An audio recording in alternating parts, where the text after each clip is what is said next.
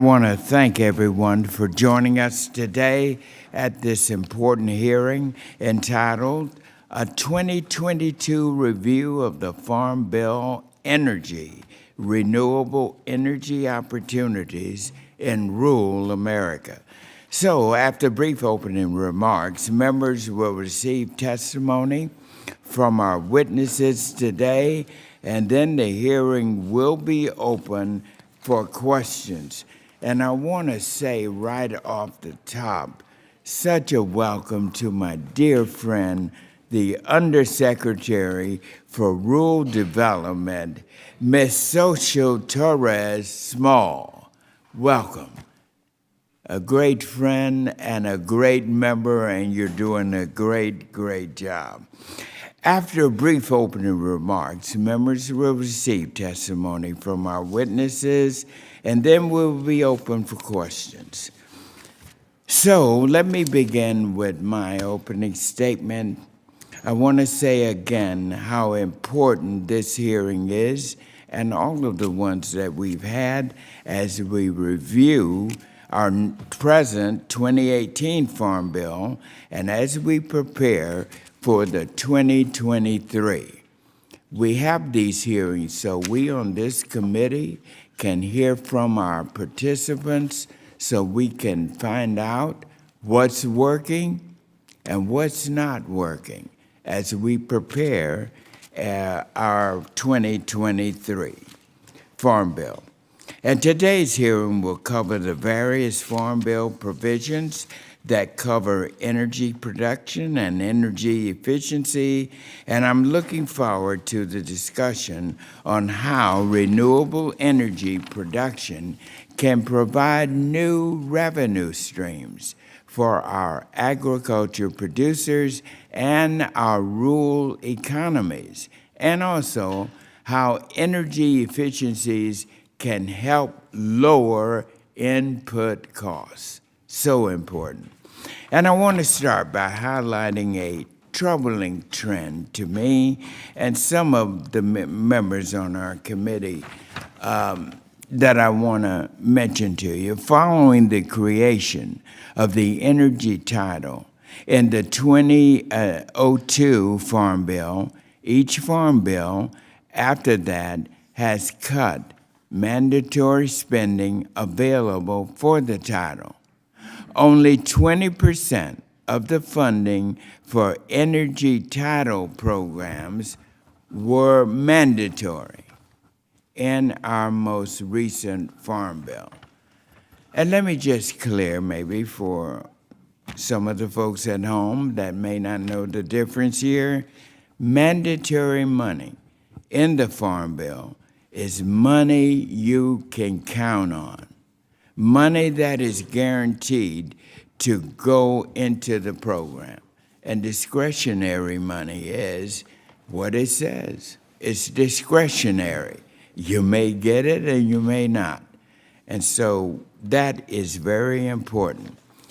And this is a significant problem since many of our energy title programs ultimately have not received any discretionary appropriations. And I want to be clear, for the upcoming 2023 Farm Bill, we need to consider what the needs are for our agriculture and forestry sectors, as well as our rural small businesses in terms of their potential role in producing renewable energy.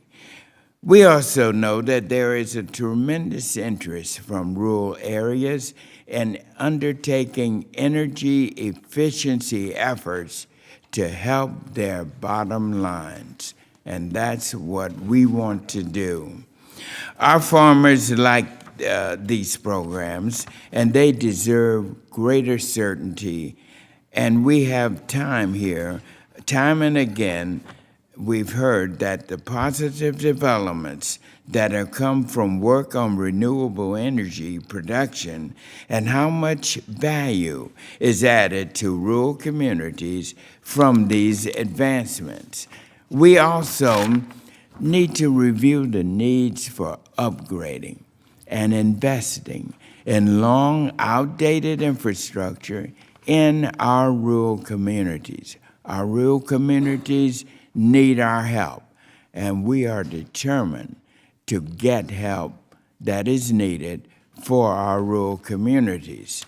That will be resulting in lower energy costs and improvements to resiliency, security, and efficiency of our rural electric co-ops and their systems in the face of new cybersecurity threats and these terrible, awesome, dramatic weather events.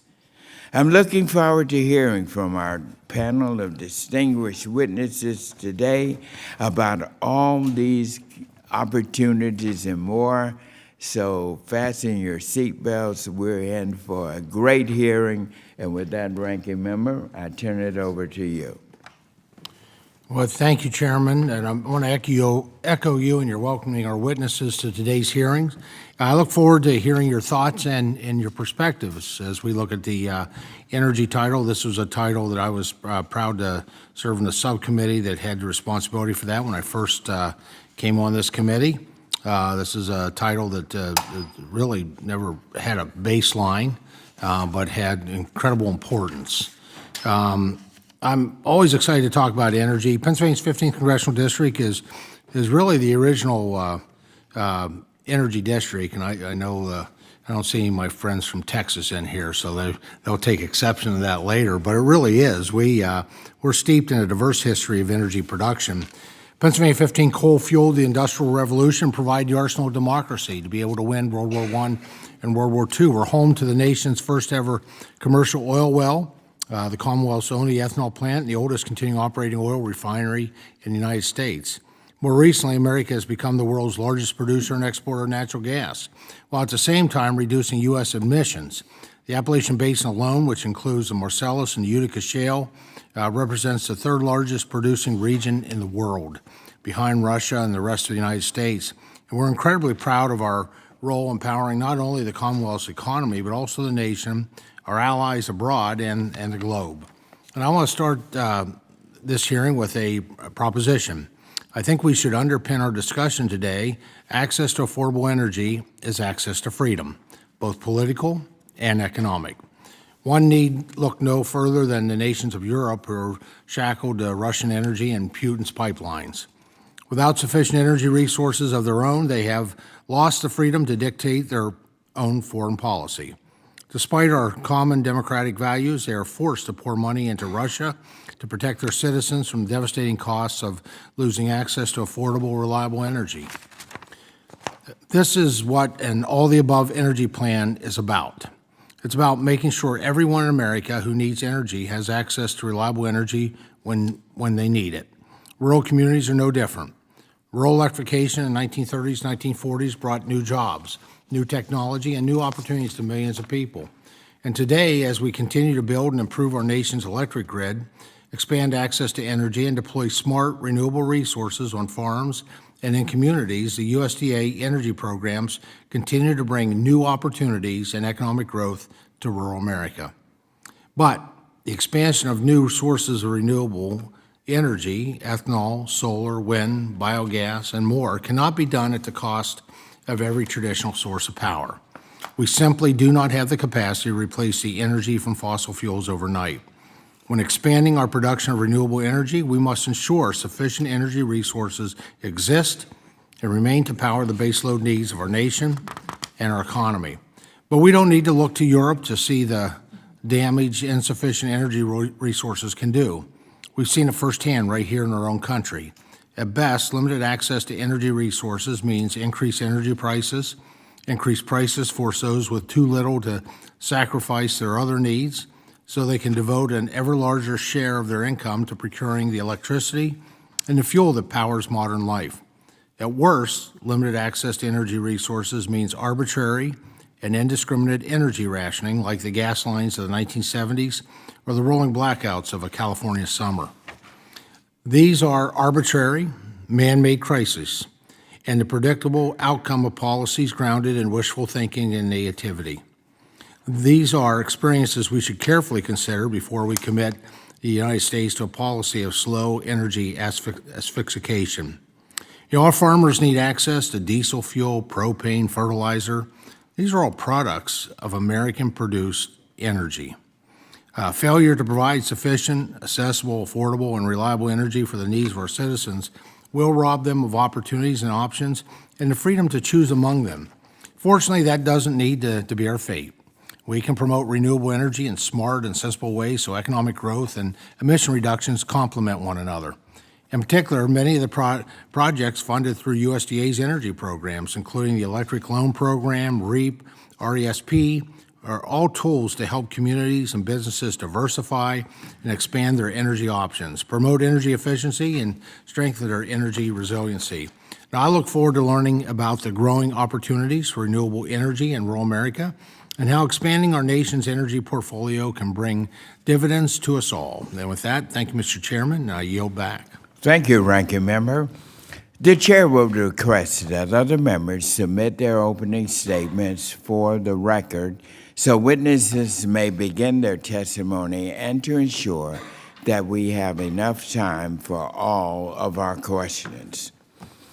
Our first witness is our former colleague here in Congress and our former member of our committee who made such great contributions in her service on the Agriculture Committee, Ms. Social Torres Small, the Undersecretary for Rural Development at the United States Department of Agriculture. Undersecretary Torres Small, we're so happy to see you. And as I said at the outset, your service on the committee was just tremendous. And as I also said to you, I'm hopeful that perhaps one day you might decide to come back and join us again. Really appreciate you.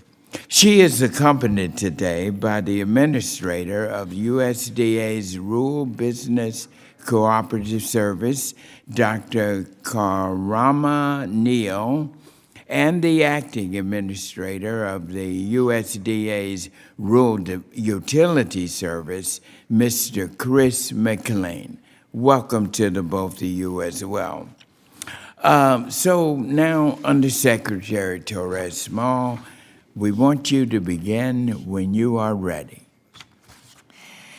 Chairman Scott, Ranking Member Thompson, and members of the committee, thank you for the opportunity to discuss the state of energy and the bioeconomy in rural America and the United States Department of Agriculture Rural Development's role in supporting both. As we discuss this topic, it's essential to recognize that we're talking about people and communities in transition.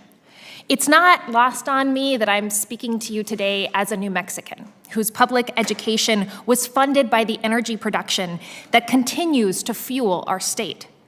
I'm honored to know parents who put their kids through college from the money they earned working in the Permian Basin, and continue to be inspired by the hard work and innovation that occurs across New Mexico's energy sector. In this room today, we can talk about transition, but across rural America, people are living it. And in many places, they're driving it. A young person working in energy today could be working in solar or wind, while their grandparents were experts in fossil fuels. Because this transition has been happening for at least a decade. Like all transitions, this one has bumps. There's disagreement and there's pain.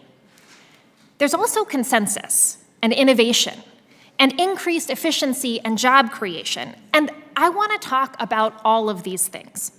In particular, I hope to highlight what rural co-ops are doing in this space. But before we dive into that, I hope we can begin with an agreement that the hard work and ingenuity that came out of rural America before renewables should be honored and valued.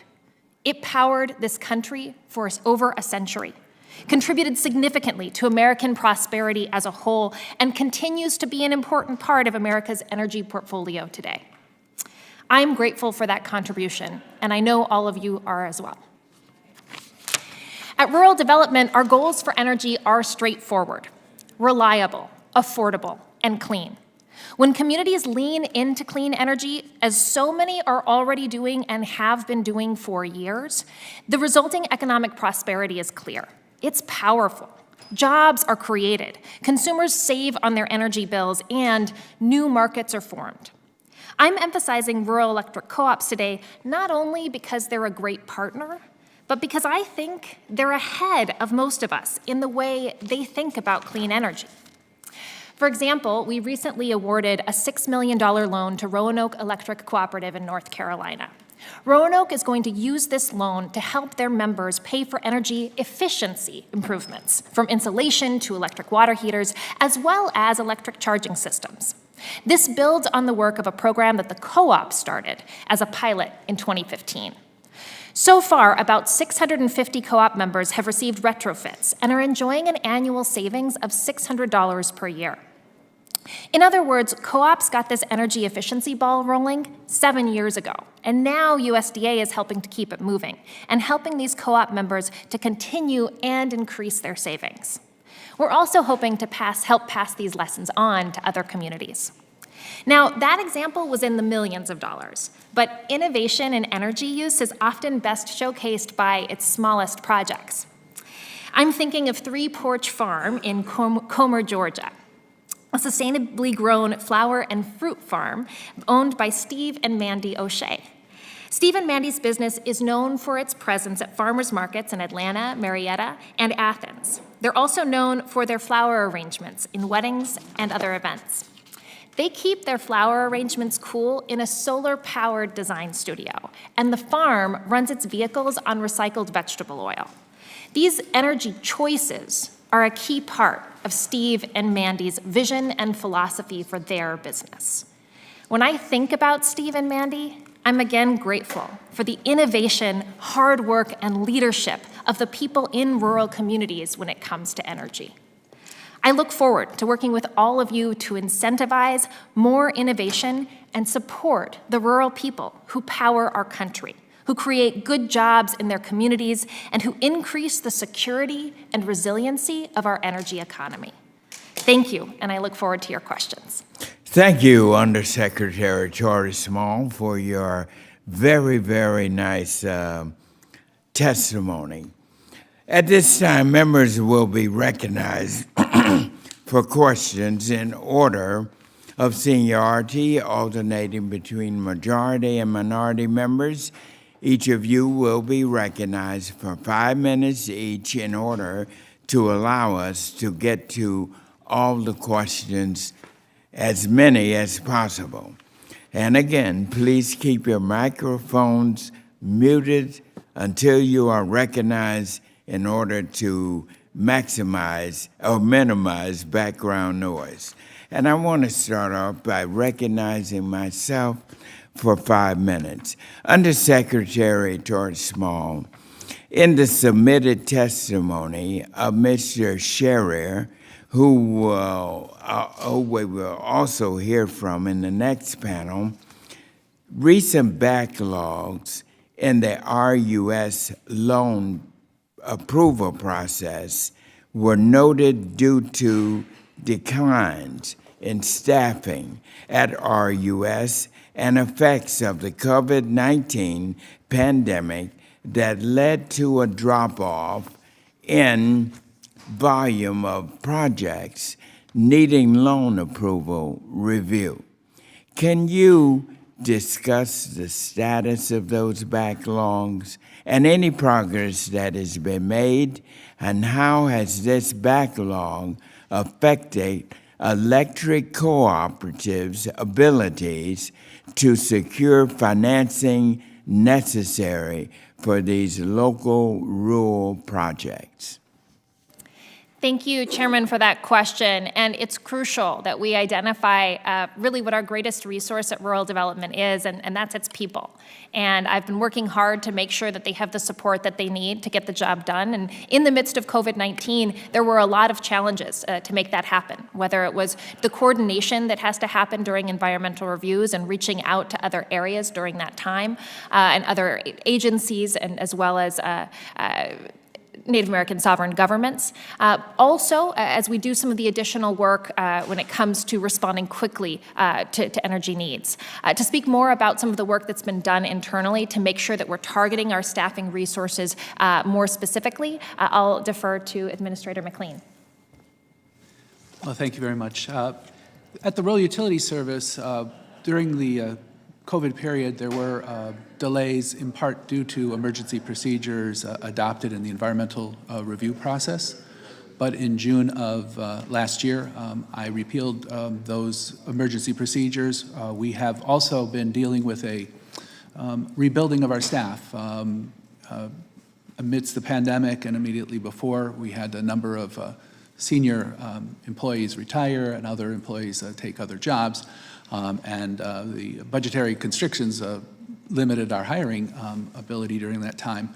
But we are in very strong rebuilding mode right now in terms of rebuilding our staff. We're hiring some excellent talent, particularly in the environmental review area, hiring new archaeologists to be able to fill in and lining up some surge capacity with contract support. All of that being said, we also redeployed our staff in manners to be able to deal with projects that we had in the pipeline. And I'm very pleased to report that despite the challenges we faced over the last fiscal year with capacity constraints of staffing, the electric program turned in its third consecutive year of investments exceeding $5 billion.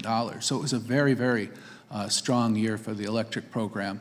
And as we move forward, as times return to a more normal operations, hopefully with the pandemic in the rearview mirror, we look forward to being able to find further areas of streamlining and continuous process improvement to make the customer experience that much better.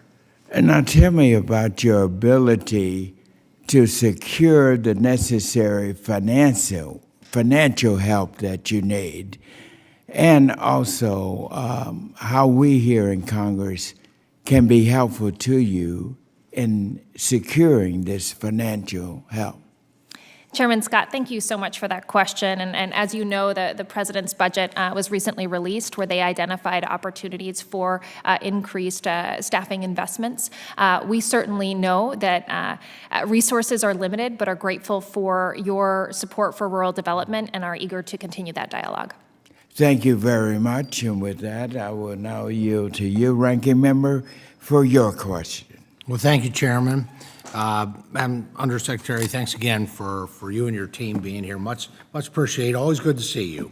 And first of all, I just want to say I appreciate your your opening comments. Reflecting on growing up in New Mexico, another great energy producing state, and the impact that had on helping to fund public education and just raise the economy for folks. I wholeheartedly agree with your testimony, your written testimony that quote you, Putin's war in Ukraine is removing millions of barrels of oil from the global supply, which is impacting the prices that consumers are paying at the pump and driving up inflation. That's just impacting all parts of every community and every family. Unfortunately, there's little we can do about Putin's reckless criminal adventurism, his genocide that he's conducting on a peaceful country. But when it comes to energy prices, which impacts agriculture and all communities, obviously urban, suburban, and rural, the Biden administration has willfully chosen to take millions of barrels of oil from the global supply. And this administration has blocked key pipelines, withdrawn land from production in Alaska, in your home state of New Mexico, basically on federal lands, federal waters, and imposed costly new rules and regulations to hamstring domestic energy production. And if the loss of millions of barrels of oil from the global oil supply from Putin's war, which I think we all agree is wrong and driving up prices for consumers, then the question I have to ask is, why is the loss of millions of barrels of oil from global oil supply by President Biden's reckless policy not also driving up costs for consumers? And how can it be that supply constraints caused by Putin are bad, but the supply constraints caused by President Biden and Vice President Harris' administration are harmless? I don't know if you want to respond to that or not. I'll give you the opportunity. Thank you so much, Ranking Member Thompson, and I deeply appreciate you bringing up the Putin's war against Ukraine. I know that all of us are inspired by the bravery of Ukrainians, and I certainly keep them in my prayers. It also has informed our both immediate challenges and our long-term challenges when it comes to the need for energy independence. Recently, I was in Alaska and I saw what energy dependence can look like. In some of the islands off the shore in Alaska, 100% of their energy production comes from diesel. And they are looking at potential quadrupling of their energy bills or kilowatt hour expense because of their reliance on diesel. So as rural development, our key opportunity here is to invest in some of the solutions that local communities are looking at to build that energy resiliency, both in terms of a local supply in the short term and in terms of a more resilient, cleaner supply in the future. Right, and you know what, and I appreciate that long term. We always should be looking over the horizon of what's next. But we have a crisis right now, and it's a crisis that's driving up food prices to the point where we're going to be faced with increased, certainly around the world, hopefully not in our country, but we will have inflation here that's going to make it difficult for people to get access to the food that they need. But around the world, we're going to have, by this fall, increased hunger, starvation, and death through famine. And so one of the things, so there is an immediate need here, and I would hope, in terms of your role with rural economic development and looking at that big picture, and quite frankly, I'm really proud of our U.S. and what we have for USDA in the energy space, that we could be a voice with the rest of this administration. It is time to open up American resources. That's a solution for the fertilizer issue with natural gas development. And so that's something that can be done with the stroke of a pen. That doesn't take anything more than a second for the president to be able to do. Madam Secretary, I appreciate your focus on the importance of ethanol to the rural community as well, but I am troubled by the administration's insistence on massive subsidies to spur the adoption of electric vehicles. That's a whole additional issue I'm not going to have a lot of any time to get into. We need to look at the total footprint of these electric vehicles, and are they really a solution for climate? But once again, thank you for your leadership, and I hope you will use your influence to communicate. We have an immediate crisis here, and our farmers and American families could benefit from reversing some really detrimental policies that have helped to escalate these fuel prices. So thank you. Thank you, Chairman.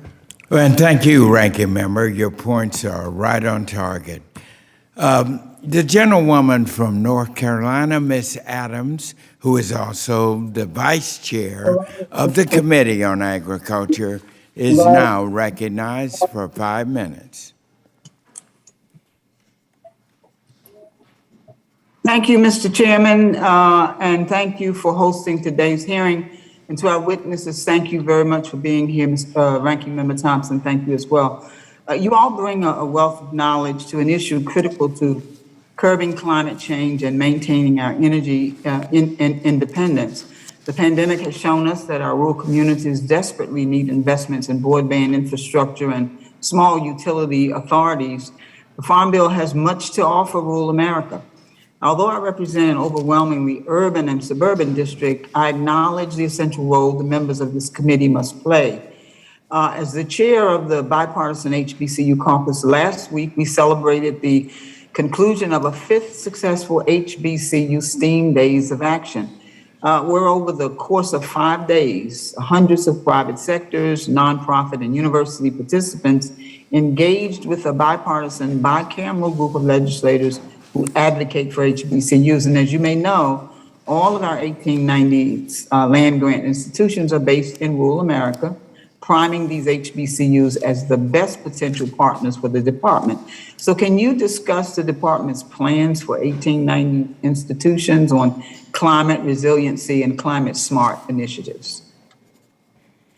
Thank you so much, Congresswoman Adams. It is wonderful to get to see you, and I deeply appreciate your comments about how we both share roles in this challenge and recognizing the rural and urban connection that's crucial to addressing some of these challenges. When it comes to 1980s institutions, one of my immediate thoughts is the conversation we were just having about staffing and the future of the rural development workforce. I think the increased partnerships we can have with these institutions, the more we can diversify our staff and invest in the next generation. And I certainly see as we continue to expand our long-standing work in these institutions, it also provides an opportunity for a future pipeline. To talk a little bit more about some of our work in these institutions, I'll defer to my colleague, Administrator Neal. Thank you so much for that question and for your interest in the 1890s institutions. I think there's two things I think we can highlight here.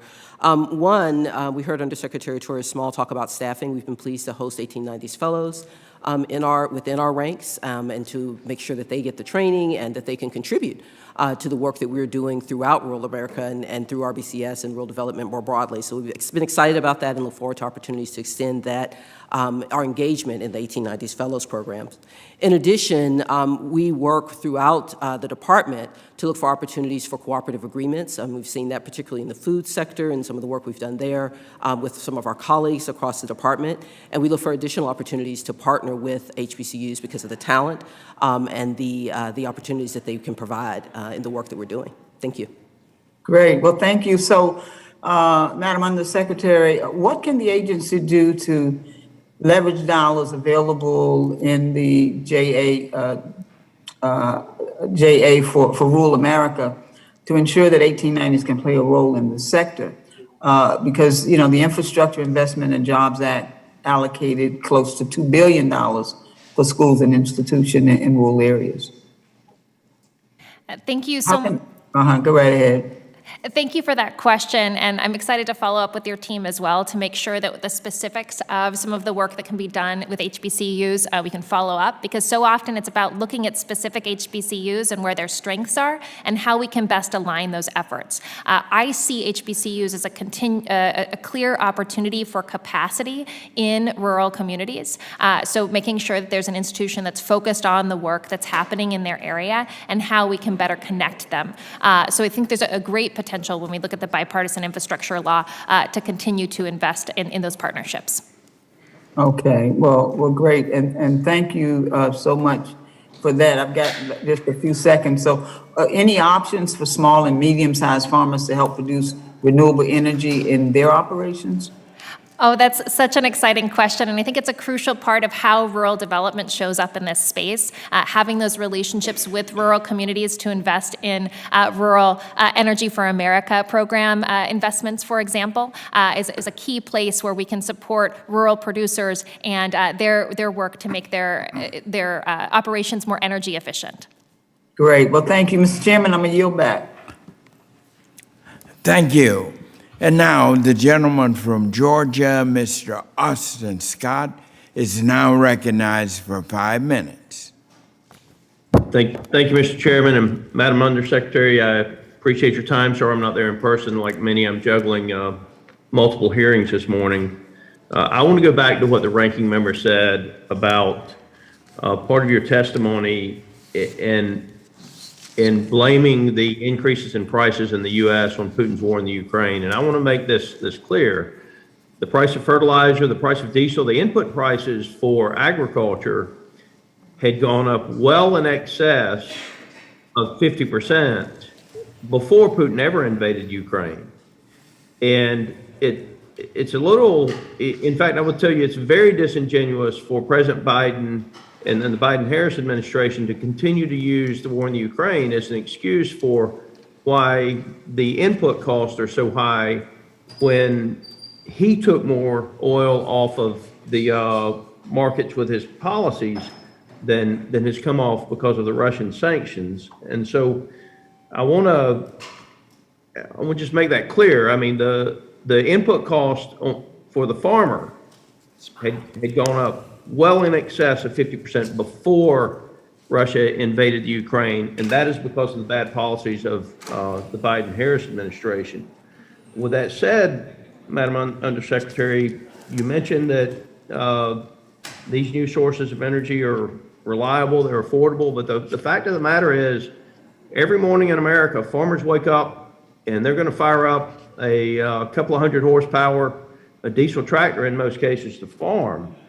And I'm just extremely concerned about the increasing number of factors that are impeding the ability of our farmers, input costs especially, to produce the food and fiber that we all depend on. Now, knowing that the increased cost of fuel increases the cost of food, what is your agency doing to help reduce the cost of inputs in agriculture? Thank you so much, Congressman, for your question and your recognition of the complexity of the impacts currently that folks are facing, both when it comes to at the supermarket or at the gas pump, the challenges that we face from COVID, from war, and other challenges that we face, especially relating to the supply chain. When we look at rural development, our opportunity really is to support farmers and rural communities who are grappling with these challenges, whether it's working to provide more offerings within a market, like expanding investments in the food supply chain, or whether it's working to also create more energy independence from a REAP side and more energy efficiency. To talk a little bit more about the work that we've been doing in the food supply chain, I'll defer to my colleague, Administrator Neal.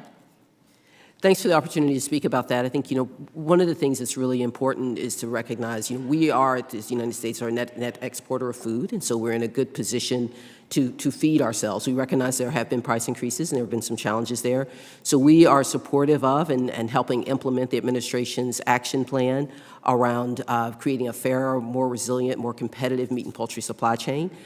We've seen that work both in terms of meat and poultry, but then also in terms of the broader food supply chain. Undersecretary Torres Small mentioned our food supply chain work. We have a food supply chain guaranteed loan program, which is already receiving applications to support activities throughout the middle of the food supply chain, so that folks have access to capital to build their businesses, to help in support the aggregation, the distribution, the wholesaling, the various kinds of activities that are important to get food and food products from the farm to the table.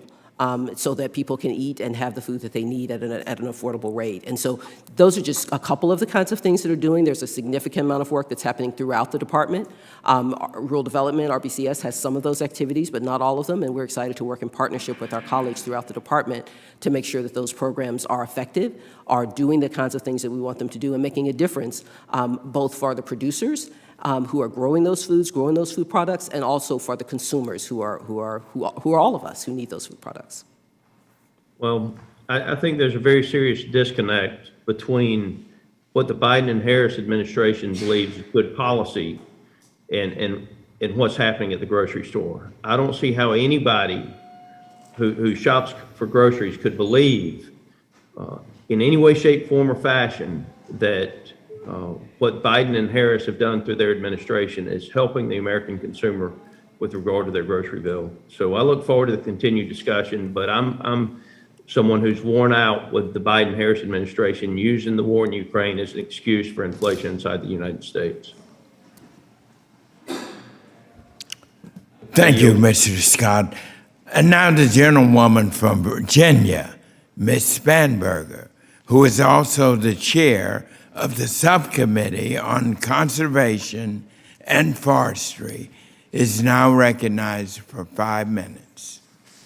Thank you so very much, Mr. Chairman. Thank you for holding this important hearing on our energy title programs in the Farm Bill. And certainly it is unfortunate that the Secretary of Energy isn't here, because I'm sure she would have great responses and comments to make about the more than 9,000 oil leases that are currently out there that industry is choosing not to tap into for the prior gentleman's comment. And certainly we know that in the month since the Russian invasion of Ukraine, fertilizer prices are 40% higher than they were before the invasion, clearly making a strong and obvious connection when you have one of the largest producers of not only fertilizer, but necessary components of fertilizer engaging in an aggressive war against a neighbor.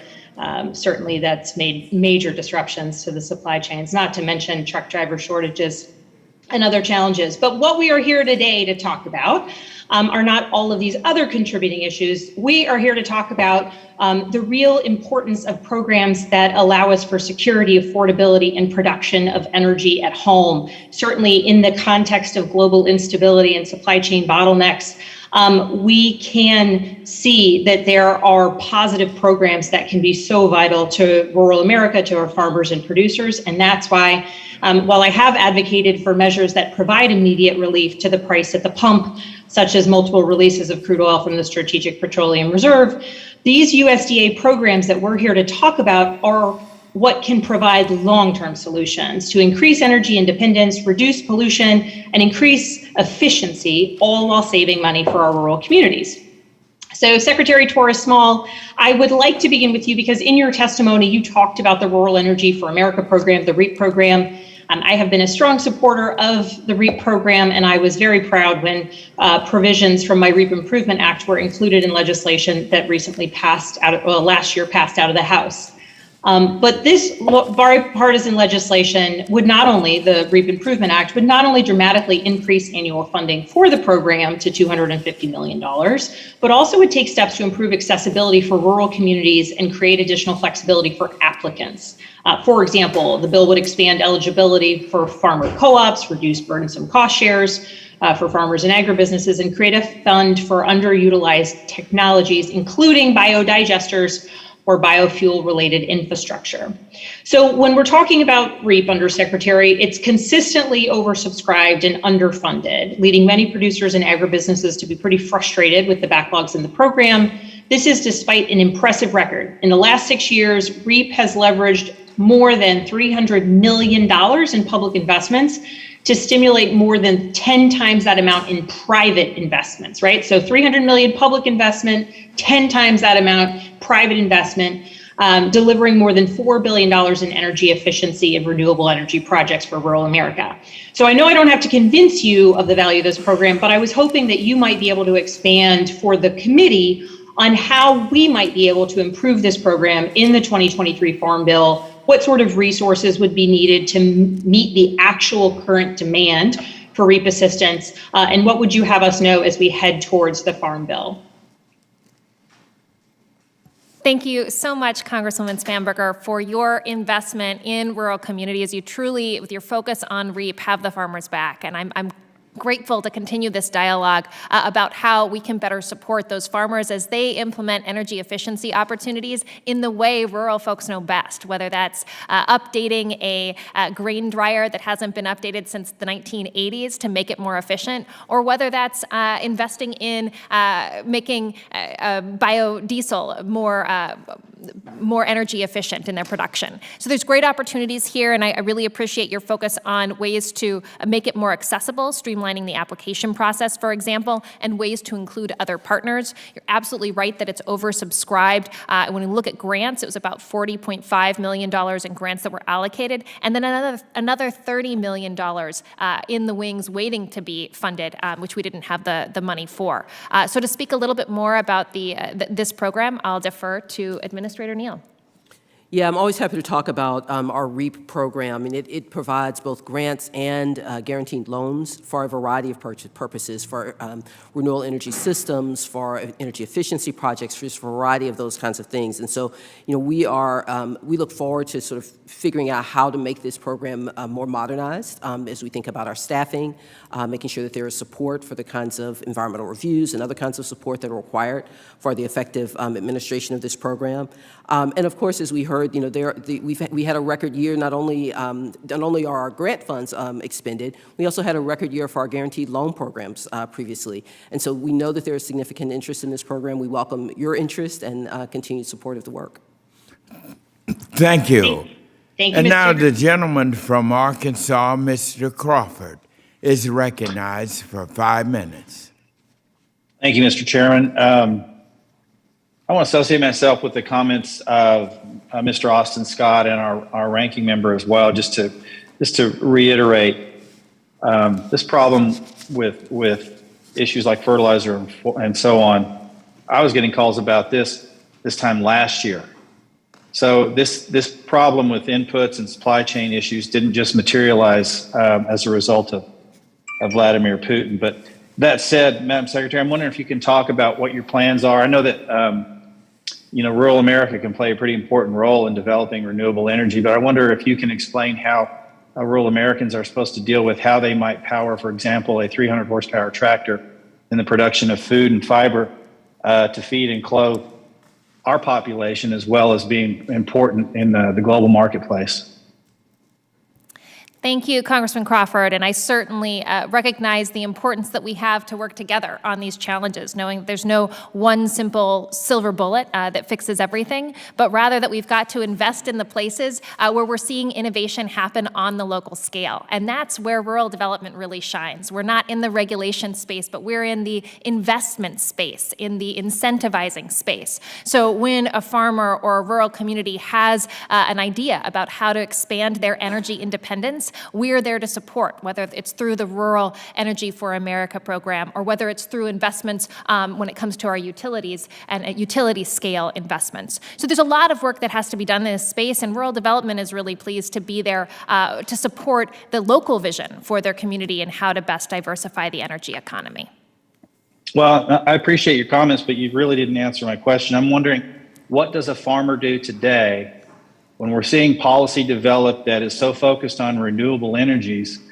Are they to put solar panels on top of their 300 horsepower tractor, or how exactly does that work? Or are they going to use electric tractors that are powered by wind turbines?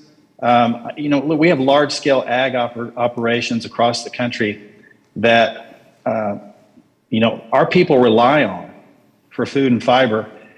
And I just don't think it's realistic to think that you're going to focus almost exclusively on renewables and at the same time expect farmers to be able to produce at the scale that we need them to with regard to how we actually produce our food and fiber. So let's try it again. What are your plans for our current farmers who produce on large scale operations to feed and clothe 350 million people in this country and overseas as well?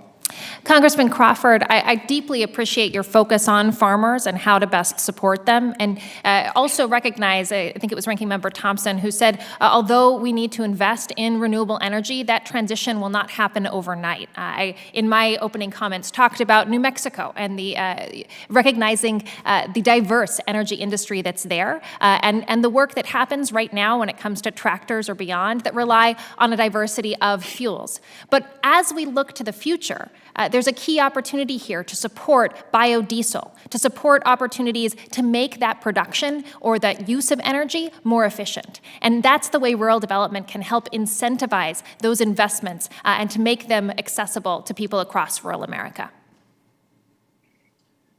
Thank you. Can you talk more about your grid security division? What outreach has been conducted with stakeholders, and also like to hear about the types of critical infrastructure security policies that you've developed? Thank you, Congressman Crawford. I think this is another great place where we can work together. When I served in Congress, I was on the Homeland Security Committee and certainly recognized the importance of cybersecurity. We also recognize the need to invest in grid security across the board, whether it's extreme weather as well as other challenges, to make sure that our energy is resilient. To speak a little bit more about the creation of the Grid Security Division, I'll defer to my colleague, Administrator McLean. Thank you very much, and thank you for that question. The Rural Utility Service took to heart this committee's endorsement of the 2018 Farm Bill of the provisions that highlighted the importance of cybersecurity, in particular, and grid security. And you're correct, we did create a grid security division, and we have also just last week reminded our borrowers that the RUS is ready, willing, and able to be able to finance cybersecurity investments, grid security, physical security investments, as well as fire prevention investments, including emergency and response vehicles, security vehicles, drones, software, even though traditionally those types of investments would have been categorized as operational expenses rather than capital expenses. But we determined that it was critically important that finances be made available for those purposes. And we continued our long-standing process of having every borrower who comes to RUS for a new loan or an additional loan to be able to give us a risk assessment and emergency response plan.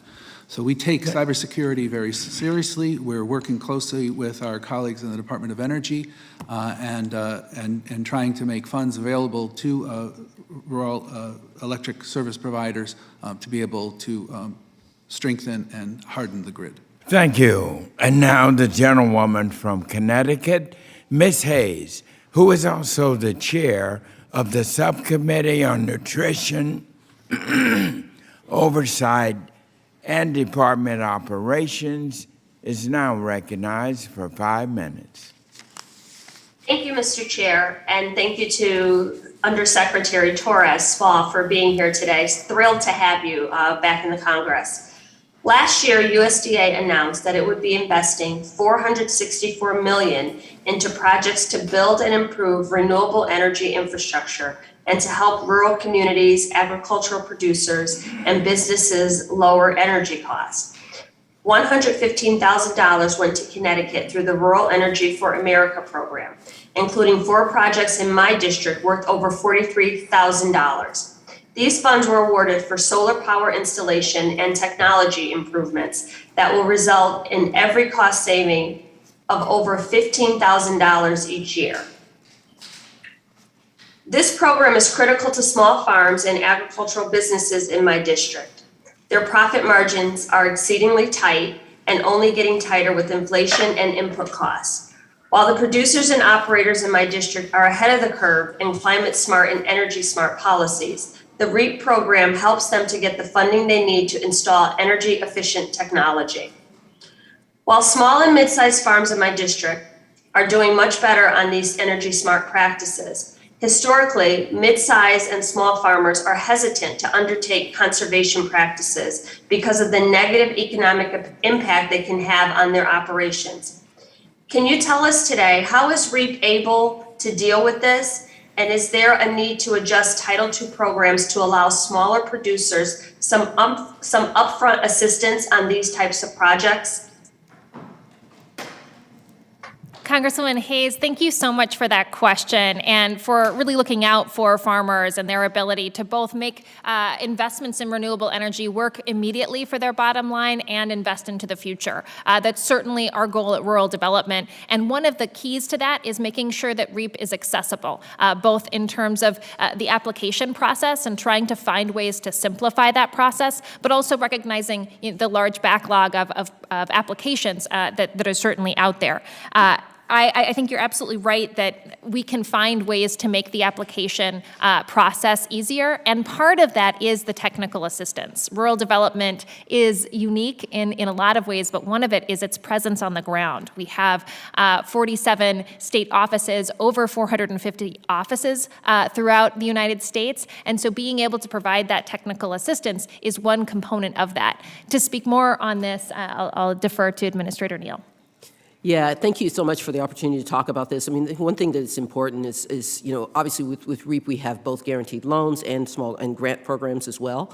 2/3 of the grants are for less than $20,000. So that's really the bulk. So when we're thinking about small operators or small projects, at least, much of that need the program is more sensitive to that need, given that 2/3 of the grants are for those projects under $20,000. So that's something that we're thoughtful about. Of course, we recognize that there are certainly unfunded projects, applications that are submitted that might be high quality, but that are not able to be funded given the amount of funds that are available. So we look forward to additional support for that program so that that additional need can be met. Thank you so much for that. I spend much of my time on this committee advocating for small and medium-sized farmers because those are the people in my district, and I want to make sure that the work that we are doing on this Ag Committee includes all farmers and the entire agricultural community. In my district, Yukon Extension does an amazing job to educate farmers on renewable energy options for their farms.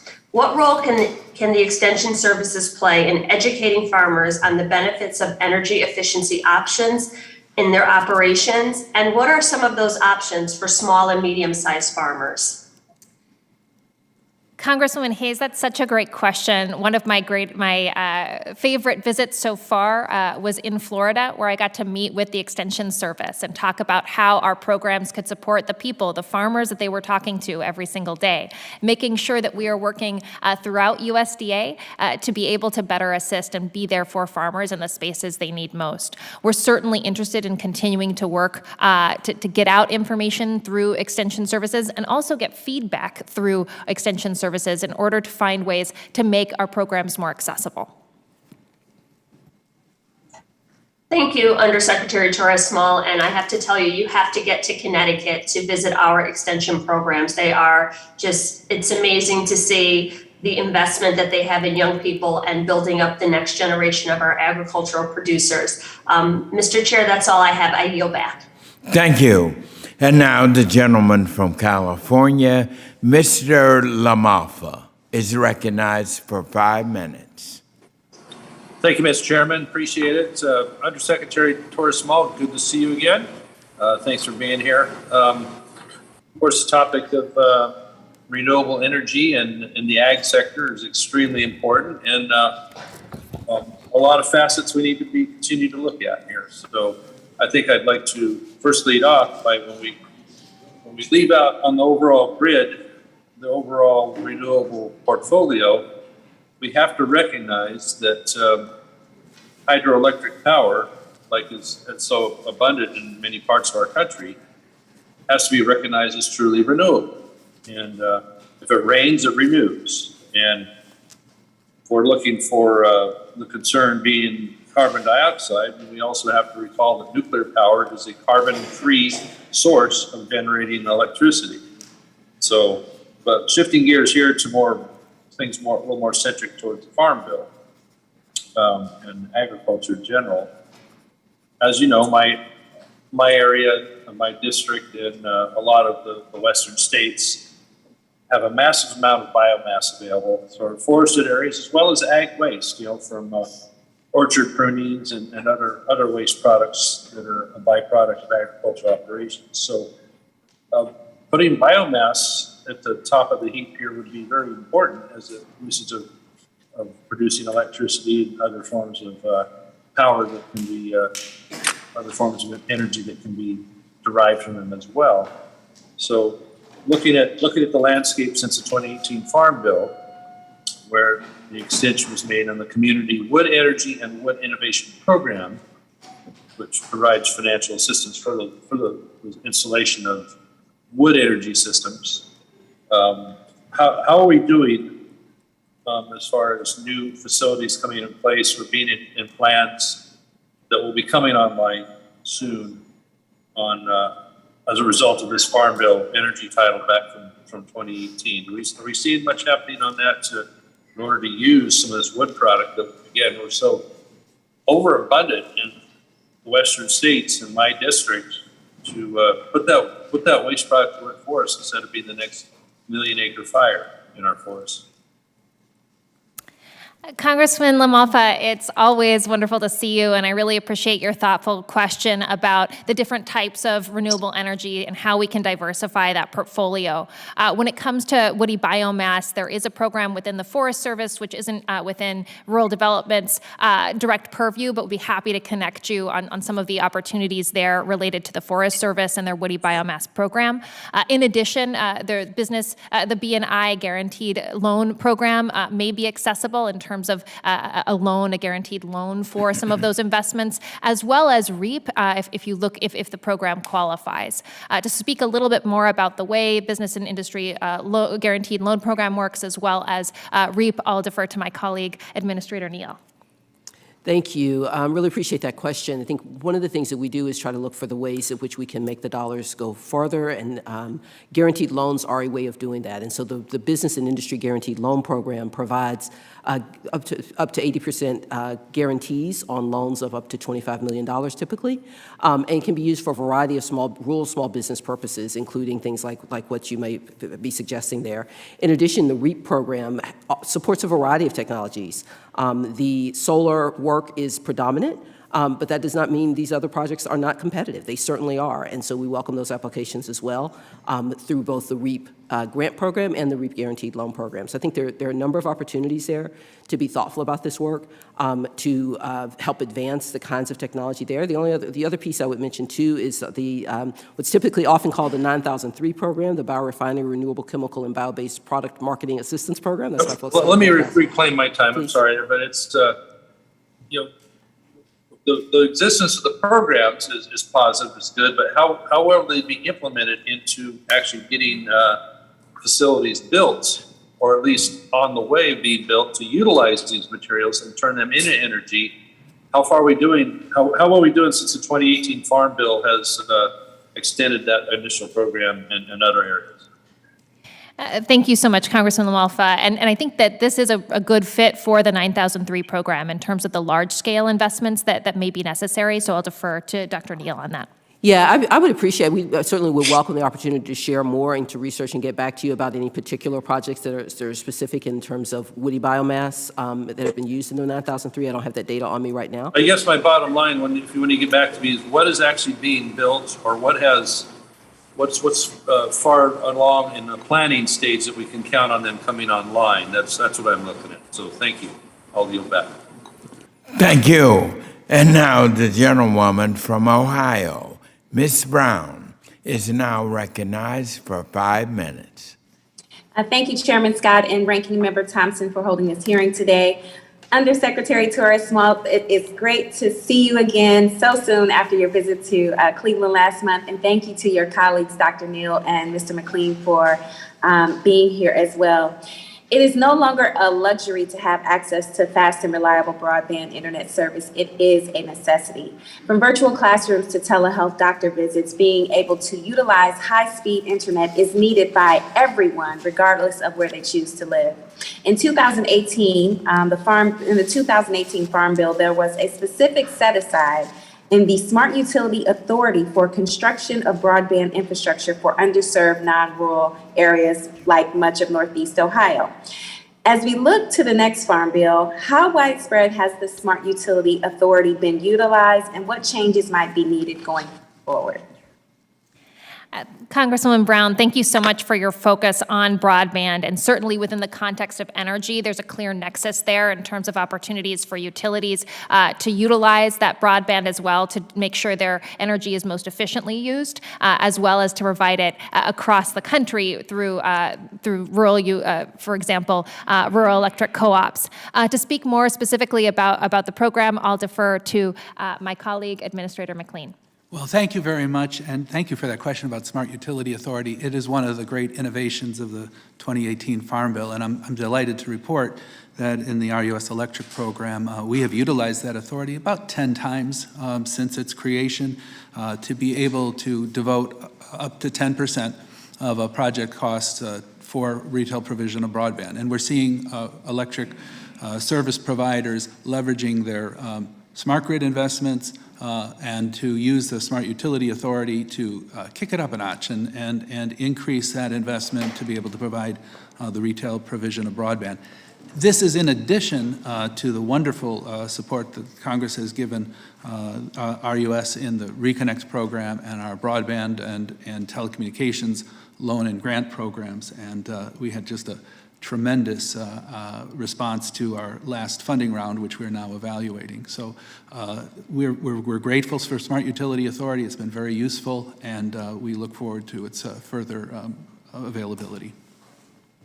Thank you for that. One further question on this. How do you think the USDA Office of Rural Development can work with other agencies to bridge the urban-rural digital divide so that no one is left behind? Congresswoman Brown, that's such an important question as we see the multiple ways that Congress has chosen to invest in closing the broadband gap. We see rural development as a key partner in that work, recognizing that we'll only achieve this through true collaboration. And what rural development brings to the table really is an expertise in rural areas, a connection to some of the most likely providers like rural electric co-ops, for example, or our local telecoms. Also finding opportunities to be be able to assist when it comes to working in Indian country, for example, and our longstanding relationships in areas that don't always get the service that they need. To speak a little bit more to that coordination, I'll defer to Administrator McLean. Yes, well, thank you very much. And there is extremely strong coordination between the federal agencies that were entrusted with broadband responsibilities, both in the Rescue Act as well as the bipartisan infrastructure bill. So the NTIA, National Telecommunications Information Administration, part of the Department of Commerce, the Federal Communications Commission, and the Rural Utility Service have a longstanding memorandum of understanding where we collaborate with each other, share data, try to make sure that our programs feather in with each other, and we work closely as well with the Department of Treasury, who had Rescue Act authority to be able to support broadband, and are working across the federal agencies, and look forward to working even more with states as our sister agencies are releasing broadband funds for state investment. Thank you, Mr. Chairman. With that, I yield back. Thank you very much. And now the gentleman from Illinois, Mr. Davis, is recognized for his 5 minutes. Well, thank you, Chairman Scott, Ranking Member Thompson. Sochi, great to see you again. Congratulations, Madam Undersecretary. I look forward to working with you. I'm glad we're here talking about this issue. However, I do think a timelier and more appropriate title for this hearing would be the energy crisis every family in America is experiencing because of the Biden administration's misguided inflationary energy policies. I appreciate the opportunity, though, to discuss energy policies with all of you. Gas 2 years ago was $1.97 on average. Now it's $4.17. That's an increase of over 100%.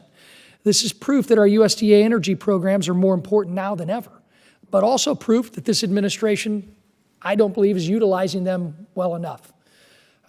As ag input costs continue to rise, prices at the pump continue to rise, and inflation continues to decimate rural America, I'm disappointed that once again we aren't discussing the issues that matter most right now to our producers and our families right here in this committee. We need to do better. This administration promised our ethanol and biofuels producers the world during the campaign and has failed on every single point, and in turn, gas prices continue to soar and our farmers are left behind. Last week, I sent a letter with several of my colleagues on this committee asking the Biden administration to prioritize domestic energy production, including making permanent year-round E15. And again, we asked the president to simply uphold the law and reverse its course on the proposed cuts to the RVOs, the renewable volume obligations.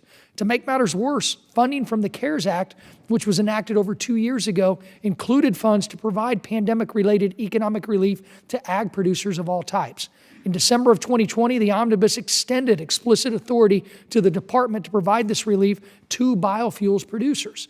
In December of 2021, a year into the Biden administration, the department finally announced a $700 million biofuel producer program to provide economic relief to our producers to restore renewable fuel markets affected by the pandemic. And yet, amid what I would consider a fuel crisis on top of an inflation crisis, the producers who can help decrease our fuel costs immediately are still being left behind and have yet to see any of these funds as we in Congress have directed. I don't understand why this administration has such an aversion to rural America, especially given the rising gas prices related to the ongoing conflict in Russia and the ban on oil imports, on top of existing and a misaligned ban on drilling in the United States. But regardless, Madam Undersecretary, my question is, why have our biofuels producers still not seen any of these funds? Congressman Davis, I deeply appreciate your focus on rural America and your shared belief that USDA has a vital role in making sure that we are addressing these challenges, from the increased cost at the pump to supporting local markets in biofuels. I'm eager to make sure that we are delivering those $700 million, recognizing that the application closed in February, and so we'll be focused on getting them out early spring or late spring or early summer. Look forward to keeping in touch with your office to make sure that you receive up-to-date information on that. In addition, as we look at what the investments are to take on the challenges recovering from COVID-19, It's also about making sure that, as you mentioned, that fuel is more accessible across the country. And rural development's opportunity there really is the HBIP program, making sure that we have the technology on the ground to get out that higher blend of biofuels. And so we're also proud to have invested $100 million in the HBIP program, and that will be happening in the spring, the applications for that. To speak a little bit more about the Biofuels Program and the emphasis there, I defer to Administrator Neal. Yeah, this is an important issue, so I really appreciate the question and your interest in this important work. We are excited about the opportunity and really welcome the opportunity to help people have choices at the pump, to help supplement the current fuel with all kinds of things, additional kinds of activities like biodiesel, like ethanol, through the programs that we just heard the Undersecretary talk about, the Biofuel Producer Program, the HBIP program, which is going to provide the infrastructure that's necessary. These are the kinds of things that help make sure that our energy stream is reliable, that it's affordable, that it's clean, that it's accessible to people. And so that is really the work that we're doing through these programs. We look forward to opening these programs, to making the announcements very soon for the Biofuel Producer Program, and to opening the Infrastructure Incentive Program as well. I certainly look forward to those announcements. You can sense my frustration, the frustration of a lot of rural Americans, but I do support rural development, and I really look forward to working with both of you and seeing those announcements soon. Thank you. I yield back. Thank you. And now the distinguished gentleman from Illinois, Mr. Rush, is now recognized for 5 minutes. Certainly want to thank you, Mr. Chairman, for this outstanding hearing this morning.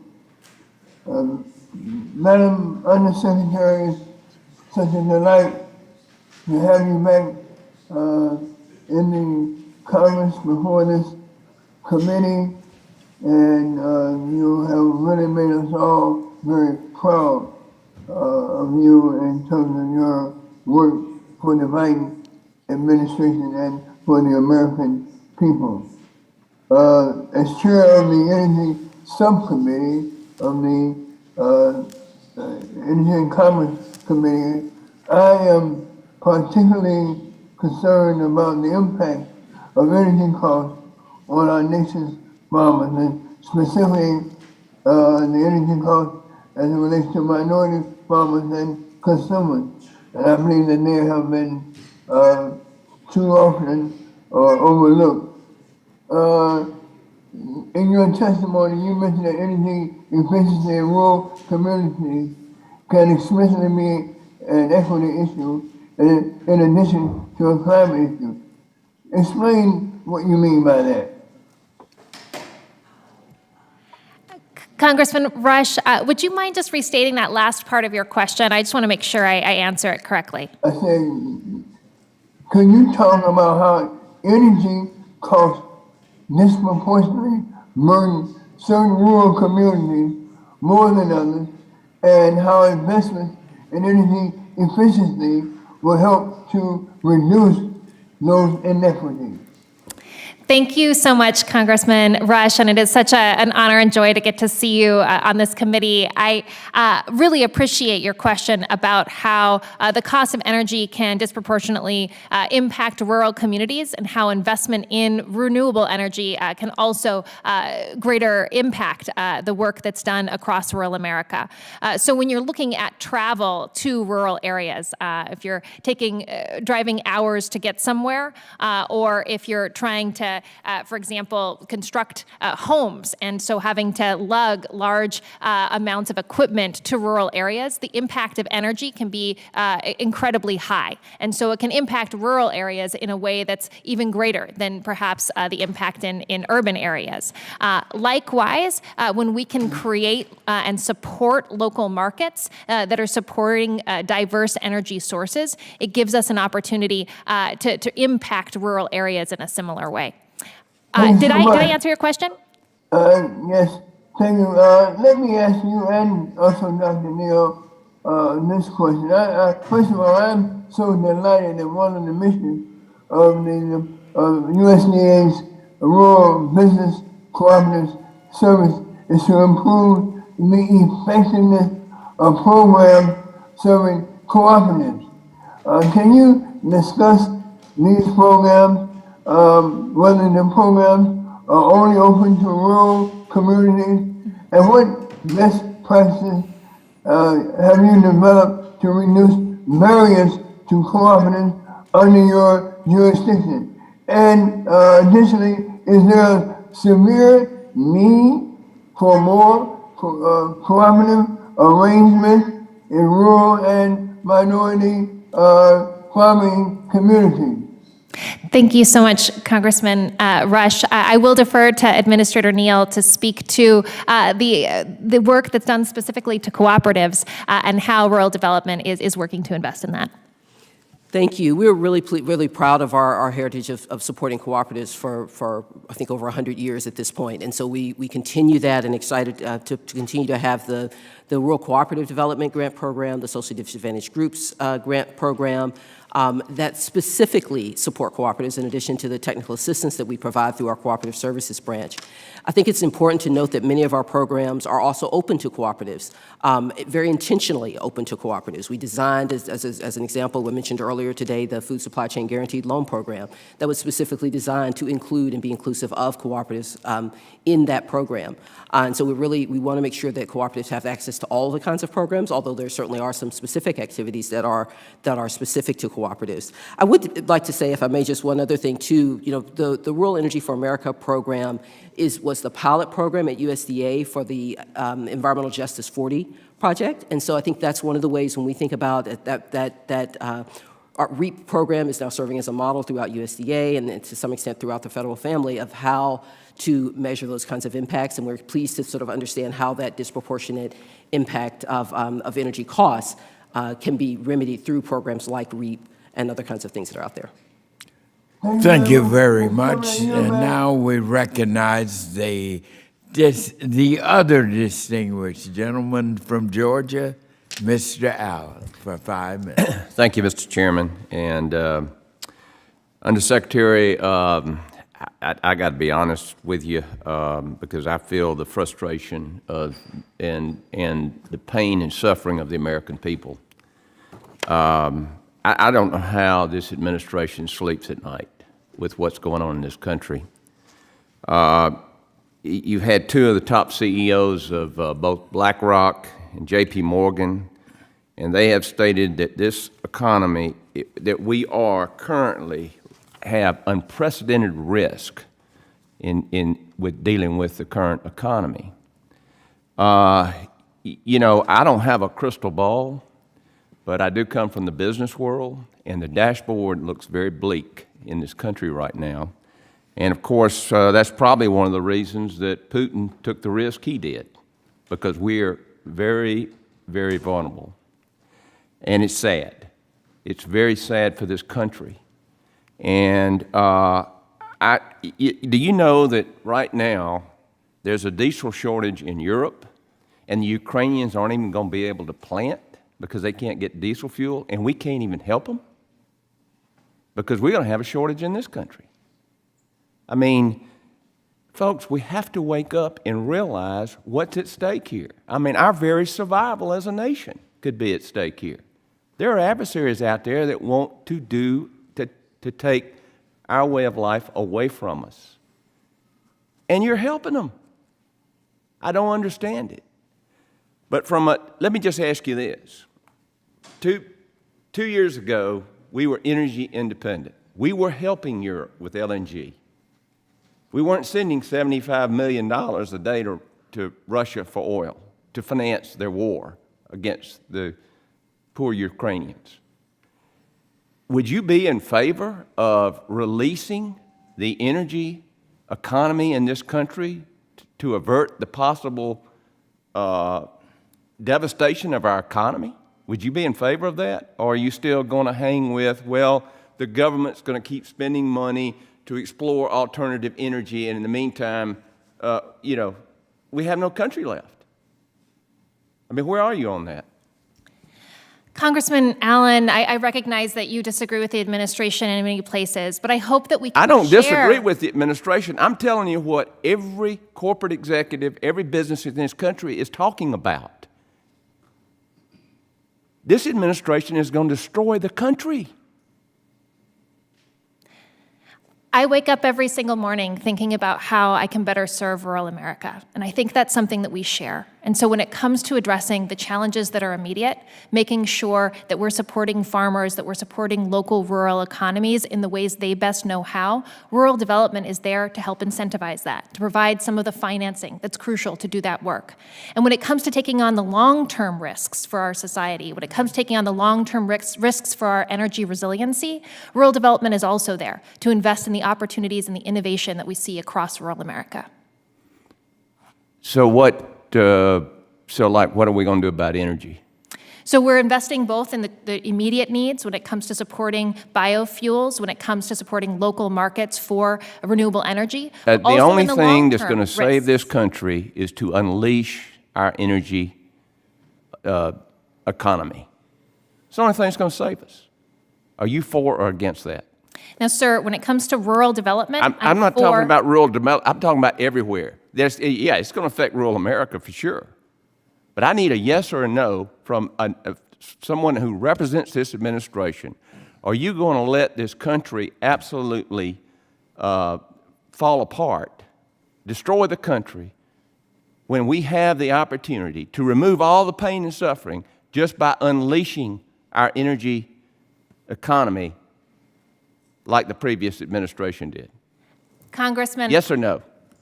Congressman, I'm not clear on what the question is. You're not clear. Okay.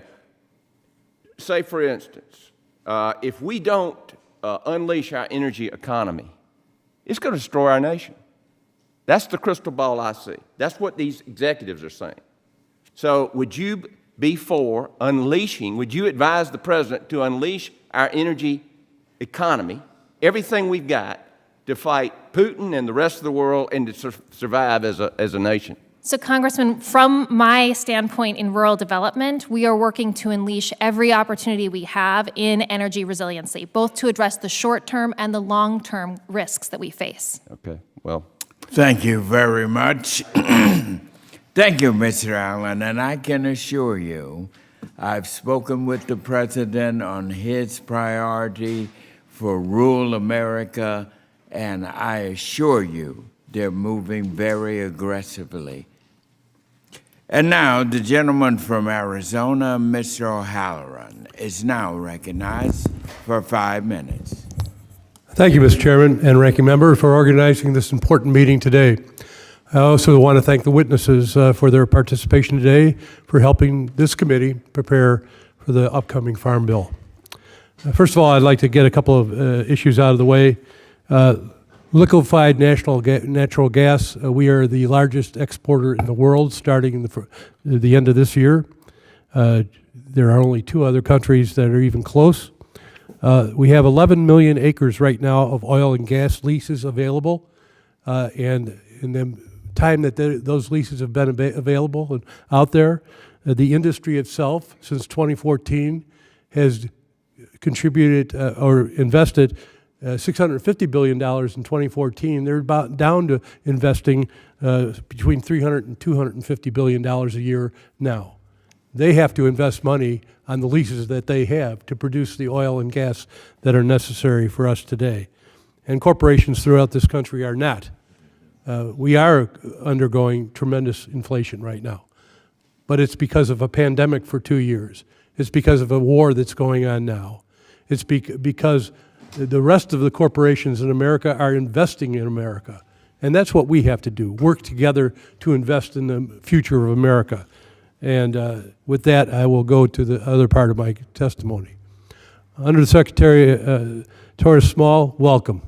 Great seeing you. And I look forward to seeing you in my district in a couple of weeks. I know you have deep expertise working with rural southwestern communities and understand the impact of single plant closure can have on our economies. Coal plants across the West are scheduled to shut down within the next 5 to 10 years across America. And most of those are in rural America. Within the transition, we must not forget about the hardworking rural communities that currently depend on coal plants for good paying jobs. Over the last few years, northern Arizona has been coping with the Navajo Generation Station closure, NGS, as one of the largest plants in the West. It generated 65% of the Hopi tribe's budget and a large portion of the Navajo tribe. We are expecting several more coal plant closures like this in the northern Arizona over the next decade. There needs to be an acknowledgement in America that rural and urban depend on one another. It's not just one or the other, and that's important. Why in rural? Well, that closure is a regional closure. It's not a town or city closure. It's a closure for the school districts, the fire districts, the community colleges, the healthcare industry, and cities and towns throughout that region. It's imperative that we help these regions out in a larger context. So I just hope that we start to acknowledge that here in the committee. I know we care, all of us, about rural America, but we also have to show that we care, and so far we've taken baby steps in that. Undersecretary Torres Small, how can we ensure we are adequately supporting rural communities as fossil fuel employers shut down and they seek to attract new employers, often in the renewable energy space? Are there specific Farm Bill programs that should be strengthened? Thank you. Thank you so much, Congressman O'Halloran, and for your question about the impact, well, for your question, but also for your focus on communities as markets transition and change, specifically with coal. We've seen rural development have a key role in this place, both in terms of investing in new projects and electricity generation in nearby areas, but also one of the key factors for rural development is recognizing that there are multiple facets of an economy. So focusing both in terms of creating jobs from an energy space, but also what other local markets are out there that rural development can help invest in.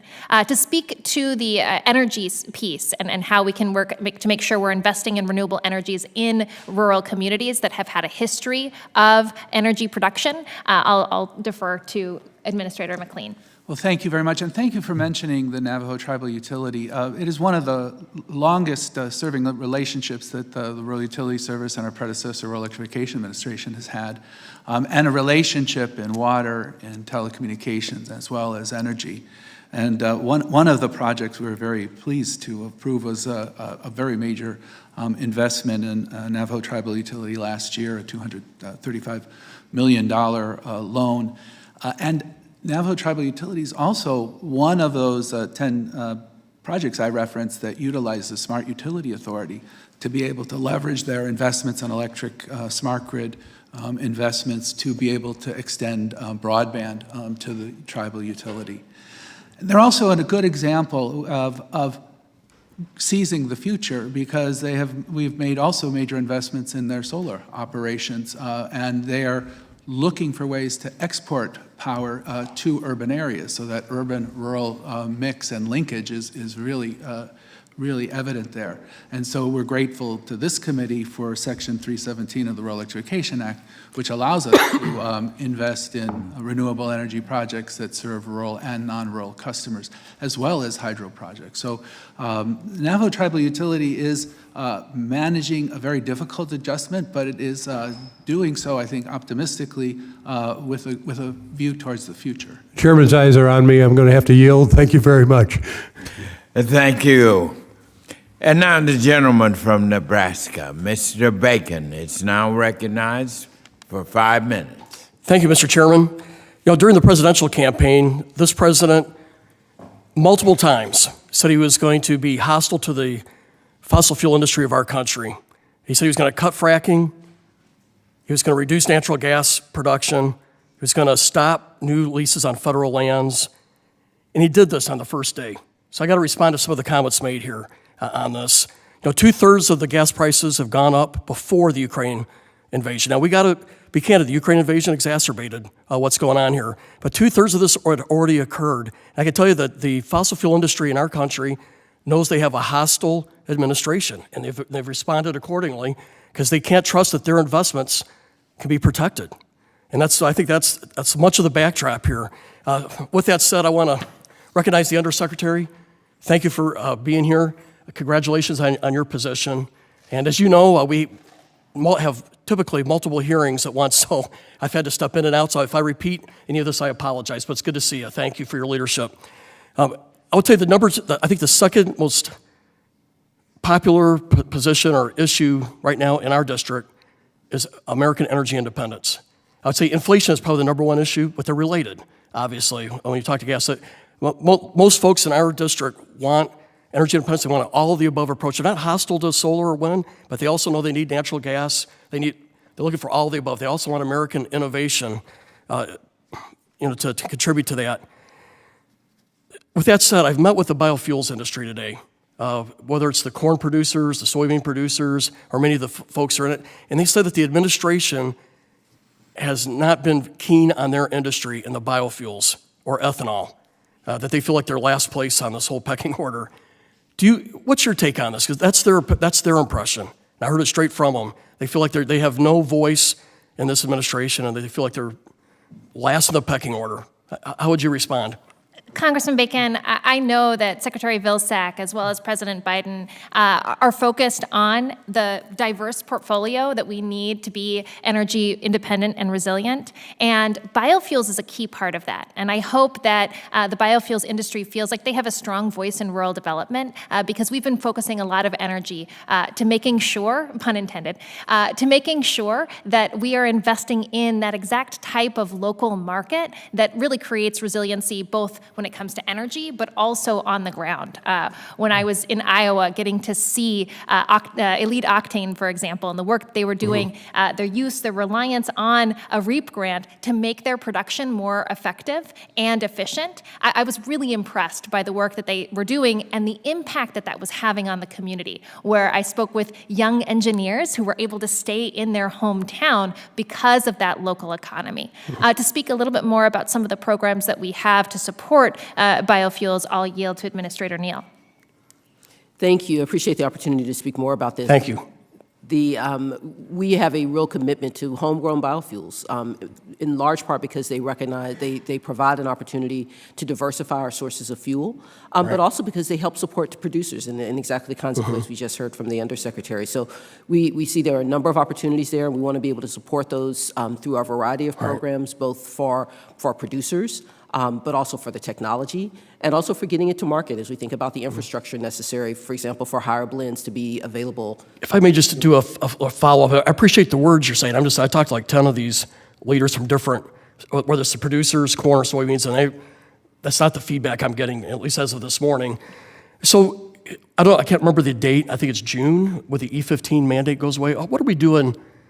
What's our response to that? Because I think that's really looming large on this industry. What's going to happen in it? Congressman Bacon, that's a really good question. And so when it comes to the science and the determinations about RFS, EPA is in charge of that.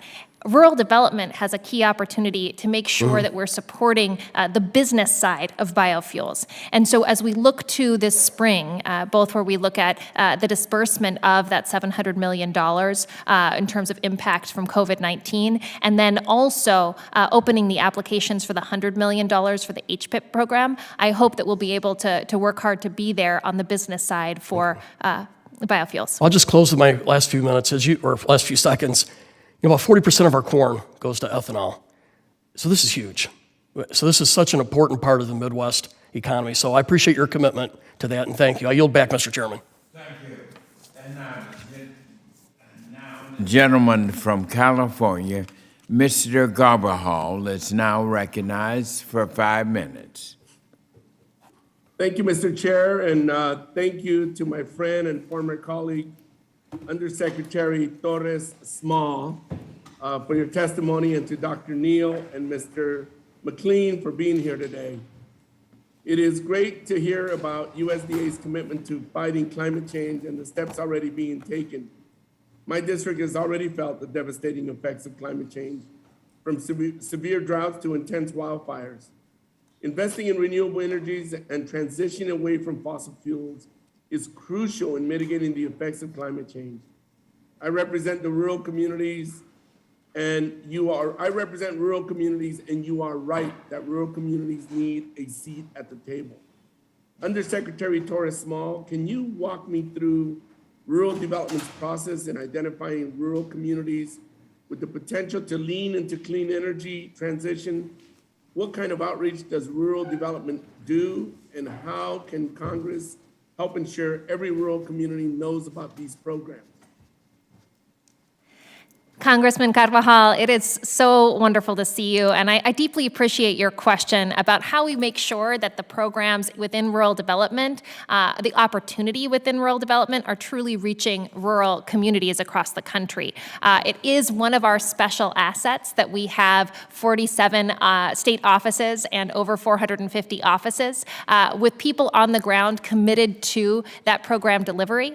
And we talked a little bit today about the reinvestments that we've made in terms of staffing, which we certainly see as our greatest resource on the ground. And there's still work to do in terms of increasing that outreach, identifying places that we haven't reached out to in the past or communities that haven't received any type of rural development investment for the last 5 years. How do we now expand to make sure that no matter how small your community is, or if you don't have a grant writer, which is the vast majority of the places where we work, that we're still reaching those communities and supporting their work through technical assistance.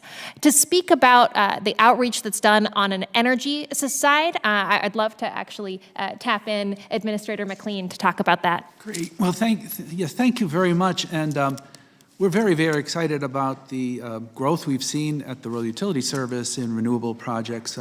More of between FY 20 and 21. We more than doubled our level of dollar investments from just over $100 million to nearly $200 million, a 50% increase in megawatts in the portfolio. And so renewable energy is taking off really across the country. And we're seeing that, as you say, Congressman, leaning in to that communities are doing that. Also, energy efficiency is another great inflation fighter and very friendly to the environment because it takes, in traditional fuels, 3 units of energy to produce 1 unit of electricity. If we could save 1 unit of electricity, we're saving 3 units of energy. And we're seeing programs like the Rural Energy Savings Program, working with rural electric cooperatives and other other utilities to be able to encourage relending for energy efficiency as being a real positive. The last fiscal year, we were able to finance 16 individual solar projects at RUS, a microgrid project, and a hydroelectric project, all growing the portfolio for renewables. And we're seeing interest grow. Our pipeline is filling with additional projects in that arena as well. Thank you. Undersecretary Torres Small, the need to invest in renewable energies is becoming more important than ever, as it will allow the United States to be more energy dependent. And we have seen global oil costs skyrocket because of the Russian attack on Ukraine. Can you expand on how biofuels can play a role in our national energy independence? How should we be weighing investments in different renewables through USDA programs? And how can we continue supporting the deployment of renewable energy sources in rural communities? I really appreciate this question because it shows how complex our energy portfolio is and will need to continue to be. There's all sorts of different energy uses, whether it's transportation or whether it's electricity, whether it's manufacturing. And the way that we invest in that is going to require different answers. And so a vital part of that is investment in biofuels, especially as we look at transportation. And that's why rural development has worked so hard to invest in those programs. And because we're out of time, we'll just say HBIP and $700 million for COVID-19 impacts are certainly a big place where we're doing that work. Thank you. I'm out of town, Mr. Chair. I yield back. Thank you. And now the gentleman from Indiana, Mr. Beard, is now recognized for 5 minutes. Thank you, Mr. Chairman. I appreciate the opportunity to be here. I appreciate all the Undersecretary and the staff being here. You know, as we're all feeling the pain when we fuel up at the pump, we see the increasing prices. And it just seems to me that now would be a bad time to remove some of the choices in our fuel supply chain. And by that, I mean, what's going to happen or what has happened when we do not correct for the reed vapor pressure. and provide for year-round use of E15 ahead of the June 1st deadline and sales cutoff. So what does USDA and the broader administration feel about doing or correcting this situation? We're focused on making sure we are delivering for the biofuels industry in the way rural development best knows how. So although we're not the decision maker on some of the decisions you recently noted, we have a key opportunity to be there for biofuels producers in a few different ways. So we've talked a little bit about the 700 million applications closed in February. Payments should be coming online in late spring or early summer, as well as the investments in the technology that brings those higher blends to communities. So having the right gas pumps, for example. And that's the HBIP program is the one that best can be there for communities in doing that work. So the investment of $100 million there. In addition, the first biofuels production that I visited were recipients of REAP. And I think there's a really unique opportunity to align there where we're making the production of biofuels more energy efficient and more economical in and of itself, whether it's a high-tech grain producer dryer to process for a biofuels plant, or whether it's a low-tech but a replacement for a really old grain dryer on the farm that is making that work more energy efficient and affordable for the farmer. To add some additional comments on the work for biofuels, I'll defer to Administrator Neal. Thank you. Appreciate that question. I think, one of the things I'll just sort of highlight in addition to some of the comments that have previously been made is thinking about the variety of feedstocks that's available to go into biofuels.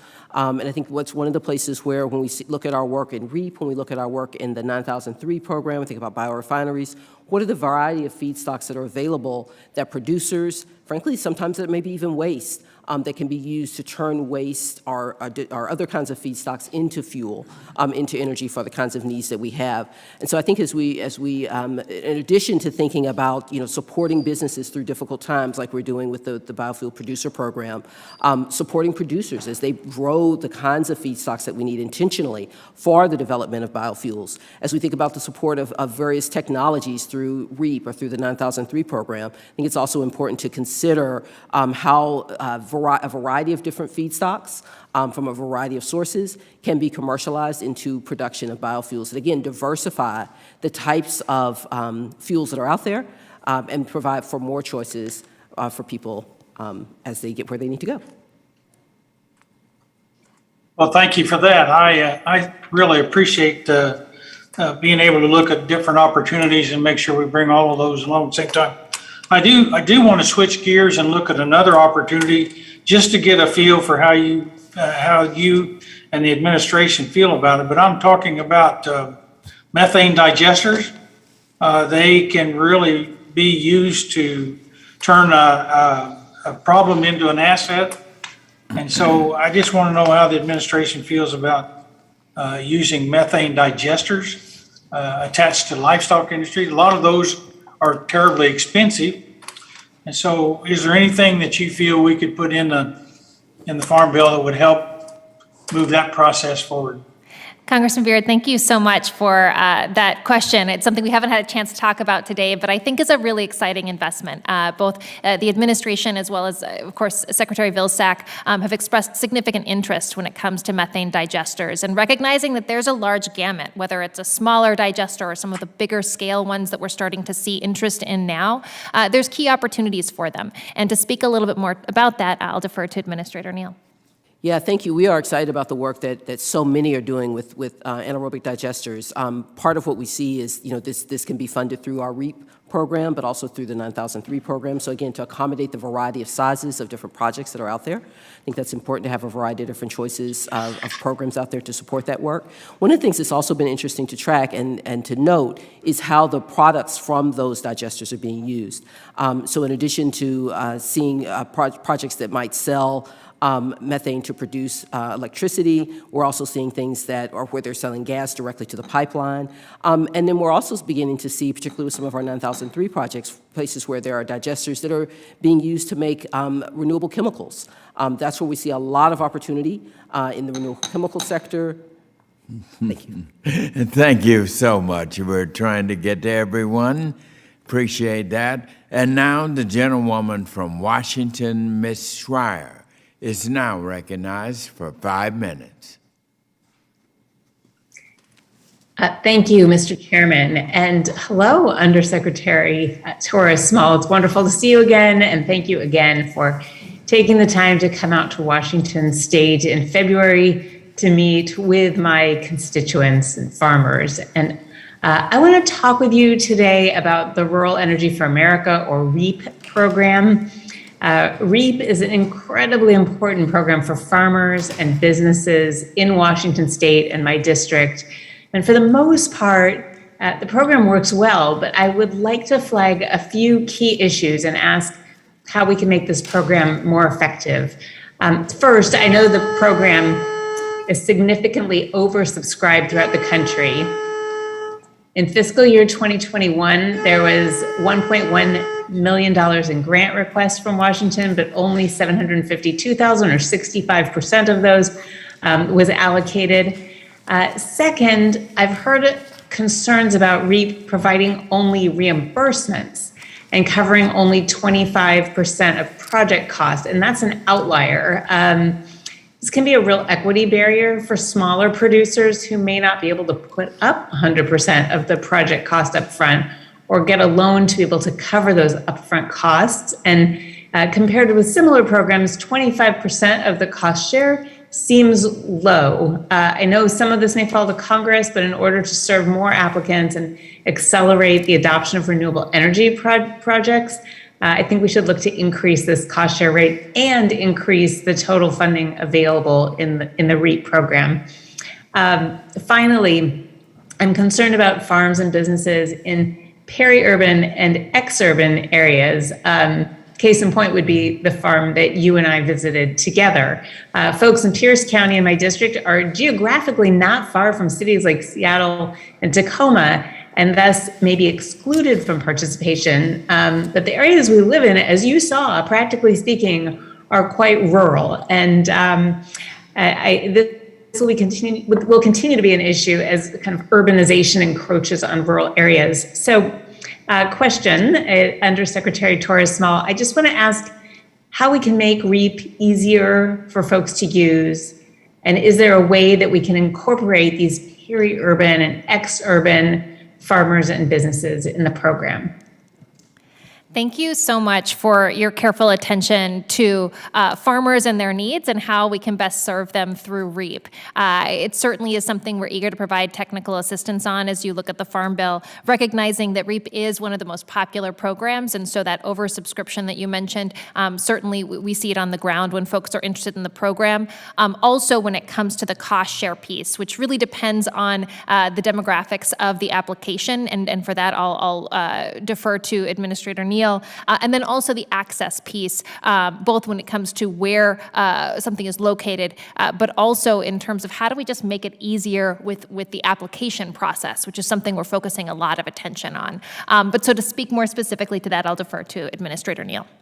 Thank you again for the opportunity to speak about this. Just a couple things I would share. I think one, in addition to providing technical assistance to make sure that folks are able to submit the applications, they feel comfortable with that, and they can submit ideally a competitive and high quality application. I think as we heard from Undersecretary Torres Small, I think we're looking at ways that we can streamline the application process, make it more modernized. I think there are some ways that can be done so that not only makes it easier for the applicants, but also frankly makes it faster, more efficient for us, for our team at RBCS to review those applications and score those applications. So we're looking at opportunities for that. We certainly welcome the opportunity to talk with you all, provide technical assistance around how the program could be structured in terms of cost share and those kinds of things. And as we think about the definitions of urban and of rural and what that includes, that is try to be very intentional around that. To stay in the lines of where our authority is. And so, again, welcome opportunity to follow up with you if you have particular questions about that. I would love to follow up about that, just because if our goals are to support family farms and to support renewable energy sources, reducing geographic limitations would be fantastic. I have 22 seconds remaining. I just want to mention the importance of including hydropower in USDA energy programs. Pacific Northwest produces some of the cleanest, most affordable energy in the country, and as a Northwesterner, I would like to see that included. So thank you, and I yield back. Thank you, Ms. Shar. And now the gentleman from Ohio, Mr. Balderson, is now recognized for 5 minutes. Mr. Chairman, thank you very much. And Madam Undersecretary, thank you again for being here. My first question is, as you mentioned briefly in your testimony, the 2018 Farm Bill mandated coordination between USDA and the Department of Energy on energy security issues. Could you expand on this coordination and what are some of the results that this has yielded? Thank you so much, Congressman, for that question, and it's certainly something we are focused on. We entered into an MOU with the Department of Energy in 2019 and actually have an upcoming meeting to further flesh out the opportunities there. But there's some key opportunities, whether it's looking at electric vehicles, for example, and the opportunities of joint investments and work there. Identifying priorities when it comes to cybersecurity is another potential that we've been looking into. And to speak to some of that additional work, I will defer to Administrator McLean. Yes, thank you very much. And yes, thank you. The 2018 Farm Bill provision on the Memorandum of Understanding between USDA and DOE have been very productive. We have had numerous conversations, coordinations, in particular areas about cybersecurity, renewable energy, decarbonization, quantification of decarbonization going forward. And we are in terms of also the agenda to be able to finance charging stations in rural areas where we think that we can leverage our loan programs against the grant programs that the Department of Energy has. We noticed too that the Department of Energy had a number of grant programs that will be eligible for applications among rural electric cooperatives, in particular out of the infrastructure bill, and we look forward to working with the Department of Energy to help leverage those resources with our borrower constituency and our stakeholders as well. Okay, thank you both very much. Undersecretary, my next question is, I've met with several energy producers in Ohio that operate some renewable energy programs. While they say that renewables such as solar are great supplements, they go on to say that a complete transition to renewables would be unattainable and will make it impossible to serve all their customers.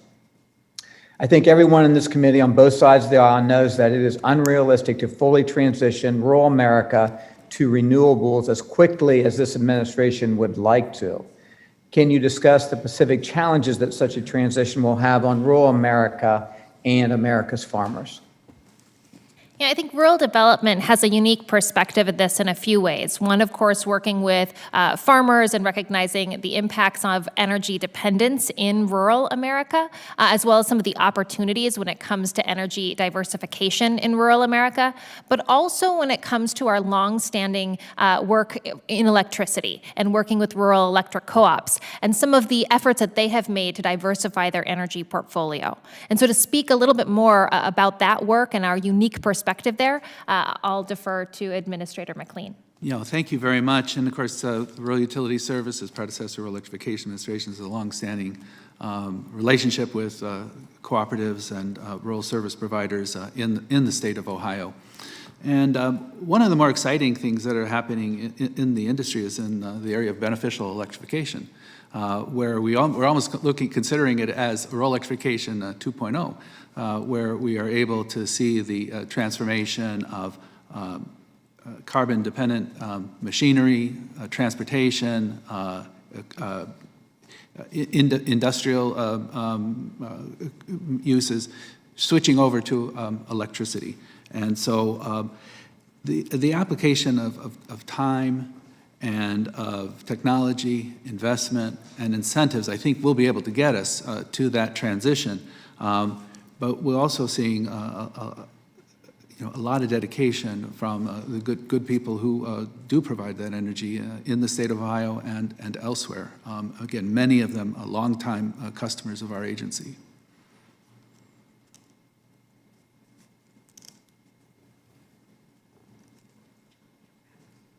Does the gentleman yield back?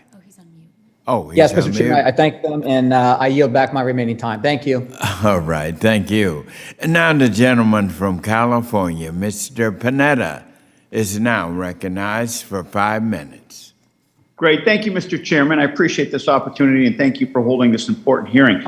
Dr. Neal, Mr. McLean, thank you very much for being here. You have to understand, though, that it's going to be a lot of a sentiment directed at Undersecretary Xochitl Torres-Small because of how beloved she was as a member of Congress and how good it is always to see her on Capitol Hill. So, Madam Undersecretary, welcome back. You're always welcome on Capitol Hill. Thank you for being here. Just want to talk to you about your testimony in what you addressed as energy security. You talked about a relationship between the USDA and the Department of Energy, specifically dealing with funding on grid reliability. Let's focus on that right now and the partnership that you mentioned in your testimony. How is that going? Is it proven successful? And is there anything that we in Congress can do to support you and to support that relationship for grid security? Congressman Panetta, it is a joy, as always, to see you, and thank you so much for your kind remarks and for your focus on this partnership, which I think is really important and exciting. The first thing that you did, which that Congress did, which I think was very helpful, is requiring it in the 2018 Farm Bill. It got us to work in terms of that MOU. It got us to work in identifying the places where we can work together.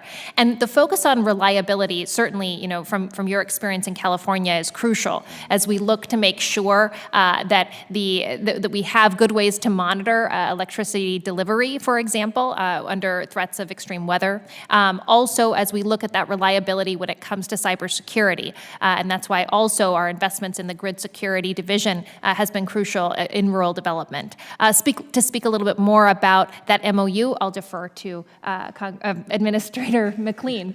Thank you very much. And yes, thank you for mentioning the relationship with the Department of Energy. Under the MOU, it has been a very productive and worthwhile engagement. We look to the Department of Energy for their scientific leadership, their innovation, and their demonstration projects. What we do at Rural Utility Service is we deploy the proven technologies.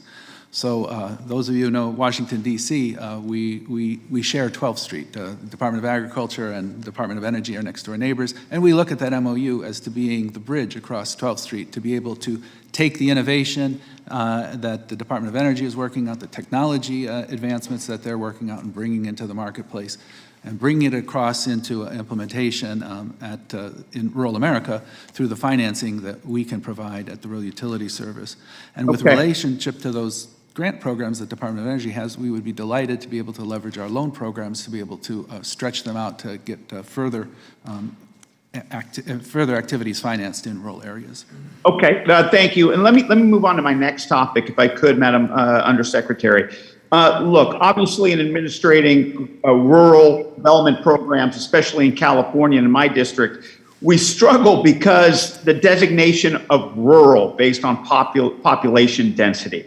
And it impedes our ability for our communities and our farmers and ranchers to benefit from many of these programs.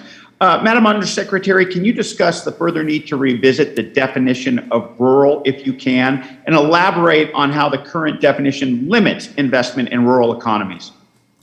Congressman Panetta, thank you so much for your advocacy for your constituents, and I recognize the challenge that often the specifics of each program can have on the delivery and how each of your communities can access them. Congresswoman Schreier also recently recognized this in terms of REAP.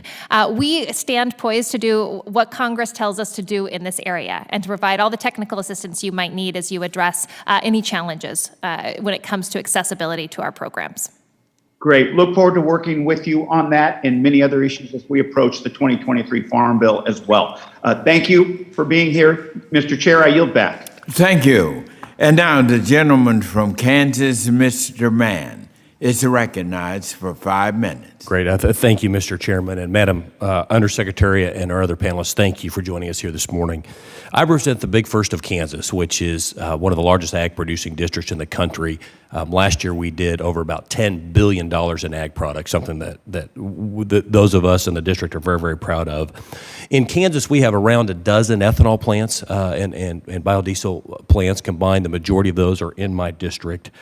And I think everyone agree that these investments have been huge for rural economic development over the last few decades. It's been jobs. It means increased demand for corn and sorghum, which improves the basis, which dramatically immediately impacts Main Street and all of our rural communities. It also provides wet and dry distillers grain that are then fed in feed yards all over the district. 2 weeks ago, I took Ranking Member Thompson, welcomed him to the district. We toured a feed yard, toured an ethanol plant, the largest ethanol producer in the district. And frankly, I would say that people in my district and in the ethanol industry are baffled and frustrated by this war that they feel is being waged, and I agree with them on liquid fuels. We've seen the price of fuel increase, and that's the big part, in my view, on what's driving inflation. Not the only thing, but it's the biggest thing that's driving inflation and increasing the overall cost of things. The answer is right under our feet here in America, and it's also growing in our fields all over the country today. A specific thing I think we could do right away would be year-round E15, which would increase demand, would provide some certainty for the market. So I guess my first question is, what's the administration's position on year-round E15? Is that something that you support? Congressman Mann, thank you so much for that question and for your interest in the wide gamut of biofuels and ethanol and the opportunities across the board that they present. When it comes to E15, the decision maker really is the EPA, and so rural development doesn't work in that space. We're focused, like you are, on the business side of the work that can be done there. And so we've talked about the programs that might support some of the production that's happening in your district. The piece that we haven't talked very much about is the Biopreferred program, and I'd love to discuss that with you as well at some point. I would love to do that as well. As this seems to be this movement towards more electric vehicles, a term we say in our district is you can't plow with the Prius. I mean, the bottom line is we need diesel fuel. We need it today, and that's not going to change anytime soon. I guess a specific question is, what can we do to make the cost of diesel fuel less so that operating this equipment that exists in on our farms all over Kansas and around the country, we've got to figure out how we can decrease the price of diesel fuel to make these operations more economic. Any thoughts on that? From when it comes to rural development, I think the opportunities are investing in biodiesel, like you said, and how do we make sure that we're investing in new technologies to expand the impact that ethanol and biodiesel can have. Dr. Neal spoke briefly about the 9003 program, which is about the innovations that are available within biofuels and how we can continue to support that so that as we face continuing challenges when it comes to our energy supply, we'll have those technologies to respond to. Great. And my last question, what ways do you see can bioenergy help the U.S. regain our energy independence? We were energy independent. We're not anymore. That is absolutely, in my view, an immediately fixable problem. And what do you think is bioenergy's role to play in that? When COVID-19 hit, I think we recognized that energy independence can mean a lot of things. It certainly means how do we produce energy locally that we have access to, but it also recognizes a global impact when we look at pricing and the markets globally. And so when I think about energy independence or energy dependence in communities like Alaska, where they're reliant on diesel fuels for 100% of their electricity production, the way that we can respond to that is creating a more diverse energy portfolio. And biofuels are a key part of that. I think that's how we work together to invest in that. Yeah, I agree. Well, thank you for being here. In my view, America is the freest country in the history of the world in large part because we've never had to rely on another country for our food. And we also can be in a situation where we do not have to rely on another country for our energy. And we need to quickly return to that. It's right below our feet, right, growing in our fields today, and I think our policy should reflect that. So thank you for being here. With that, I yield back. Thank you. Thank you, Mr. Mann. And now the gentlewoman from New Hampshire, Ms. Custer, is now recognized for 5 minutes. Thank you so much, Mr. Chairman, and thank you, Undersecretary Torres Small, for returning to our committee to talk about the energy title of the Farm Bill and how rural America is transitioning to clean energy. And I want to thank you again for your trip to New Hampshire, broadband and clean energy that was such a great success. We so appreciated you coming to visit the solar array in Franklin, New Hampshire that's being developed with low-interest loans from the Rural Utility Service. And as you know well, this kind of strategic investment from USDA in clean energy supports our rural communities and the economy around us. As our nation transitions toward a clean energy future, there's no question that rural America has a critical role to play in leading this charge. And I might say we'll be less dependent on foreign sources of energy and less dependent on fossil fuels overall. This energy evolution, of course, includes wind, solar, hydropower, near and dear to my heart. I think it's a damn good idea, but also wood energy as well. And it's especially key for New Hampshire as we are the second most forested state in the country. Many granite staters, including my husband and myself, have turned to wood stoves and wood pellet stoves and heater to keep our homes and businesses warm during the winter. Wood heat is not only cleaner than fossil fuel alternatives, but it's energy that's grown locally in New England, where we tend to be at the very end of the pipeline. Wood heat creates demand for low-grade wood, and keeping that market viable helps our family foresters stay in business. And to that end, last year I joined Congresswoman Pingree to introduce legislation to double funding for the Community Wood Energy and Wood Innovation Grant Program, and the Biomass Programs and Rural Development's portfolio are critical as well. Madam Undersecretary, can you elaborate on how wood energy fits within USDA's Rural Development Energy portfolio and how your programs enhance wood energy projects? Thank you so much, Congresswoman Custer. It's lovely to see you again. And I really appreciate your question for a few reasons. One is that it shows how much looking at the local opportunities on the ground can also help us address our energy opportunities and challenges. And so when it comes to woody biomass, you certainly mentioned some of the programs within the forest, within NRE that can help provide support. And rural development stands poised to contribute to how we can stack those opportunities. So if there's a woody biomass funding coming from the Forest Service, we might be able to also support those efforts through a B&I guaranteed loan, for example, or some other support. And so to speak a little bit more to that, I'll defer to Administrator Neal. Sure, thank you. So I think a couple of things I would say. One, as we heard, there are opportunities sort of within our larger space for businesses, just for business development. So we think about the Business Industry Guaranteed Loan Program or other kinds of places that they're not specific to the energy sector, but can certainly contribute there and be supportive of the businesses in that sector. In addition, of course, there are programs that we have that are specific to the energy sector, or specific to fuels, and we think about opportunities in REAP, opportunities in 9003. In these places, I mentioned earlier that REAP has about 70% of the applications and the awards there for grants are in solar. But there are other categories of technology that are absolutely competitive, and we welcome those applications. And in fact, in some cases, depending on what the pool of projects is, there may even be discretionary points or other kinds of things awarded for underrepresented technologies, so that those kinds of technologies that are often very competitive can make sure that they can get access to that funding as well.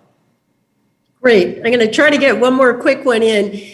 You talked in your testimony that there's more that we can do to improve USDA's rural energy programs by making applications more accessible and expanding technical assistance. Is USDA looking at steps to address this internally? And is there potential action that we in Congress need to take in the next Farm Bill to help streamline? Oh, Congresswoman Custer, thank you so much for asking that question. It's one of the things that I am most interested in when it comes to rural development. I know I'm in a rural community when I'm talking to a group of people who care deeply about their home, but none of them are grant writers. So we're working hard to identify the regulatory challenges that make applications more difficult. Also, just some of our standard practices that sometimes can make applications more difficult, and also want to work with you if there are legislative barriers as well, if you have technical questions on that. Great. Nice job with the clock. Thank you so much again. We're so proud of you. And with that, I yield back. Yes, thank you very much. And now the gentlelady from Louisiana, Miss Letlow, is now recognized for 5 minutes. Is she? She stepped off the platform. The gentleman, Mr. Veenstra. The gentleman from Iowa, Mr. Veenstra. He's next. Okay. I think we're in the process of getting back in touch with Ms. Letlow. Mr. Fintra, would you mind carrying on? You're recognized for 5 minutes. Thank you so much, Chairman Scott and Ranking Member Thompson. And Madam Undersecretary, it's nice to see you again. In your testimony, you speak to the importance and the effectiveness of E15. I really appreciate that. I really do. In fact, you say that ethanol displaced more than 500 million barrels of crude oil in 2021, which contributed efforts to protect America's energy independence. That's amazing. And in Iowa, 1 out of every 2 rows of corn go to ethanol. And sometimes we forget about this, but we also have distiller's grain that comes out of ethanol. You know, some people say we're using energy instead of food. That's very incorrect. But I want to get back to you. We've talked about year-round E15, and I'm just wondering, what can rural development do to help this E15 process to go year-round? And is there anything that you can do for the administration or with the administration to make this happen? Congressman, thank you so much for your question and just for your attentiveness throughout the hearing. I've seen you here and present and engaged the whole time, and that really means I know how valuable your time is. And I also appreciate your focus on biofuels. When I was in Iowa, I actually visited a biofuels producer that had an agreement to send their distillery grain to a New Mexican cattle company. So I recognize the impacts there across the board. And your question about E15s is really important. When it comes to the work that rural development does, we focus on that business side of things. So we're not the scientists determining when, or we're not the courts determining when if E15 can be used, but we want to make sure there's the technology on the ground to do that. And so the HBIP program is crucial to get those gas pumps that can handle that fuel all across rural America to make it more accessible. Well, thank you. Thank you so much for that. And then you mentioned the $700 million program for biofuels that was authorized through the CARES Act over the last 2 years. Can you sort of in generalities provide an update on the program, sort of on the accounting side, how much money has been spent already, and in essence, how much is left, if you somewhat know that? Yeah, I appreciate the question because we've been working to get the money out the door, and we took some time to get it right. We issued a notice, identified some challenges with how we were measuring the impact that COVID-19 had on corn growers and other producers of biofuels. And so we shifted, we pivoted based on feedback that we got. And so applications closed in February, and we're expecting payments to go out in late spring or early summer. And to speak a little bit more specifically about those pivots, I'll defer to Administrator Neal. Yeah, thank you so much for mentioning that. I appreciate your mention of dry distillers grains in your question. That was, in fact, one of the pivots that we recognized. Initially, the program was specifically for those who had experienced losses due to ethanol production. We recognized that many of those firms had multiple streams of income, right? They were selling the distillers dry grains, they were selling CO2, they were doing other things as well. And they had contracts to do that, and they wanted to make sure that they were able to meet those obligations. And so we recognized that even though that those companies were operating at a loss, they were still producing, but they were operating at a loss so that they could meet these other contracts. We wanted to make those pivots in place, put those pivots in place so that those kinds of firms could be in general eligible for this. And so on January 28th, we published an amendment to the NOFO in response to that kind of feedback to open up that program and, again, make it responsive to what we were hearing from folks who are in the sector. Yeah, well, thank you so much. And as you both know, it is so important for the Midwest to have biofuels. And I get really concerned. Obviously, I want year-round E15, and if you could pass it along to the administration. But I was in a budget hearing on last Monday, and there's not one word about biofuels in the administration's budget. And I get really concerned about that. Is how serious is the administration? I know you can't answer that, but I will say thank you for all the Rural Development's help. I've seen it so much in my rural communities, and I greatly appreciate all your efforts. Thanks again. I yield back. Thank you. And now, gentleman from Florida, Mr. Lawson, is now recognized for his 5 minutes. Thank you, Mr. Chairman and Ranking Member for this meeting. And Madam Undersecretary, I don't want to sound redundant, but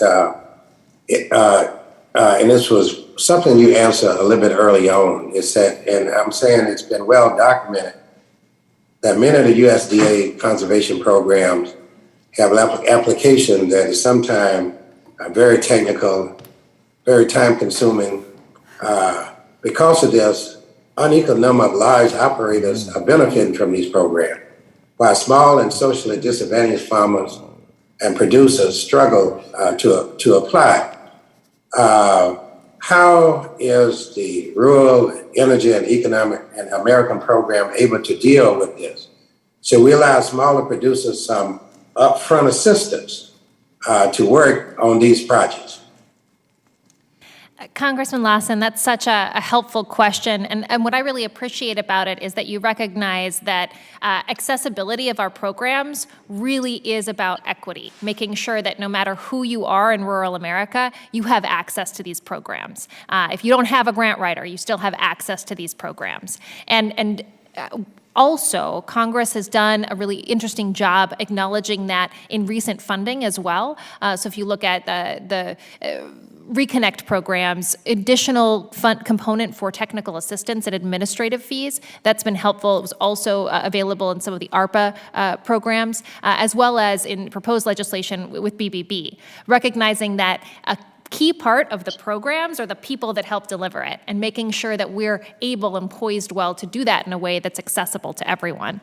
So as we look at the Farm Bill and the ways to make REAP more accessible, recognizing that it's already oversubscribed, but we want to make sure it's equally accessible to folks, really eager to provide technical assistance on that. Okay, thank you. Madam Undersecretary, I've been on the Agriculture Committee almost 6 years now, and because I have a lot of rural areas, and I've always believed that agriculture is the springboard for everything that we have in society. As you know, there are several renewable energy programs that have been included in the Farm Bill and have received little or no appropriation over the last couple of years that I've been on. From your perspective in Congress missing any key opportunity for funding these special programs? We talk about them all the time, but we don't fund them. And I just want to know your perspective on it. Good question. That's a great question, and we certainly are, it's our job is to fulfill what Congress asks us to fulfill. So I do want to make sure and communicate that. But as we recognize ways that we are reaching communities, we certainly see places where communities are asking for more, right, where we're tapped out, and are happy to communicate that to Congress as you make your decisions in terms of funding. The other piece there, it's not just about funding, but it's also about flexibility.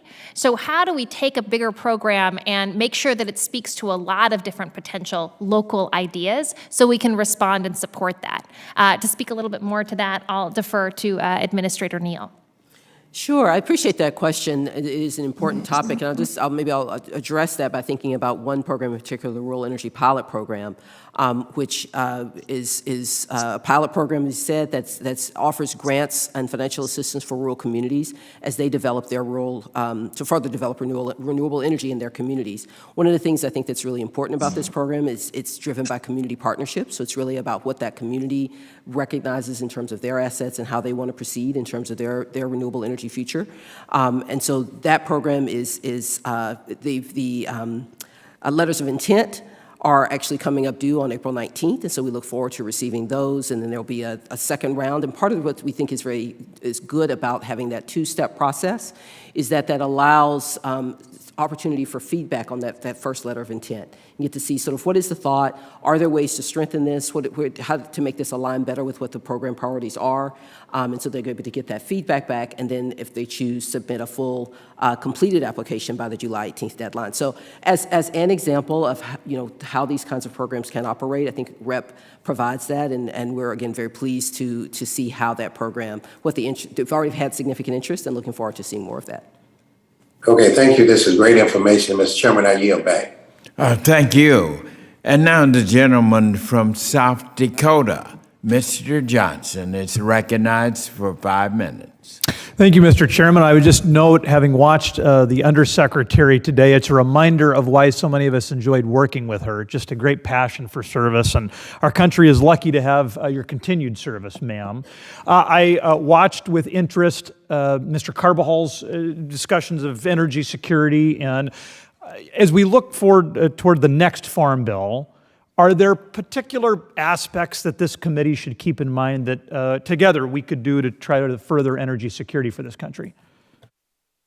Thank you so much, Congressman Johnson, for your hard work and the opportunity to collaborate on this, because I think there's some great places where obviously we will follow Congress's lead and investment in this. But when we look at resiliency, I think it really breaks down into a few things, right? It's being able to deliver electricity even in the face of extreme weather, right? And how do we make sure that both our energy generation as well as our energy delivery is resilient in that matter. It's also resilient to cybersecurity. So recognizing that electricity is one of the only utilities that requires certain investments in cyber utility, and rural development has responded to that by allowing that to be included in the loan portfolio to prepare for some of that cybersecurity that's necessary. And then it's also about making sure that we're ready for the challenges of the future when it comes to diversifying our energy portfolio. I do want to make sure there's a few more specifics for you, and so I'll defer to Administrator McLean. I think that, again, we've been very grateful for the strong support the committee has shown rural utility service. And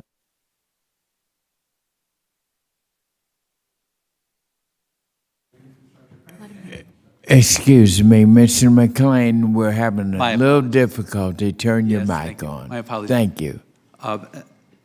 Any investment in infrastructure, whether it's water, telecommunications, broadband, electricity, is investments in reliability, because that investment in infrastructure is more reliable, more efficient, safer, cleaner, more reliable than what it's replacing. And that's why there's a continuing need for the programs that this committee has so valiantly provided for over the years, and we hope would provide for into the future. And as we move towards this transition, we are all about adding to the capacity of energy production, whether it's through new and renewable sources, with the addition of technology and innovation, and addition of transmission capacity in order to move power from where it's generated, often in rural areas, to where it's needed, sometimes in suburban and urban areas as well. So then maybe to shift gears a fair amount, I'm just curious if any of you are hearing much from members of Congress or other stakeholders about the new carbon utilization and biogas education program. And what are you hearing? I love the curiosity. I think that's absolutely crucial, because we have a lot of work that we're doing in the bioprocured space, and I want to make sure that we're coordinating on that effort. So to speak a little bit more to that, I will defer to Administrator Neal. Yeah, thank you for that question. Specifically, I want to say just a little bit about the Interagency Working Group on Biogas, which we are working on along with Department of Energy and various others across the federal family. There's significant opportunity there. That group has identified several priorities, things like standardizing digestate composition as a commodity that's recognized across the country, enhancing the ability to forecast emission reductions from anaerobic digestion, and reduction of regulatory barriers that might exist in that space. So thinking about that interagency working group and how all of these agencies within the federal family can collaborate intentionally around the future for digesters and what the opportunities that technology presents, I think is a real opportunity, and we're excited to be engaged very proactively in that working group. And I know it's early yet, so I wouldn't imagine that you've got fully fleshed out themes you're hearing, but are there certain things that are percolating up that people are particularly interested in or excited about, concerned about? Administrator Neal. Sure. Yeah. No. Happy to follow. I think those. Really, it's some of those key priorities that we've identified that I just shared. Things like standardization, understanding what the impact of digesters are, sort of recognizing. I think there's significant opportunity in recognizing the broad role in digesters. So it's sometimes we think a lot about gas products, but there are other kinds of products, things like renewable chemicals and those kinds of things that I think are going to be very important in the bio-based sector as well. So there's a broad range of things. I think that working group is well positioned to make progress in all of them. Thank you, Mr. Chairman. I yield back. Thank you. And now the gentlewoman from Minnesota, Ms. Craig, is now recognized for 5 minutes. Thank you so much, Chairman Scott, and thank you to the ranking member. I want to say also thank you to the Undersecretary for coming back in front of us to talk about your important work at USDA and for your colleagues being here as well. Given rising fuel prices and energy prices, we know this is impacting the budgets of working families across our nation. It's my view that we need to be focused on immediate and impactful solutions that decrease energy prices as well as increase U.S. energy independence. That's why I've been so focused on increasing the availability of U.S.-produced renewable biofuels, and it's why I support the Renewable Energy for America program. First, on biofuels, E15 back in Minnesota is selling anywhere from 15 to 45 cents cheaper per gallon than traditional gasoline right now. Multiple studies have shown that it reduces GHG emissions by more than 40% compared to traditional gasoline. We could replace every barrel of Russian oil with biofuels. But Minnesotans and Americans across the country are at risk of losing access, and you know this is so important in the Midwest, to this renewable fuel this summer if no action is taken soon to permit year-round sales of E15. That's why I led a bipartisan letter to the President last week with 6 bipartisan co-chairs of the Congressional Biofuels Caucus, urging him to permit year-round sales using authority outlined in the Clean Air Act. Madam Undersecretary, I know you and Secretary Vilsack have been strong proponents of renewable biofuels within the administration, so thank you for your leadership on that. 2 questions for you on the topic. Can you give us any update here today on the perspective that you and the USDA leadership team are sharing with your counterparts within the administration when it comes to allowing summer sales of E15? Thank you so much, Congresswoman Craig, for your advocacy for the biofuels industry and for your home. It certainly was evident when I visited your district recently, just to see how committed the entire community was to being part of a solution when it comes to energy resiliency. And so it was very inspiring to me to see that on the ground. And when it comes to the work that rural development does for biofuels, recognizing that it is, and this time has reinforced that, a crucial component of our energy independence. And so the way we can support that is through the support of getting the technology on the ground to best deliver those biofuels and those higher blends of biofuels, as well as addressing some of the impacts that biofuels producers experienced in the midst of COVID-19.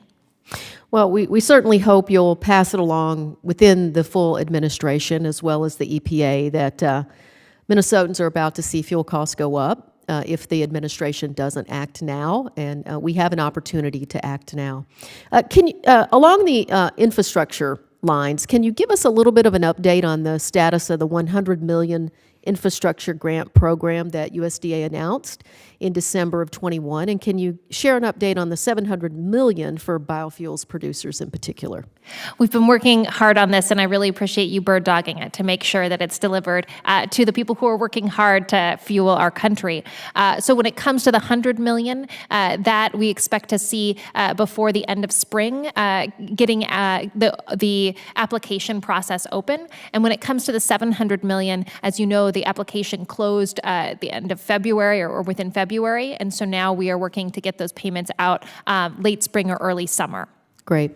And so thank you so much for your work on that important issue. As you all know, rural America plays a role in increasing rural energy and energy independence via the REAP program. So quickly, Madam Undersecretary, as you know, REAP supports producers through a bunch of different funding pools. With year-over-year changes in renewable energy system installment costs and recent inflationary pressure, does USDA believe it makes sense to increase that minimum funding pool threshold? It's been clear throughout this hearing just how interested folks are in REAP, and we see that on the ground too. One of the things we've talked about is how it is oversubscribed. So any changes in terms of who can access and how much money can be used would certainly impact the broad pool of applicants. But I think there are a lot of ways we can work and follow Congress's discretion in terms of how they want to allocate those funds. Well, thank you so much. That answer will certainly help this committee address possible changes ahead of the next Farm Bill. And with that, Madam Undersecretary, thank you for being with us. And Mr. Chairman, I yield back. Thank you, Ms. Craig. And now the gentlelady from Minnesota, Ms. Fishback, is now recognized for her 5 minutes. Thank you, Mr. Chair. Just building a little bit, Mrs. Craig was talking about some of the biofuels and the ethanol from Minnesota, but obviously gas prices are high, and I think they've been touched on a bit. I think maybe even Mr. Davis had touched on it a little bit, but and what I'm really interested in is how to solve those high gas prices. And I think that biofuels is really a no-brainer in terms of providing domestically produced fuel, easing the price shocks at the pump. And I think even Congresswoman Craig had mentioned the difference in the price and reducing greenhouse gas emissions. And ethanol does provide, it reduces emissions, the infrastructure is there, and it really does need to be, just as a side note, really does need to be part of that discussion as we talk about renewable fuels. And sometimes I think it's forgotten, so I always like to mention that a little bit. But Madam Undersecretary, what do you think is those biofuels' role in reducing the price of gas? Congresswoman Fishback, thank you so much for that question. And I deeply appreciate your comment that you're focused on how to best solve these challenges. I think rural development is a crucial partner in that, and specifically in supporting biofuels. When it comes to decreasing the cost of the pump, having access to that energy independence is crucial, and certainly we see that when it comes to the production of biofuels, but also in terms of those long-term risks that we were talking about earlier and that you mentioned in terms of reducing emissions. To speak more about how biofuels can contribute both to the affordable component of energy as well as the resiliency, I'll defer to my colleague, Administrator Neal. Thank you. I appreciate the opportunity to speak on this. I think, one of the things that's important is for us to think, and the Undersecretary Torres Small mentioned this as well, think on the short-term basis and the long-term basis. And so we're thoughtful about, programs like the Biofuel Producer Program, which is going to make sure that businesses that have been involved in this sector can continue to be productive, can continue to operate and function in the very near term through those payments that will be coming towards in the early summer. In addition, we're investing in those kinds of technologies that make those fuels accessible to consumers and to businesses through programs like the HBIP program, the Higher Blends Infrastructure Incentive Program, making sure that those infrastructure investments are in place. And then again, thinking a little bit even more long-term is thinking about those technologies and what are the kinds of places where we can have a variety of technologies that, for instance, take advantage of a variety of feedstocks to make sure that those fuels, we have options for fuels going forward. So that could include the program like the REAP program or the 9003 program, where again, we're looking at technologies that are commercial technologies but may need to be, may benefit from some additional support to make sure that those projects get off the ground and are successful. And Dr. Neal, maybe you mentioned the payments, and I know that you had an exchange with Congressman Davis about the timing of the payments, if they're coming out. I think you said late spring, and then maybe even in your response to me, you said summer. And I guess maybe if you could explain to me just a little bit about what what is the holdup? What is taking so long? Thank you so much. Just to emphasize that a lot of it has been being responsive to the industry, recognizing that there were pieces of the industry that we needed to learn a little bit more about in order to best support folks who were impacted by COVID-19, and really appreciate that feedback and that dialogue. And go ahead, Administrator Neal, in terms of additional. Yeah, no, I appreciate that. That's exactly right. I mean, when we, as mentioned earlier, we had submitted an amendment to the notice in January to address exactly that kind of feedback. So recognizing, for example, that there were firms that produced ethanol, but they produced it at a loss so that they could meet contracts that they had for other kinds of products, like distillers' dried grains, like carbon dioxide, those kinds of things. And we wanted to make sure that those kinds of firms were also eligible for this program. So we made those changes in response to the comments that we got, that kind of feedback. It does take a bit of time to make sure that we go through and evaluate those applications, and that, I don't know whether I call it a holdup. We just want to be diligent and want to make sure that we are responsive and responsible in the administration of this program. All right, thank you. And Mr. Chair, I yield back.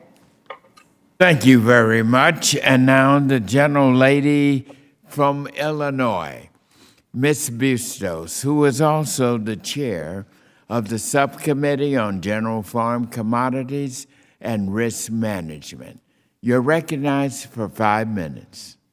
Thank you very much, Mr. Chairman. And I also want to say thank you to our Undersecretary, Torres Small. Great to see you. Also, thank you to Dr. Neal and Mr. McLean for getting together with all of us. Also, I want to say thank you for highlighting the fantastic renewable energy work that's going on in my home state of Illinois. I know you've gotten a lot of comments about E15. I'll just join in real quickly. Don't have a question about it, but want to promote year-round E15. Very, very important to rural America. It's very, very important for a lot of reasons. I know Congressman Feenstra addressed it. Congresswoman Craig addressed it. So just want to add on to show my support for that as well.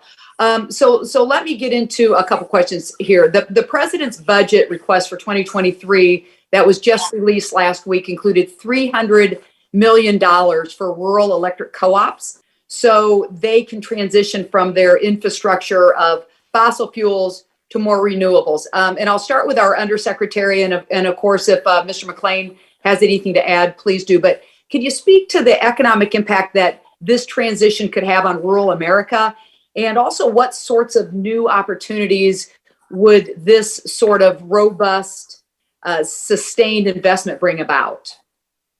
Congresswoman Bustos, thank you so much for that question. It's something we've been talking a lot about and are very eager to continue to do this work. As you know, there was a larger proposal in Build Back Better that also has to do with our work with rural electric co-ops and how we can best support them in their work to advance renewable energy. When it comes to this investment, it's really an opportunity to showcase the impact that we can have when it comes to debt restructuring and loan modifications. And so we're excited to dive into that. And to speak a little bit more to that, I'll defer to Administrator McLean.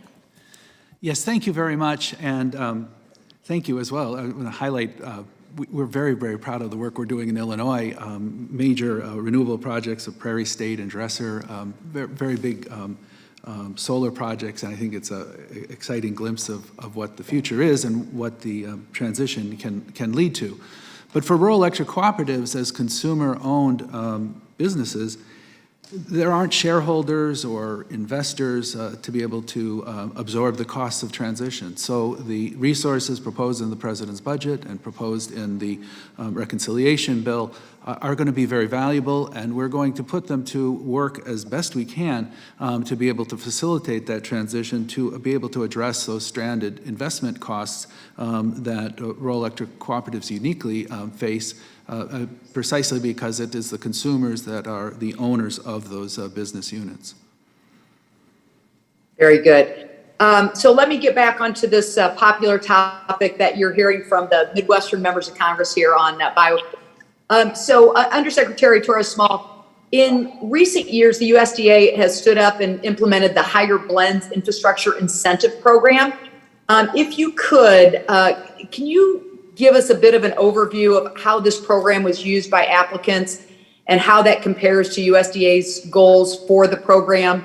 And secondly, in retrospect, are there any changes to the program that the USDA would suggest should the program be continued through the Farm Bill? Thank you very much, Congresswoman Bustos. And to speak to that, not coming from the Midwest, I had to really learn what this infrastructure needed to look like to deliver the higher blends. But it truly is making those higher blends accessible across the United States through the technology, if it's the gas pump that's necessary to deliver it or beyond. We've learned a lot from previous iterations of HBIP, and that's we're applying some of those tools in this next phase, which will come online in the late spring. The applications will open. And to speak a little bit more about what we've learned, I'll defer to Administrator Neal. Thank you for the opportunity to speak on that. And I think part of what we've learned is through this is now the third iteration of this program that we've had. And one of the things is thinking about how it is administered. It's been administered sort of through the states, and it's been administered nationally. And we've learned what the administrative costs are, frankly, for this program as well, making sure that if there are environmental reviews or other kinds of support that are needed to make sure that the funds are deployed effectively and appropriately, then we want to make sure that we're able to do that. And we've seen from the other iterations of the program what's necessary, and we're preparing to do that with this version of the program currently. Okay, thank you. Since I've got a minute left, I'm going to try to squeeze in this. Congresswoman Craig talked a little bit about the Renewable Energy for America program that we call REAP. I want to drill down a little bit deeper. We've seen that it can be successful in serving different kinds of agricultural operations in different regions in the country. Mr. McLean, I'm going to address this to you. Are there any changes that you would recommend be made to ensure that the program is accessible and useful for farmers, rural utilities, and small businesses? Congresswoman, if you don't mind, I'm going to pass that over to Administrator Neal. Okay, sounds good. Thank you. No, I appreciate the opportunity to talk about that. I think, REAP has been a popular and a longstanding program, and we definitely see opportunity for, improvements. I think some of the kinds of things we'd love to have, again, obviously more financial support, because it is a very popular program. We have unfunded grants applications that some of which are very high quality. We'd love to be able to fund and are not able to do so. We had a record year for the guaranteed loan program, so again, there's opportunity there. We also want to make sure that the program is administered well and modernize, increase flexibility and modernize our programs. And so that's, we think there's opportunity in terms of the application process, providing technical support and assistance through our staffing, that again, I think would make a real difference in the availability and the accessibility of this program. Thank you, Dr. Neal. My time has expired, and I will yield back. Thank you. And now the gentlelady from Florida, Ms. Gamak. You're now recognized for your 5 minutes. I appreciate that. Thank you, Mr. Chairman, and thank you to our guests and witnesses for appearing here today. I echo the sentiments of several of my colleagues.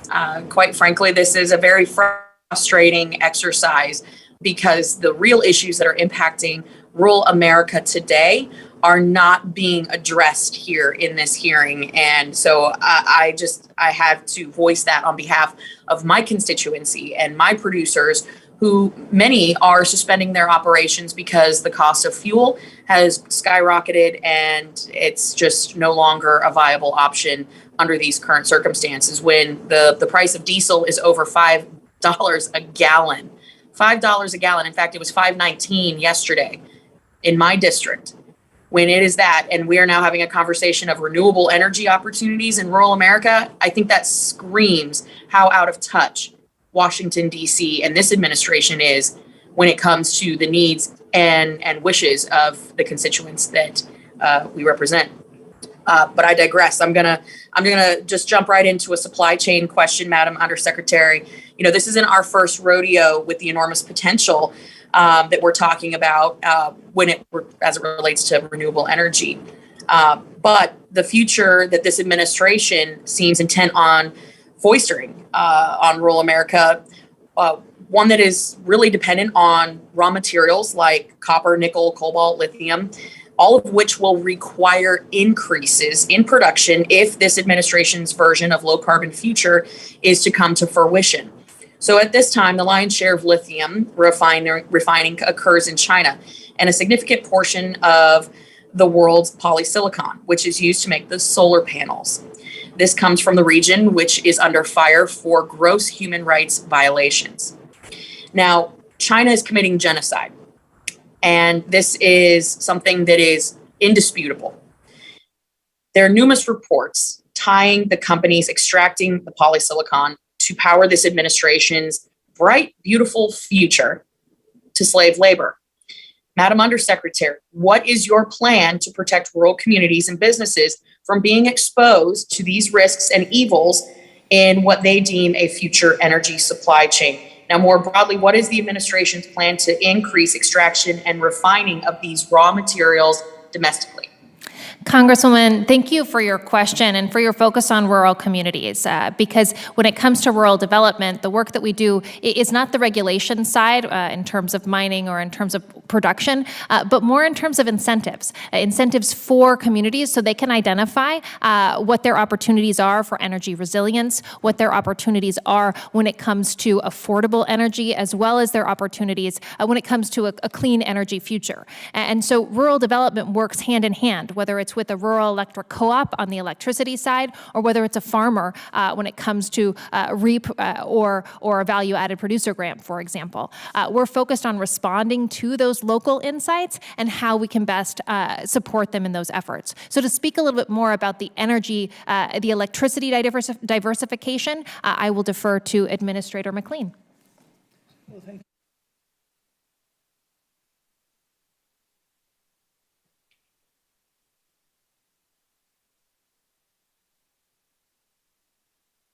Mr. McLean again, would you turn on your mic? Apologies, Mr. Chairman. We all want to hear you. Thank you.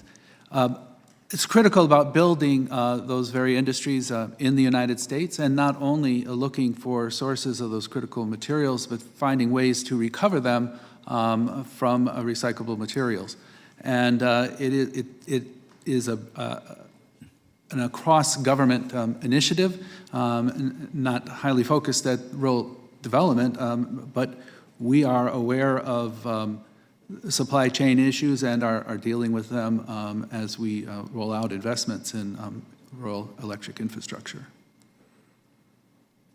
So I only have 35 seconds, so I would love to do a follow-up on that, but I have to get to this second question because, quite frankly, the title of this hearing today is about rural America and renewable energy opportunities in rural America, keywords to me being rural America, which again, I feel this administration is woefully out of touch with. These are folks that their energy sources come from diesel, primarily when you are talking about equipment. What are we doing to make sure that the cost of diesel and biodiesel is a viable option for these operations today? Yeah, you know, when it comes to diesel, I just left Alaska, where 100% of some places' reliance on energy is produced through diesel generation. And so the importance that we have in terms of making diesel more affordable, but also making other energy opportunities available is crucial. And so we'll continue to work, whether it's through HBIP, whether it's through the 9003 program to advance biodiesel opportunities, or whether it's through the CCC payments of the $700 million, we will continue to look to partner with you to make those more accessible. I appreciate that. Kneel back. Thank you. Thank you. And Clerk, may I check with you to make sure? I think we're all clear. There are no more testimonies from members. And so, thank you. I want to just thank you, Undersecretary Torres Smalls.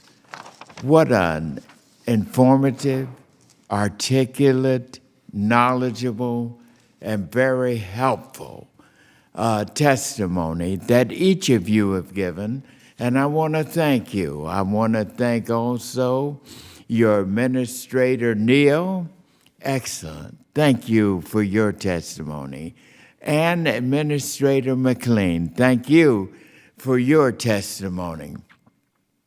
And I want to thank my wonderful members. As you can see, the depth of the questions that they have asked of you and your help let you know that number one on this committee, one of our major objectives is to make sure we take care of rural America. I'm so proud that our committee has launched now. We've taken a bold step in getting, I think now it's $68 billion in tow to finally bring rural broadband to America. I'm proud of our committee work. And as we move forward with our Farm Bill, your information has been so helpful in helping us to make sure we put together a great Farm Bill and that the interests and the challenges that we face with rural America are inclusive in our 2023 Farm Bill. And so, Undersecretary, again, thank you. And now that you have concluded all of our questions in such an excellent way, we want to excuse you. But please, we have another panel. Don't go far. We will bring our second panel on in 5 minutes. And in order to allow you all to exit and have our other panel come in, we're going to take a 5-minute recess. And we will be right back with our second panel. Thank you, everyone.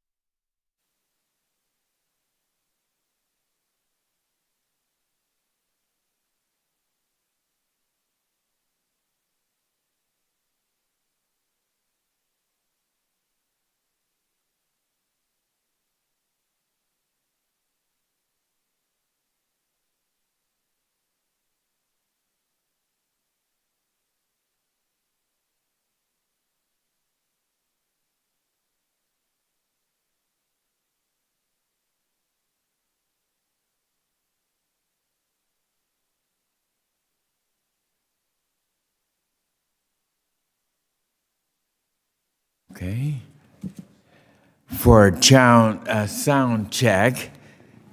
I'm going to count down for our sound engineer. Why not we start with 5, 4, 3, 2, 1. And I did that correctly, counting backwards. Sound check, okay, engineer? Are we ready? All right. This committee will now come to order. Our first witness for our second panel today is Mr. Andy Olson, who is a senior policy advocate for the Environmental Law and Policy Center. Our second witness today is Mr. Bill Scherer, who is Executive Vice President and Chief Executive Officer of the Central Iowa Power Cooperative, testifying on behalf of the National Rural Electric Cooperative Association. And our third witness today is Dr. Patrick Gruber, who is the Chief Executive Officer of Jiva Incorporated. And our fourth and final witness today is Mr. Jay McKenna, who is the Chief Executive Officer of NACERO. And I hope I got everything reasonably corrected and pronounced appropriately. So let us begin, Mr. Olson. When you are ready, you can begin your testimony. Thank you. Good afternoon, Chairman Scott, Ranking Member Thompson, and members of the committee. I am Andy Olson, a senior policy advocate with the Environmental Law and Policy Center, or ELPC. Thank you for inviting me to testify today. ELPC has been involved in the Rural Energy for America program since 2002, working with farm and energy groups around the country. ELPC is a member of the Ag Energy Coalition, which leads with us in supporting REAP and other energy title programs. We've learned a few lessons along the way. REAP has always enjoyed bipartisan support, perhaps because it serves every agricultural sector and has reached every state. REAP helps lower costs and generate new farm income. And REAP is popular. Demand for grants and loan guarantees exceeded funding by an average 4.5 times over the past 10 years. Over 20,000 REAP awards have been made on a competitive basis since 2003.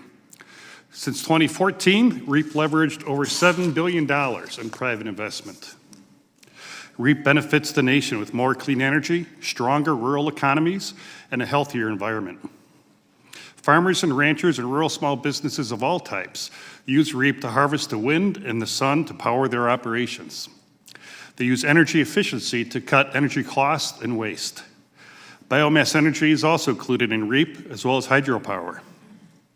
Rural electric cooperatives use REAP in their own facilities, as well as their members' facilities. Rural grocers use REAP to stay in business with better refrigeration, lighting, and other technologies that serves the whole community. However, significant changes are needed to update REAP to help the country face present challenges, which we call REAP 3.0. The 2023 Farm Bill should strengthen REAP to help decarbonize energy sources and electrify energy usage. Reducing climate risks and increasing climate resilience increases our national security, especially among food producers. Climate risks are grave, but we can confront this clear and present danger. American farm groups recognize the threat of climate change and the need to act. Climate change is already a market factor as commodity buyers seek a lower carbon footprint, and REAP helps farmers deliver. REAP provides U.S. agriculture the means to respond to climate disruption while also taking part in the clean energy economy. To build on success, we recommend strengthening the Energy Audit and Renewable Energy Development Assistance Program within REAP. We've seen over and over that outreach and education efforts result in more projects. For example, the Mississippi and Iowa Farm Bureaus led effective REAP education and assistance programs that helped poultry growers, corn and bean growers, and many others to cut energy waste and cost. In Nebraska, outreach efforts resulted in hundreds of irrigation efficiency improvements that replaced diesel motors with efficient electric motors and often improved water efficiency to boot. REAP can contribute to the congressional goals of retaining and recruiting young people in farming, as well as doing right by historically underserved producers. REAP 3.0 proposes adding 25% to the cost share for these agricultural producers. To improve access, REAP should be further simplified and include a streamlined rebate option for pre-approved technologies such as energy efficiency and smaller scale renewables. Raising the threshold of the lowest tier in the 3-tier application system would include more producers. To build on REAP's success, significantly increased funding is needed because now existing funds are spread thinly across the country. With additional funding, REAP can help agriculture and rural communities to adopt more climate solutions. We encourage Congress to substantially increase REAP mandatory funding to accelerate clean energy and energy efficiency investments across rural America. Consumers, including farmers, need reliable energy information on equipment to make informed choices. A Farm Energy Star program based on the EPA's Energy Star would provide performance data and standards and drive technology improvements by product manufacturers. We recommend creating a reserve fund for underutilized renewable energy technologies in REAP to support a full range of clean energy options. ELPC appreciates the bills that would strengthen and update REAP, led by Representatives Pingree and Spanberger. With the adjustments described above and others, Congress can provide a major upgrade to REAP 3.0 to serve many national purposes with one program. My written testimony provides more detail and also mentions opportunities to improve other energy title programs. Importantly, America has the talent and the resources to overcome the many daunting challenges we now face. Now more than ever, we need the American can-do spirit and to work together for the future of our country and people and ensure that rural America can play a leading role. We can do this. Thank you. Thank you. And now our second witness today is Mr. Bill Sherrier, who is the Executive Vice President and Chief Executive Officer of the Central Iowa Power Cooperative, testifying on behalf of the National Rural Electric Cooperative Association. Mr. Sherrier, please begin when you're ready. Chairman Scott, Ranking Member Thompson, and members of the committee, thank you for the opportunity to testify today. On behalf of Central Iowa Power Cooperative, we sincerely appreciate the committee's interest in rural energy issues. CIPCO is a generation and transmission electric cooperative in its 76th year of service, providing electricity to member cooperative systems across Iowa. As a not-for-profit electric provider, CIPCO is committed to maintaining a system that provides safe, reliable, and affordable energy. I have three main themes in my testimony today. First, rural utility service loans are critical for affordable, reliable power to rural America and will be an important financing tool to help us maintain these changing demands. The ongoing energy transition must be inclusive of all energy sources, both clean renewable technologies and traditional baseload power sources that provide reliability. Incentives to support this transition should be accessible to all electric utilities. Third, the USDA is a key partner for our not-for-profit electric cooperatives to serve our communities and provide benefits well beyond electrification. Going back to the RUS, CIPCO and electric cooperatives rely on RUS for loans and capital. They fund our major system investments, generation, and technology. While we have all refinanced and mortgaged loans at some point in our lives, RUS loans cannot be refinanced. Significantly higher interest rates make it challenging for co-ops to reinvest in the system and keep rates affordable. Only Congress can change this situation, and there is a bipartisan support for passage of H.R. 2244, the Flexible Financing for Rural America Act. This allows our U.S. electric loans to be refinanced without penalty. This essential step allows co-ops to focus on long-term stability, rates, and reinvestment in their communities. Secondly, SIPCO's diverse generation portfolio consists of wind, solar, hydro, landfill gas, natural gas, coal, and market purchases. Our portfolio has evolved significantly, with wind energy growing from 4% in 2010 to 30% in 2021, and coal dropping from 58% to 29% during that same period. SIPCO is also investing in solar energy. Just recently, we had the Wapello solar site for 100 megawatts commissioned, which supplies energy to 18,000 homes and businesses. And Independence Wind for 54 megawatts was also commissioned. Those were both done in 2021. Intermittent resources such as wind and solar must continue to be complemented and supported by always available resources like coal and natural gas. System reliability depends on the ability to blend intermittent resources like wind and solar with firm, flexible, and dispatchable electric capacity. Unfortunately, the federal tax credit structure prevents not-for-profit electric cooperatives like SIPCO from taking advantage of the tax benefit to directly build and own wind and solar generation assets. The direct pay incentives would level the playing field for all the electric providers, allowing equal access to a diverse power supply mix. We would much see and have much more reliable participation among electric cooperatives with direct pay incentives. Finally, electric cooperatives were built by and belong to the communities that they serve. Through USDA's Rural Development and Loan Grant Program, SIPCO works with local businesses and community groups to create jobs in rural areas. In 2020, SIPCO secured $8.7 million in 10 loans and grants to support the development and expansion of local Iowa businesses and services, including small businesses in industrial, professional services, and healthcare fields. SIPCO is dedicated to delivering 24/7 energy that is affordable and reliable. And it's to our Iowa households, businesses, farms, and communities. Nearly 900 electric cooperatives across the country have similar community-focused missions for the areas that they serve. As this committee considers reauthorizing the Farm Bill, we look forward to continuing to work with you toward a shared goal of improving life in rural America. Thank you. Thank you, Mrs. Sherrier. And now our third witness today is Dr. Patrick Gruber, who is the Chief Executive Officer of Jiva Incorporated. Dr. Gruber, will you begin when you are ready?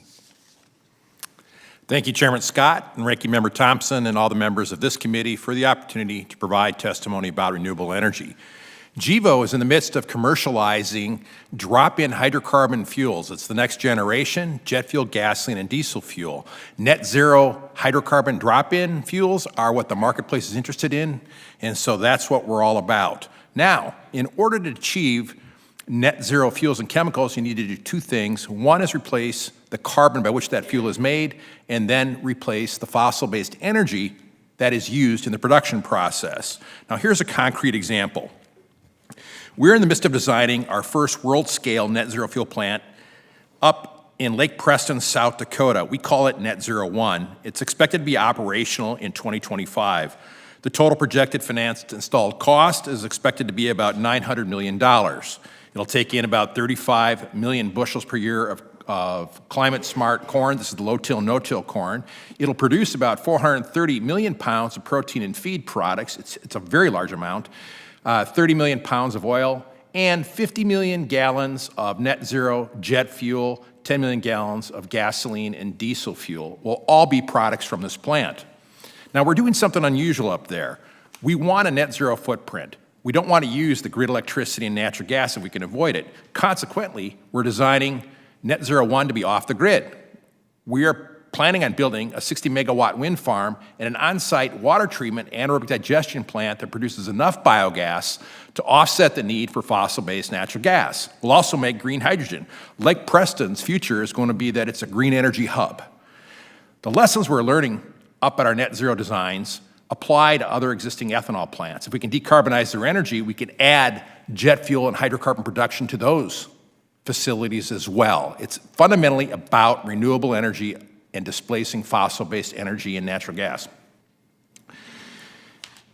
We believe that we can achieve a net zero footprint because we use the Argonne GREET model to measure life cycle emissions. Now, GREET is special because it takes into account the whole of the life cycle, all the way from capturing the CO2 through growing practices and land use and energy used in production and the burning of fuels.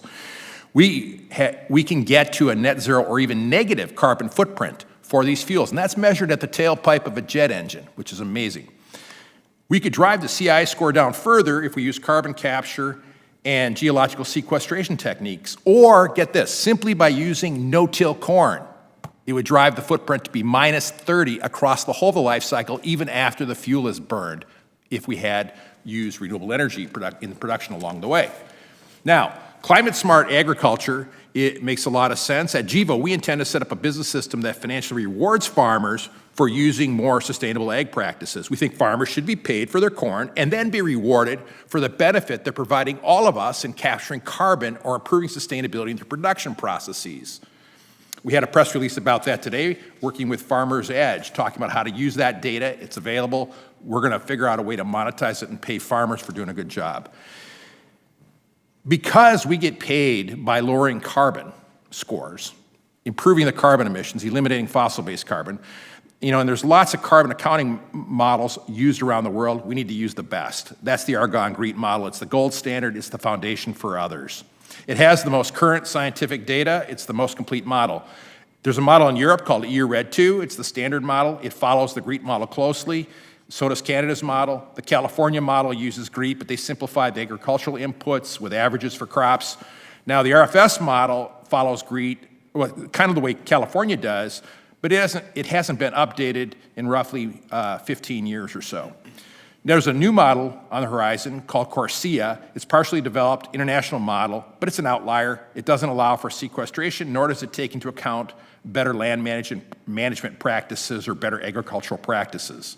Now, since Argonne GREET is the foundational model for all the other models used around the world, we'd like to see it used in policy here in the U.S. We'd like to see improvements in the data for it, and USDA has a large role to play in making that happen down to the field level. The USDA and farmers have done a terrific job of helping to improve agriculture and rural economies over the last 30 years. As I go around the world and talk about biofuels, I wish the rest of the world understood this. They don't. It's not food versus fuel. Right. We can do both if we do this correctly and pay attention to it. Correct. And count things accurately and just be transparent in the data. That's what we want to do. Thank you very much. And thank you, Dr. Gruber. And now our fourth and final witness today is Mr. Jay McKenna, who is the Chief Executive Officer of NACERO. Mr. McKenna, please begin when you're ready. Thank you, Chairman Scott. Oh, there we go. Thank you, Chairman Scott, Ranking Member Thompson, and members of the committee for holding this important hearing. My name is Jay McKenna, and I'm the co-founder, CEO, and president of NACERO, a Houston-based company that is developing large-scale facilities to make affordable, low, and net zero life cycle carbon footprint gasoline from 100% domestic natural gas and renewable natural gas. NACERO will be the affordable climate solution for everyday drivers. Our gasoline will be retail-ready, ethanol blend compliant, and usable in today's cars and trucks without modification. We will make it possible for everyday American drivers to economically reduce greenhouse gas emissions and strengthen American energy independence without having to change their behavior, buy a new car or truck, or pay more at the pump. Now, I want to emphasize this point. Nucero's fuels will drop directly into America's pipes, pumps, cars, and trucks without any modification. For a little bit of context, Americans drive about 3.2 trillion miles per year. 3.2 trillion miles a year. This is equivalent to 500 round trips between the Earth and Pluto. The Earth and Pluto. That represents 1/2 of an entire light year that we Americans drive annually. Now, we do it in vehicles that stay on the road for an average of 12 years or more, likely longer now given our path to a longer economic recovery post-COVID and a lot of the problems facing everyday Americans today. As long as these vehicles stay on the road, we need to do everything we can to make a better fuel with a lower life cycle carbon footprint. We at Nucero are building multiple large-scale modern manufacturing facilities that will use proven technology that incorporate carbon capture and run on 100% renewable sourced power. Our gasoline made from natural gas will have half the life cycle Scope 1, 2, and 3 footprint versus traditional crude oil refining to make everyday gasoline. By incorporating renewable natural gas into our process, we can take that life cycle carbon footprint all the way down to net zero, because capturing fugitive emissions is 80 times more potent from a greenhouse gas perspective over 20 years than normal combustion activities that produce CO2. The first of these facilities, a shovel-ready plant located outside of Odessa, Texas, will have the capacity to produce 1.4 billion gallons per year of this low and net zero carbon footprint gasoline, which is about the amount able to serve 4.5 million everyday Americans. It'll support thousands of construction and operating jobs and generate $25 billion for the local, regional, and state community. This plant alone will displace the need for us to import around 200,000 barrels a day of crude oil. Interestingly, equivalent to the amount that the U.S., prior to the invasion of Ukraine, imported from Russia. This plant in West Texas alone will displace the need for that amount of imports. We plan to break ground later this year and look forward to building additional facilities across Texas, Pennsylvania, and the rest of the United States. America's farming community has much to gain with Nucero. We plan to be a major new consumer of renewable natural gas from dairy, swine, poultry, food waste, and landfill gas projects, materially growing demand for these critical resources. We forecast that each of our manufacturing plants would enable 100 new RNG anaerobic digester projects to be built, stimulating billions of dollars of additional new capital investment, creating thousands of jobs in rural America, but most importantly, generating substantial and recurring new income streams for the farming community. This is not a pie in the sky. The technology is proven, the market is there, and consumers are interested in low-carbon solutions. With Nucero, everyday drivers, especially those in farming communities in rural America, could play a critical role in making real climate progress while in parallel ushering a new era of domestic energy security. Now more than ever, we need large-scale solutions that can help reduce prices at the pump while in parallel allowing us to achieve our climate goals. I appreciate the opportunity to speak to the committee today and look forward to answering your questions. Thank each of you very much. I tell you, we are certainly fortunate to have the wealth of knowledge that you all have expressed just in your opening statements here. And our members, several of whom are online, they will be coming and going, but we're all very thankful that you all are here. And just from your opening statements, you all have certainly exposed how magnificently great this issue is. And we welcome you. We will recognize members in order of seniority and alternating between Democrats and Republicans. And each will be recognized for 5 minutes in order for us to get all of our questions in. And your lights will line up with a yellow light when you have 60 seconds to go. And I can't thank you enough. And just from what you've just shared with us, lets us know how opportunistic this is, but also how challenging and complex this issue is. And we on this House Agriculture Committee are quite capable of rising to the occasion to make sure that the information that you're bringing to us is incorporated into our 2023 Farm Bill. This is an historic time because we're crossing so many divides and moving into so many new frontiers, none more so than in our energy and how we're going to protect our planet. So members, please keep your microphones muted so we can expedite our time and minimize any of the noise. I now recognize myself for the first 5 minutes, and I tell you, I don't know where to start. But I think I will start with you, Mr. Gruber, because I represent in my area the world's busiest airport. And I want to just ask you a couple of questions.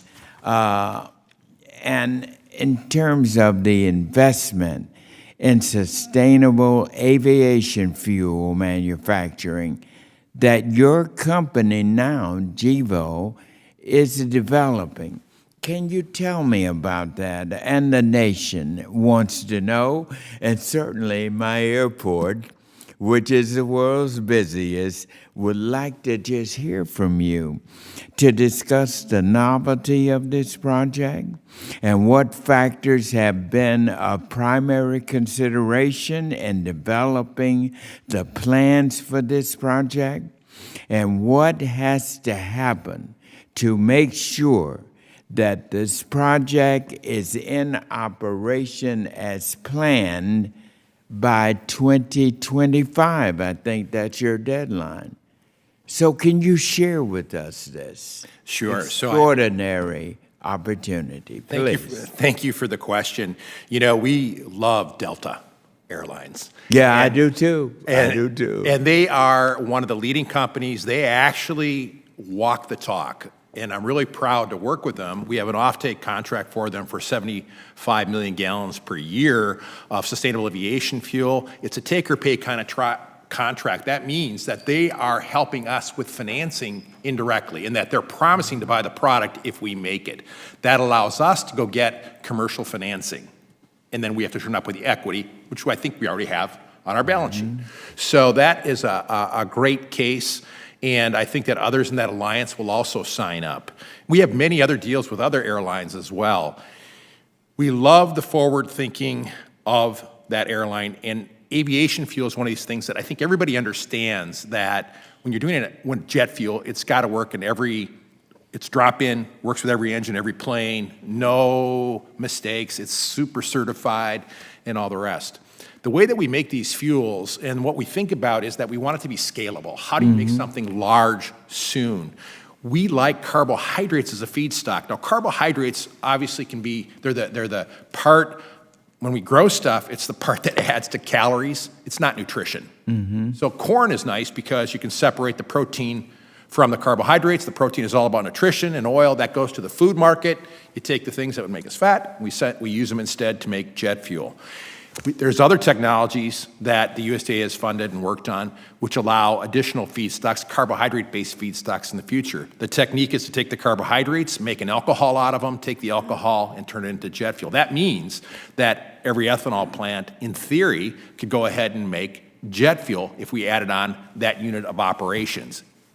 Trick is, and this is where it's really important, got to decarbonize the energy and lower the footprint. All of us in industry have the same problem fundamentally in that we have to take grid electricity, grid natural gas. We need more biogas. We need renewable electricity for everybody. And that drives the footprint down and makes things more scalable. No, you're saying this will come on in 2 years, just 2 years from now. Are you on track to do that? We are on track to do that. So by 2025, we should be producing, and then it's a question of how we scale up further and who we work with. We have oversold multiple plants already, and so it's all about getting them all financed and built. And the thing is, it's like every time you see us appear with somebody, you know there's going to be either renewable energy around us being deployed in rural America or sequestration. And so it's pretty darn interesting of what it means, because think about it.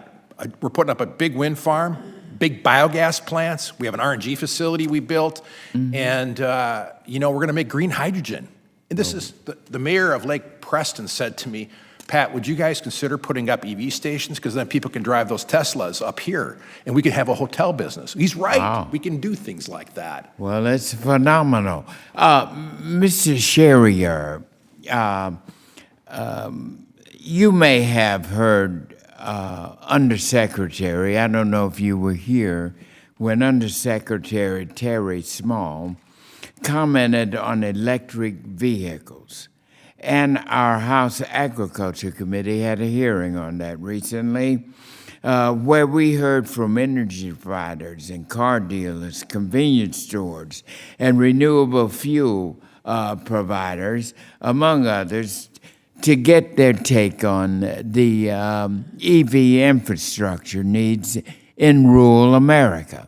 And I'd like to know if your cooperative has considered making investments in electric vehicles in the infrastructure, and has there been interest in making these investments from rural communities in your area, state officials or otherwise? Representatives, we do make investments in the electric infrastructure and have promoted electric vehicles. We do own some electric vehicles. Excuse me, I Is your my mic mic on? off. Apologize. Oh, yeah. Good. We do support and promote electric vehicle infrastructure. We do own electric vehicles ourselves to really understand them and how they operate. We have supported quite a few electric vehicle charging stations. Our members have programs so that their consumer members can actually install them at home. Our understanding is roughly 90% of charging will be done at the home, and we have programs that directly influence that, but we also have commercial chargers that are available for fast charging. So it's extremely important to allow electric vehicle use. And you know, that's so important. Right outside, next to my district in Georgia, we have a new electric vehicle plant going into operation. I think it's Rivian, right. And so that's one of the reasons why I wanted to have this electric vehicle hearing, because it's going to make a profound impact. And now, just before I go to Mr. Scott, and I know I'm over time a bit, but may I ask, Mr. McKenna, you raised a very important point there. You said, I believe, 3.2 trillion miles a year. What does that say about what are the pros and the cons? What is the negative or positive impact? I mean, 3.2 trillion miles per year of automobiles just in our country. Correct. Correct, Mr. Chairman. Yes, just in America. At Nacero, the way that we really internalize that is that we have to be thinking about all of the above solutions. That is such an enormous amount of challenge, but also opportunity. Electric vehicles, biofuels, many different types of low-carbon solutions all have to happen in parallel. One of the things that's really critical to us in thinking about addressing such a large challenge is affordability. And I think today in this hearing, obviously this topic will come up. I think we're all seeing and feeling the pain at the pump right now.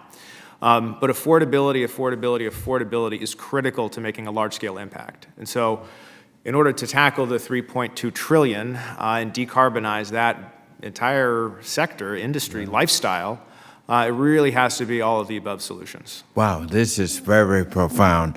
The gentleman from Georgia, Mr. Austin Scott, I apologize for taking a little more time, but as you can see, this is some very profound information coming to us. And as we are developing our energy policies for this farm bill, this is one of the most challenging areas that we've got to make sure we get it right. The gentleman from Georgia, Mr. Austin Scott, is now recognized for his 5 minutes. Thank you. Thank you. Thank you, Mr. Chairman. And Mr. Chair, I've got a couple of quick questions for you. You mentioned your frustration with the loan approval backlog at the USDA. Could you talk about that issue a little bit, and what are the consequences of delays in loan approvals for electric cooperatives? So as I understand your question, you want to know about the USD Red Leg program? The backlog, yes. Oh, okay, so the RUS backlog that we've been experiencing. I can tell you last year it was an issue. We were working hard to get some very large loans approved through the RUS. We did work closely with the RUS, and I can tell you that with the additional staff that they've hired, they've greatly expedited and reduced their backlog quite a bit. I can also tell you we just recently received $70 million from the RUS this last month in completing the large loan that we were trying to get accomplished. So we appreciate the efforts and applaud the efforts of RUS, and we also encourage them to continue to work on that to facilitate the new loans coming up and requests that they have.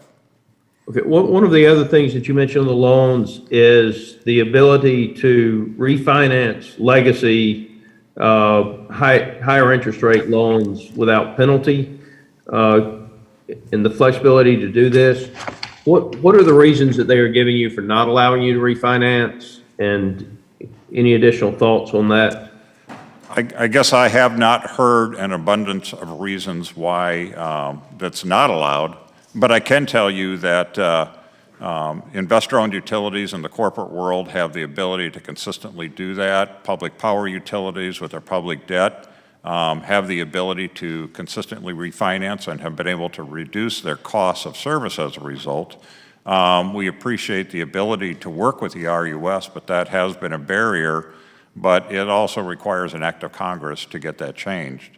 So I've not heard anything specifically that it shouldn't happen, and we've received a lot of support for implementing that. All right, thank you. Mr. Olson, the Environmental Law and Policy Center, I know that you advocate for renewable energy projects. One of the issues that we're facing, and we had this discussion earlier this morning, is the technology that we need, the raw materials that we need to manufacture the batteries and other things that are necessary for a shift require a tremendous number of rare earth minerals. And one of our concerns is the dependency on foreign suppliers of rare earth and critical minerals. It's my understanding that y'all are partnered in some cases with organizations that are working to restrict mining of copper and other rare earth minerals. And I'd just like to give you the opportunity to speak about that. And we need these minerals, and we don't want to be dependent on China or other countries that are adversaries for these minerals. So how do we obtain these minerals if we're not able to mine for them inside the United States? Thank you, Congressman Scott, for raising that question.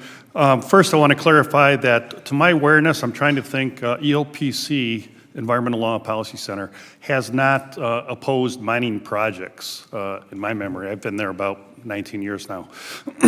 So there's that. But you do raise a point. The transition to clean, renewable energy will require a lot of different resources that we'll have to, find on the marketplace. And there's a lot of concern about some of the providers in China and some of the working conditions there that people face. And I'm very happy to hear that many of the solar and battery companies, when they learn that their providers engage in unfair or exploitative labor practices, that they back out of those arrangements and find better ones. So that's great. And also, it's important for us all to keep in mind that, one of the best resources that we have is our technological know-how in this country. And we do have, the current battery technology that's in the market today is lithium-ion batteries, but there's a lot of development underway, concerted effort to come up with other different batteries technologies as well that would have less need for some of those rare earth minerals that you speak to. Joel, so my time has expired. I was told, and I apologize if I'm not correct, that y'all were objecting to some mining that was going on in Michigan. I again just want to say, when we talk about the environment, we're talking about the environment as a whole. I do not believe that cutting down forest lands to put up solar panels is a good return on investment for the environment. With that said, Mr. Chairman, I appreciate the witnesses and I yield. Was there someone wanted to comment to that? Dr. Olson, was that you? Oh, yes, I just want to say in his last point about cutting down forests to put up solar farms, that he makes a good point, that especially in terms of, the carbon balance in the atmosphere, that's very problematic approach to siting solar farms. And, we ask developers not to do that. And, our forests are great mechanisms for trapping carbon and storing it, especially the older trees and stands, and we need to protect those. Thank you, Chairman. Thank you. Very good point there. I agree with you. Now the gentlewoman from Virginia, Ms. Spanberger, who is also the chair of the Subcommittee on Conservation and Forestry, is now recognized for 5 minutes.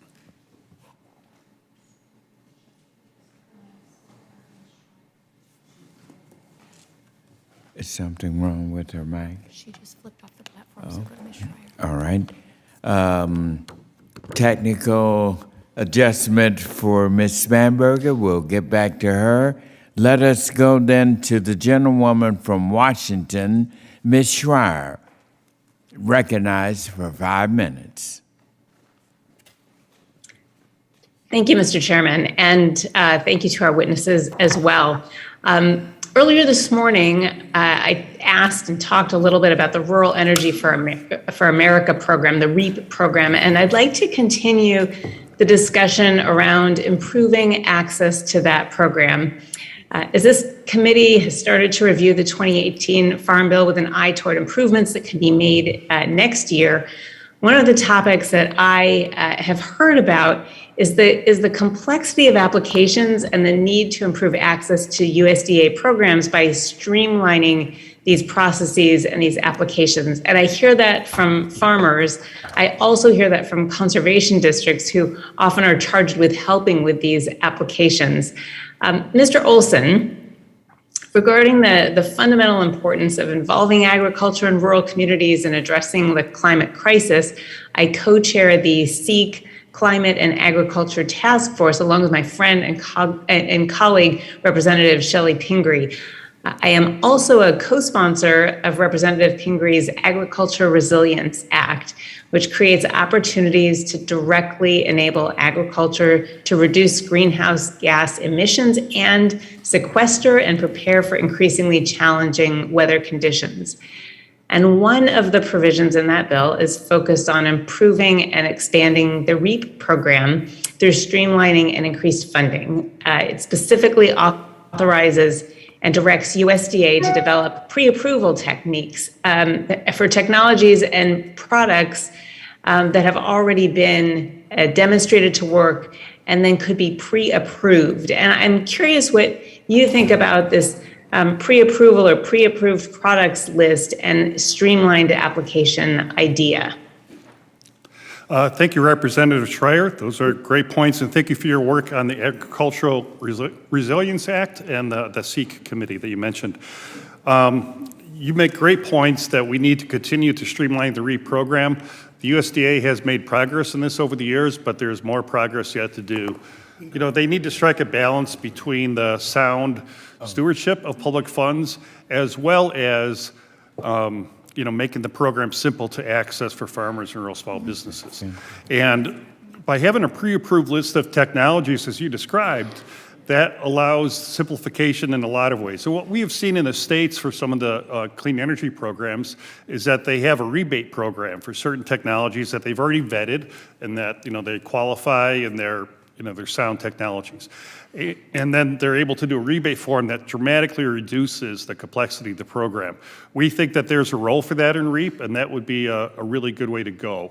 In the 2014 Farm Bill, the REAP program was given a 3-tier application system, with the lowest tier being for the smaller dollar amount grants, and those would have the least complexity, and then the second tier, then the third tier. It's now 2022, and you know, we suggest moving the threshold up for the lowest tier so that more producers can fit into that lower complexity application system.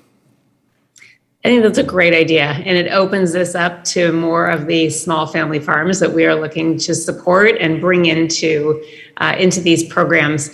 And I love the idea of having pre-approved techniques, technologies.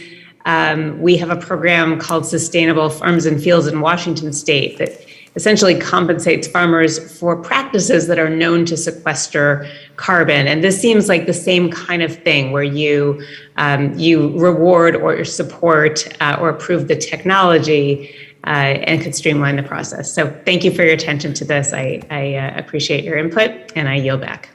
Thank you. And now the gentleman from Iowa, Mr. Finstra, is recognized for 5 minutes. Thank you, Mr. Chair. It's great to have you all here today, and I heard your testimony. My district happens to be the home to more ethanol and biodiesel plants than anybody in the country. I have the largest congressional district with the most ethanol and biodiesel plants, which is really exciting. So we're looking at a lot of different things to go zero carbon emissions. And the development of carbon sequestration is one of those projects that is on the radar for us, and several pipelines coming through Iowa. Dr. Gruber, what does carbon capture and storage mean for the broader bioeconomy and the competitiveness of our nation's farmers and biorefineries under this new carbon-focused marketplace that we are living in? Thank you for the question. Carbon sequestration has tremendous potential. The idea of it is you capture CO2 and you geologically sequester it. That's one way of doing it. Decatur, Illinois, where ADM is, has, they've been operating a site for over 10 years, and the technique works really well. And so it's worth about, in carbon score terms, 30 to 35 carbon points. So that means if an ethanol plant was in the 70s, now they're in the 40s for their overall footprint. It's a big deal for them. And so it's a worthy thing. It needs to be developed over time. We believe it has potential. We want to see it available to as many people as possible because the greenhouse gas problem is really big. All solutions are required. This is a practical one. And it is valuable in the marketplace. People want the lower carbon fuels. So it has tremendous potential. It does require pipelines. It does require really good work around the geological sequestration and all the rest. Yeah, I really look forward for our ag producers because I think they can directly benefit from this. It just gives them another added value to that output. Mr. Chair, thank you for being here today. It's so nice and always good to see an Iowan here. It's great that you could come. You mentioned in your testimony that electric cooperatives have experienced longer wait times for our U.S. work order approvals for recent projects. Can you walk us through what kind of impact this has on cooperatives' ability to plan for the future? Also, how does it impact your member owners at the end of the line? So the financing delays that we experienced in the last year through the RUS caused us to borrow from other sources at a higher rate in the meantime. By having that delay, it increases our project costs. It could actually potentially delay project costs or projects if there are no other sources other than the RUS to borrow from. So those delays can be very costly. But again, we have seen RUS working towards improving that, and we've seen some improvement in that process in the last year, but I think more work needs to be done yet. Yep. And the same with that, given the cooperatives are not able to benefit from renewable energy tax credits, I've talked to you about this earlier, how would SIPCO benefit from direct pay incentives that would result that, and what results would Congress expect to see if we would create such incentives for electric cooperatives? Well, currently the only effective way to do renewable projects is to actually monetize the tax credits. So we have to do that through a third-party developer. So we can't own the farm, wind farm or solar directly. It has to be done through a development group that would own and operate the plant. By having these direct credits, we can actually invest in them ourselves. We can better plan for it, we can own it, we can reduce the cost of it, and we can lower the risk of the project itself. So we will, as a result of that, we will see not just lower costs for the cooperatives, but we'll see a lot more development among the cooperatives with renewables. Yeah, I just think it's a no-brainer. I mean, just thinking about the co-ops, and we have quite a few in Iowa, I mean, this gives them great incentive to go down these paths. So, Mr. Olson, in your testimony, you discuss the benefits of REAP program. However, it's my understanding that the blender pumps do not currently qualify for this program. Can you please share your insights on why this is? Sure. Okay, I'd be happy to. Thank you. Yes, blender pumps were included for a time in the REAP program about 10 years ago, and they weren't actually explicitly included in the legislation because they actually convey the renewable energy, they don't produce it. And REAP is for renewable energy systems that produce renewable energy. And so as a result of that, that effort by the USDA, they've now developed other blender pump programs, I understand. I took my eye off that ball when I got out of REAP. And I understand that they're moving forward with that. So, you know, what also happened as a result of that was fuel dispensing of all types was taken out of REAP, including for RNG and for EVs as well. Yep, yep. Well, I thank you for those comments. And each one of you, thank you so much for being here. It's very important that we get to hear this information. Sure. And I'm very grateful. I just look out to the future, especially in the Midwest and Iowa. We have a lot of great things to offer energy independence in our area. Thanks again. Yes. You're absolutely right, Mr. Fenstra. This is a vitally important hearing. And now the gentlewoman from Virginia, Ms. Spanberger, who is also the chair of the Subcommittee on Conservation and Forestry, is recognized now for 5 minutes. Thank you very much, Mr. Chairman. I appreciate this hearing, and I apologize that I had some technical difficulties when you first called on me. Mr. Olson, Mr. Charrier, thank you so much for being here today. And I ideally have questions for both of you, but I'd like to start with Mr. Charrier. Sir, in your testimony, you mentioned the need for federal financial support and technical expertise for EV charging infrastructure in rural communities. Can you further elaborate on why we must ensure the USDA and the federal government are specifically focused on rural deployment of EV charging infrastructure? And what risks do you see that we might encounter if the grids in our rural communities don't receive the federal investment that would make those rural EV charging stations fully deployed or accessible? Well, first of all, what we're going to be seeing, what we believe we'll see in rural America is it lagging behind the urban areas in electric vehicle deployment. So anything we can work and do through rural development is absolutely critical. The electric vehicle infrastructure is going to be very important. We're going to want to encourage electric vehicles as they're available, but being able to have homes, farms pre-wired for it in advance of that, making it simpler and easier to do is actually critical to the deployment of electric vehicles, because when somebody purchases a vehicle, the first thing they're doing is looking for a charging station. They don't know where to turn or what to do, and it dramatically increases the expense of the vehicle to put that kind of infrastructure in there. And then the type of charger, how fast they need it to charge, is going to be critical. And you talked about the fact that this is overall, just really important, but, I introduced the Electric Vehicle Charging Infrastructure for Farmers Act alongside my colleague, Republican member, Congressman Rice from South Carolina, and the bill would expand REAP to include electric vehicle charging infrastructure as an eligible expense under the program. Now, certainly I'm an advocate for additional funding to REAP overall, but I do think that a failure to address these basic infrastructure needs for charging in rural communities really will lead towards a future where communities will be left behind. When we talk about sort of any level of infrastructure, be it broadband connectivity, previously electricity, previously kind of running water, could you just comment a little bit about sort of what this means economically if we put ourselves on a path towards this potential divide, assuming you agree with the pretense that we're looking at creating a divide if we don't make these investments? Well, anything we can do to accelerate the adoption of electric vehicles like that, to encourage the chargers out there, I think is absolutely critical.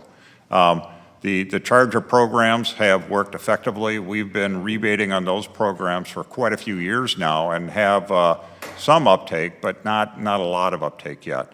It's still. And what's the benefit, if there is one, to a rural community to having this sort of uptake into the future? I'm sorry, could you repeat that question? Sure. And what would be the potential benefit to a rural community of having this uptake in the future of this technology? I think you're going to see a lot more from changing out the transportation infrastructure in the rural communities to economic development in the rural communities. You're going to have a lot more growth in rural areas when you have that kind of infrastructure available and them being encouraged by Congress. Thank you. And Mr. Olson, in the time I have left, I certainly want to thank you and the Environmental Law and Policy Center for your support of the REAP Improvement Act, another piece of legislation focused on the REAP that I've worked on.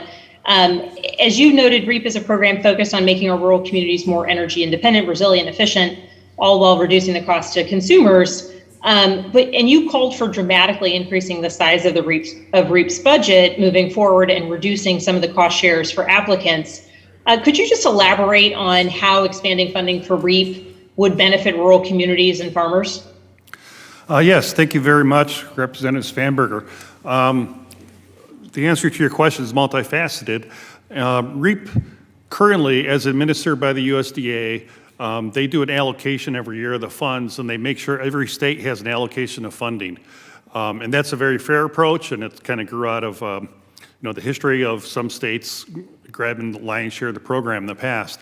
But the result of that is that the funds wind up getting spread very thinly across the country. And so some of the larger projects cannot be accommodated within REAP anymore as they used to be. And so that's a concern. And also there are many other uses, as you have brought up, potentially for REAP, and many others have brought up, where it can help with the energy transition our country needs to undertake.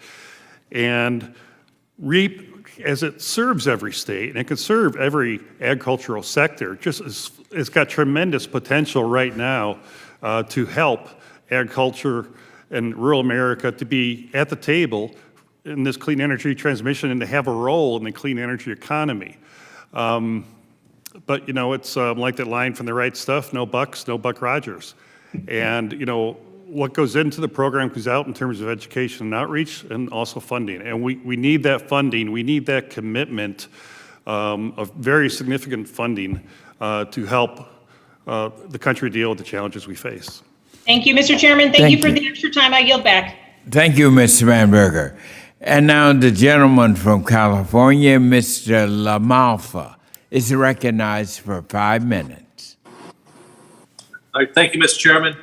Appreciate the time once again here. Let me pose a question, Mr. Charrier. You mentioned the importance of preserving baseload generation capacity, which I wholeheartedly agree with. Baseload, reliable 24/7 power is pretty much invaluable. California, we have a lot of hydroelectric dams that have been a very long time a reliable source of 24/7 baseload power. Now, even with the situation as good as they are, when you have a drought situation, you can have not the water available to turn the turbine. So we had that happen on one large dam last year, Oroville Dam, finally for the first time ever. So that is a factor. But how is baseload electricity capacity different when you look at renewable resources in general? When you look at baseload being able to be pretty much reliable 24/7 versus a lot of other so-called renewable. Well, I'd say the baseload or fossil resource is absolutely critical to our operations. We have experienced times where renewables have not been available. We just recently, in 2020, had the Winter Storm Uri, the polar vortex, where we were hitting temperatures below 20 degrees at which the wind turbines will no longer operate. So we had no wind available, we had very little solar available, and we relied very heavily on our coal and natural gas plants during that period of time. And that's really what kept the lights on for us at that time. So it's critical for system reliability, especially through a very long transition period that we're going to be experiencing. Yeah, it makes sense to me. How would biomass as another fuel that is not, is controllable by human activity versus wind or sunlight, how would that play in as a possible part of the portfolio using forest products or ag trimmings or things like that? How would you look at that as a baseline? Well, biomass is part of all of the above strategy. As I mentioned earlier, SIPCO has landfill gas, which is very similar to what you're doing with biomass fuels. I think the biomass fuels can be a productive part of the portfolio. It's reducing the slag and fuels that are probably eventually turning into methane and can be used to put on the system and actually reduce greenhouse gases. Or turned into the next forest fire fuel too. Yeah. Okay. Thank you. One more thought is talk to me about the difficulty of exchanging 1 megawatt of baseload for a megawatt of renewable power. What are the challenges there of basically converting a baseload 24/7 power to one that's considered part of the renewable? Yeah, well, the real issue is we don't get 1 for 1. So if it's a wind farm, you're lucky to get 20% of that counted as capacity. So if you have a 100 megawatt wind farm, you might get a capacity credit of maybe 20 megawatts, and it isn't necessarily reliable. So that runs into an issue. We have a little more opportunity with solar because it is available during the day, during our peak loads. But when those aren't available, it doesn't get counted. So we have to have a certain amount of baseload or total capacity available to the utility, whether the renewables are available or not. And there is no reliable alternative to these other backups right now of fossil fuel. It's just the way the world is today, and new technology may change that in 10 or 20 years, but that's where we are today. All right, thank you for those answers. Mr. McKenna, Macero's mission is to prove that cleaner doesn't have to cost more, I think was what was said earlier. So really, how's that looking when you have consumers facing the really high at the pump prices? What are the barriers to expanding this marketplace and in order to have it maybe indeed not cost more? How's that going? Thank you, Congressman. So in short, when we say clean doesn't have to cost more, really what that means is to be able to take low-cost, low-carbon feedstocks and convert those into everyday fuels. The ability for us to do that while integrating what kind of stocks would that be? What are those stocks? Excuse me? What are those those feedstocks are natural gas, captured flare gas, renewable natural gas. It's a widely available 100% domestic feedstocks that we would be converting into drop-in fuels. The thing that's unique about Nacero is that we can do it at scale, which is really what drives down the cost of production for us. As we see it, the way that you actually modulate and manage price at the pump is by adding new sources of supply, diverse sources of supply into the system. And we think that with our business, we'll be able to hopefully help moderate longer term some of the reliance on foreign crude oil and traditional refining to improve the prospects for consumers. Good answer. I better yield back. Thank you for that, Mr. McKenna. Thank you very much. And now the gentleman from Florida, Mr. Lawson, is recognized now for 5 minutes. Mr. Lawson, you may be on mute. Is he?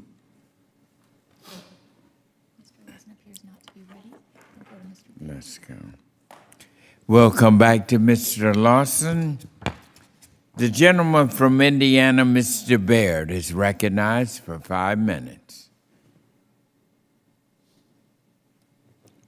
Mr. Baird. Thank you, Mr. Chairman. I'm here. Good to have you here. Thank you. I appreciate it. I appreciate the hearing, and I appreciate putting this together. I've had other commitments here during the session, so I didn't get to hear everything. So please correct me if it's already been covered. But Mr. Chair, the one I have is I asked the undersecretary that was on earlier in the program with regard to livestock producers and leverage the methane digesters, and we have some of those in my district back in Indiana. I've been interested in that kind of production or process for a long time. So producers have an opportunity to use that kind of technology, but it's often almost prohibitive because of the cost trying to get in it. So I guess I'm just asking you your perspective about the use of methane gas in the livestock industry to generate methane fuel. Well, natural gas is a form of methane gas. I think it's a great fuel that can be used and depends on where, I guess, the source comes from, depending on its carbon impact. But we use natural gas very much as a reliability fuel and to be used when the other lower cost renewables are not available. So I think it's absolutely critical, and the more we have available, the more it can be utilized, the more that can be captured and used, burned, and used for power, the better. Well, thank you. And I assume that you, by saying you're natural gas, if we can do it through the use of livestock and food waste and all that sort of thing, you really don't care because it's natural gas anyway, and that has the same properties as that comes out of the ground. So, Mr. McKenna, I have changing gears here a little. You seem to be doing a lot of, your company seems to be doing a lot of valuable work in low carbon fuel, and that is a turnkey in its ability to reduce the carbon footprint. And every effort seems to be very similar to the improvements that biofuels offer. So how does your company perceive the lack of parity in government programs and incentives used with the electric vehicle industry compared to that of the turnkey low carbon liquid fuels? Thank you, Congressman. Great question. So when we're looking at the opportunity ahead of us, one of the things that we see is with our business is the ability to utilize a huge amount of existing infrastructure, pipelines, storage terminals, pumps, and then existing vehicles to be able to help drive the energy transition and accelerate low carbon solutions. I think when we're looking at the electric vehicle sector, we really see the investments that are being made in battery technology and charging and actual vehicle manufacture themselves is purely complementary to what we're looking to do. One of the unique aspects of our business, which we really think is a total game changer here for the country, is the ability to offer our products to consumers at really cost-competitive prices. So whereby certain consumers have the income or the faculty to go move into electric today, many folks across the country don't. What we've found is that many folks across the country, however, do want to do something better for the planet. So what we're looking to do is offer these low-carbon solutions to everyday drivers at cost-competitive prices. Scale is one piece that helps drive that. We don't have to invest in new pumps or new pipelines. The other piece of this is the ability to leverage and utilize existing vehicles on the road today. Well, thank you very much. And I see I'm down to about 45 seconds, so I yield back, Mr. Chairman. All right, thank you. And now we'll reach back for Mr. Lawson of Florida. You're recognized now for 5 minutes. Thank you, Mr. Chairman, and I welcome all the members to the committee. In Florida, we have about 130 active dairy farms, ranking us #1 in the whole Southeast in dairy products. As you know, Mr. McKinnon, digesters are quite expensive to install and implement on a dairy farm. Do you envision small regional collaborations, cooperative dairies to afford and achieve economy of scales to produce biogas? Does your company have any effort underway to assist dairy farmers so that you can have access to biogas? Thank you, Congressman. It's a great question. So what we really see the big gap in the market right now is for a new business or a new sector to come in to create substantial new demand so that new demand can drive and enable the construction of new anaerobic digester projects. A couple of the things that we think the government can do to help support this effort is to be able to offer support during the construction phase. So simplifying and lowering the barrier for entry for folks that are looking to invest and build and operate these anaerobic digesters, have access to capital. The second piece that we really support as a business is longer-term incentives once these facilities come into operation that are all performance-based. Many of the programs that are offered by USDA and also other agencies support construction, but also long-term operations. Ultimately, at the end of the day, what you need is a business like ours, which is the ultimate buyer of renewable natural gas.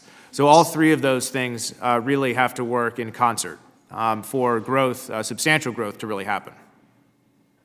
Thank you very much. Mr. Olson, in your testimony, you mentioned the importance of simplifying the rural Energy for American program application process to include pre-approach technology. Could you explain in more detail what current technologies programs could be pre-approved at this time? That'd be great. Thank you for that good question. The pre-approval process would allow the USDA to test and vet technologies before they're included in REAP under a pre-approved list. The kind of technologies that would be involved would be the smaller scale technologies, which can be used by smaller farmers as well, small operations. And those would include a range of energy efficiency technologies. And pretty much any time we use energy, if you look around in the room you're in, there's a way to use that energy more efficiently, to cut the energy waste that's built into the products. And that's, frankly, it's been built into a lot of the buildings and the infrastructure that we have today. And so we envision that this could be put together in a package by the USDA that would be available. So, we've got a problem right now with small farms struggling and many failing these days in the country. but they would be able to cut their costs with energy efficiency and then also to use renewable energy as well. So the poultry growers across the South have used REAP for these purposes, and it's allowed them, one of the rare opportunities they have as contract growers to increase their profit margins. Okay, thank you very much. And Mr. Chairman, with that, I yield back. All right, thank you, Mr. Lawson. And now I'd like to recognize our distinguished, hardworking ranking member, the gentleman from Pennsylvania, Mr. Thompson, for his 5 minutes. Thank you, Chairman. You forgot to mention good looking. Good looking all the way. No, Chairman, I appreciate you. I really appreciate all of our witnesses on this important panel, this important hearing where we look at energy. You know, energy is a significant cost, right? I look at energy as a cost and an opportunity for American farmers. And so I really appreciate the perspective that you all bring. I want to kind of touch on the importance of drop-in fuels. And Mr. McKenna, your company is producing drop-in renewable fuels. What does this mean for the consumers of the fuels that you're producing? Thank you, Ranking Member Thompson. So what this means is that at the end of the day, you'll be able to drive your 10-year-old pickup down the road and make a consumer-based choice of whether to purchase a lower carbon version of gasoline or the traditional old school style of gasoline. What we think is a really important piece of unlocking not only American energy independence, but really the horsepower of the American consumer is to be able to offer these products at cost competitive prices so that anyone, regardless of their income level or how much money they have in their bank account, can participate in the clean energy transition. When we say drop-in, the reason why that is really, really important is it does not matter what type of vehicle you own, how old it is. It's now flipping it technically from a carbon liability into a carbon asset. And so we think that is the ticket to broadening participation across the clean energy transition, regardless of who you are. Well, it sounds like one big advantage for you and consumers, and quite frankly, the federal government, is that the existing system of fuel distribution from pipelines to service stations can continue to be utilized with low carbon and carbon neutral fuels that you'll be producing. What is the impact of not having to rebuild energy distribution systems from the top down, or for everyone to have to buy a new car to facilitate lowering emissions? Well, the benefit is that you can really use $5 to $6 trillion worth of investment that Americans have made over the years in vehicles and the underlying infrastructure to distribute fuels to everyday drivers. I think when we're thinking about what that means to the farming community specifically, that means that capturing renewable natural gas from agricultural facilities and landfills and food waste processing can tap into that multiple trillions of dollars worth of sunk investment. What we really see is at Nacero as being one of the lenses through which the farming community can tap into, frankly, the $400+ billion a year liquid fuels industry. And so, you know, to be able to pair those two is what we think really is going to drive demand, new demand for renewable natural gas. So we think it's a very system-connected solution. Very good. Well, Dr. Gruber, you're working on similar technology, I believe. Anything to add? Yeah, I agree with the comments that Jay had about the drop-ins and the benefit of the infrastructure and all the rest. And there's, we're all about making the drop-ins. That is the focus. And when you make them, they really do need to be cost competitive, and that's at the marketplace. And that is the game afoot. And the thing that people don't realize, these technologies exist already. We just got to go deploy them. So when you think about it like this, cash cost of production, it's on par with petrochemical stuff already. We have to pay for new capital to go build new capacity to build plants. That's the issue. And so now there's green value in the marketplace because of the variety of programs or from customers' perspectives, and that helps then to make it cost competitive and we can go build things. Well, thank you.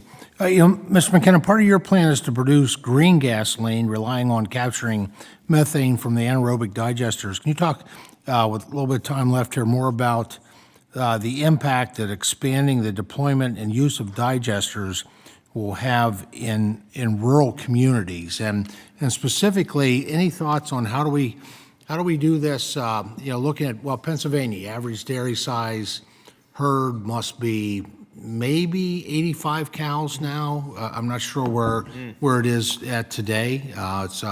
It's compared to California, where you're measuring in thousands to tens of thousands. There's an economy of scale. How does that work?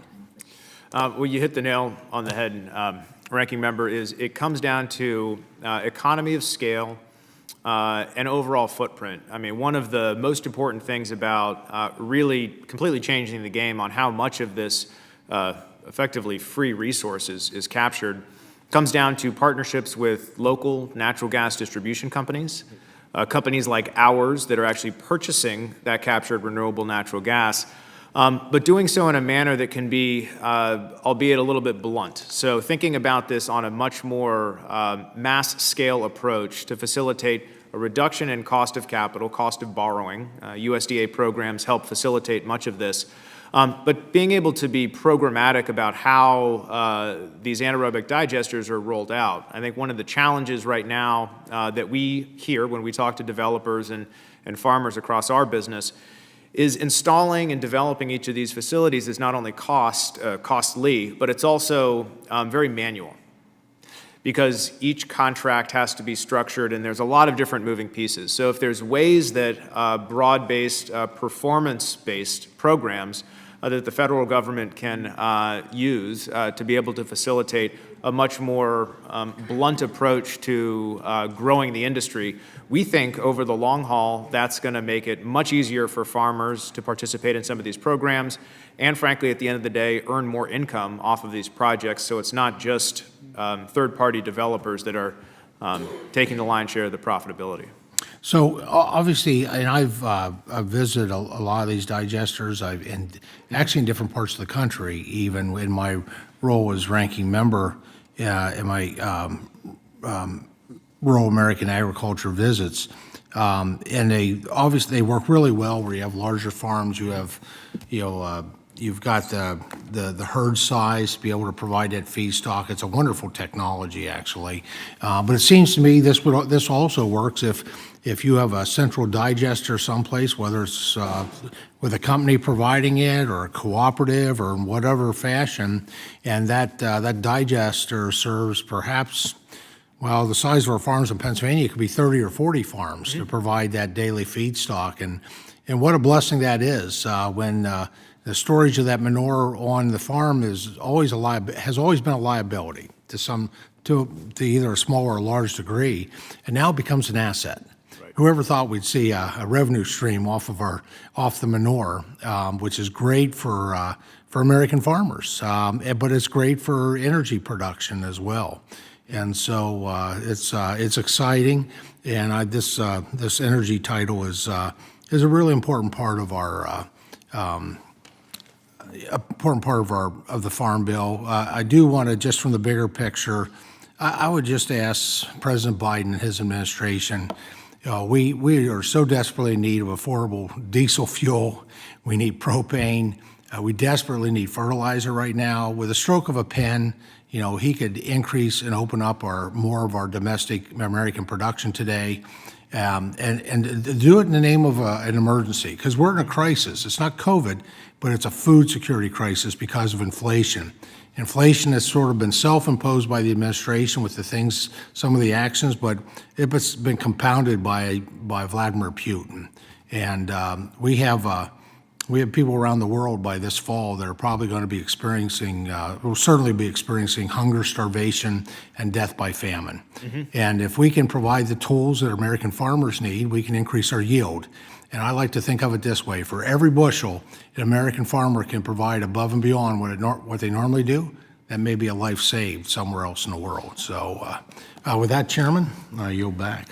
Well, thank you. And I want all the members to know votes are coming up, but if there are others that want to bring in additional questions while we have the panel here.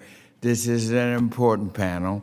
And Chairman, Ranking Member, I want to make sure that we have time for your remarks, closing remarks, before you have to go to the floor, and then we have to adjourn. This has been very profound. One of the real issues we certainly have to deal with here is our rural communities. Every time there's been a real serious movement of infrastructure in the history of our nation, the rural communities have been left behind. When we had electricity, our urban, see, I grew up, I was born in the country on a farm over in Aner, South Carolina. If anybody knows about South Carolina, you know that's rural. And that convenience store, that one little store, there were no grocery stores. The furthest we had to go was to Conway or Myrtle Beach to try to get a grocery store. The point I'm making is that we do not and must not make that same mistake that we made with water. No running water until a while, no plumbing. And then we come with no electricity. We had to do candlelight. It's always left behind. And I'm very worried about this when it comes to this revolution in electric vehicles. And that's why I had a hearing on this to open this up. And it's a good thing I did, because here you got electric vehicles. Where are they going to get fuel? The culture of our country here is the convenience store. That's the gas station. And even on the byways, you have a culture of where to go and how to get your vehicle moving. And so when we had this hearing, I thought everything would go well, but I found out that the convenience stores don't make the electricity, it's the power companies. And so the electric power companies, I have my good friends from Southern Company, Georgia Power here. And now there's a conflict as to where these folks are going to get the electricity, the electrical charging stations, when the electric companies now are objecting. They want their own facility. They don't want to cooperate with the convenience stores. It's things like this that we're going to have to deal with. The other one, and I'd love for your comments on that, because here we are dealing with this at a time where we're fashioning this new farm bill that will go into place in the last 5 years. 5 years. So what we put into place, and we're at this revolutionary period where we're supposed to be moving with electric vehicles, where nobody's given thought to the infrastructure that needs to go in there. No one is giving thought to what are we going to do with the power companies who don't want to have these charging stations at convenience stores. They want their own. What do we here in Congress do? What kind of legislation do we place to deal with? And then we go to the whole climate change issue, and there are two ways of which we get into this carbon sequestration. You have some companies that want to bring the farmers in and compensate them on the amount of carbon they sequester, when they don't even have the technology in the rural areas connected to the internet because of a lack of rural broadband to compensate that. And one company, Bayer, does the one thing that seems to be successful, and they do it with cover crops and no-till farming and compensate the farmers on that. So what I'm saying is, before we end this, can you all give us some instructions, some of the things we need to do that we can incorporate in this farm bill to make sure that these rural communities who produce our food, our fiber, a shelter from the forestry, are connected properly. And even right now, we push so hard to get internet, and finally we got the money with a great bipartisan bill, but the money's sitting over there with the FCC, and then you got conflicts within the local governments down there that they don't want to handle this themselves and don't want the USDA, which is in the best position, because if it wasn't for the USDA, we wouldn't have been able to get the electricity down to them. So I don't want to end this, but you all are at the apex of helping us to be able to design and deal with these issues, because we need to address them in a way that we secure our rural communities to be connected. It's one thing to say we're going to have these electric cars. Where are they going to get them? We in the urban areas, we don't have to worry about that, just like we didn't have to worry about the electricity or running water. So I just wanted to get that out. We're going to have to deal with it. What can you share with us in these next few moments? And as I said, if there are any other members that want to chime in here, we got a few minutes before we go to vote that could help us with these challenges. Yes, Mr. Gruber. Well, you are on much of the right track. Increased investment in the rural infrastructure for energy is crucially important. We just built an RNG plant. We had 20,000 cows, and you know what? We had to finance it ourselves, and because it just simply would have taken too long and too complicated to use any other money. We'd love to work with more dairies and see we think all manure should be turned into RNG. That's what should happen. We also need electricity, the work that you all are doing with all the wind farms you're telling me about and all the rest. It is we're going to generate renewable energy in the center part of the country, in the rural economy. We're not going to generate renewable electricity in cities. It's going to be out in the other places. So how do we get it from one place to another? How? How will that happen really? We all can make renewable resource-based fuels, hydrocarbons, diesel fuel. Earlier, the conversation was about what do we do about diesel fuel for tractors. We can solve that problem, no problem. It's not that, it'd be cost-effective as well. That's straightforward, but we need the rest of the infrastructure developed to pull that off. We see that there is a very important thing that has to be done around the carbon in the soil.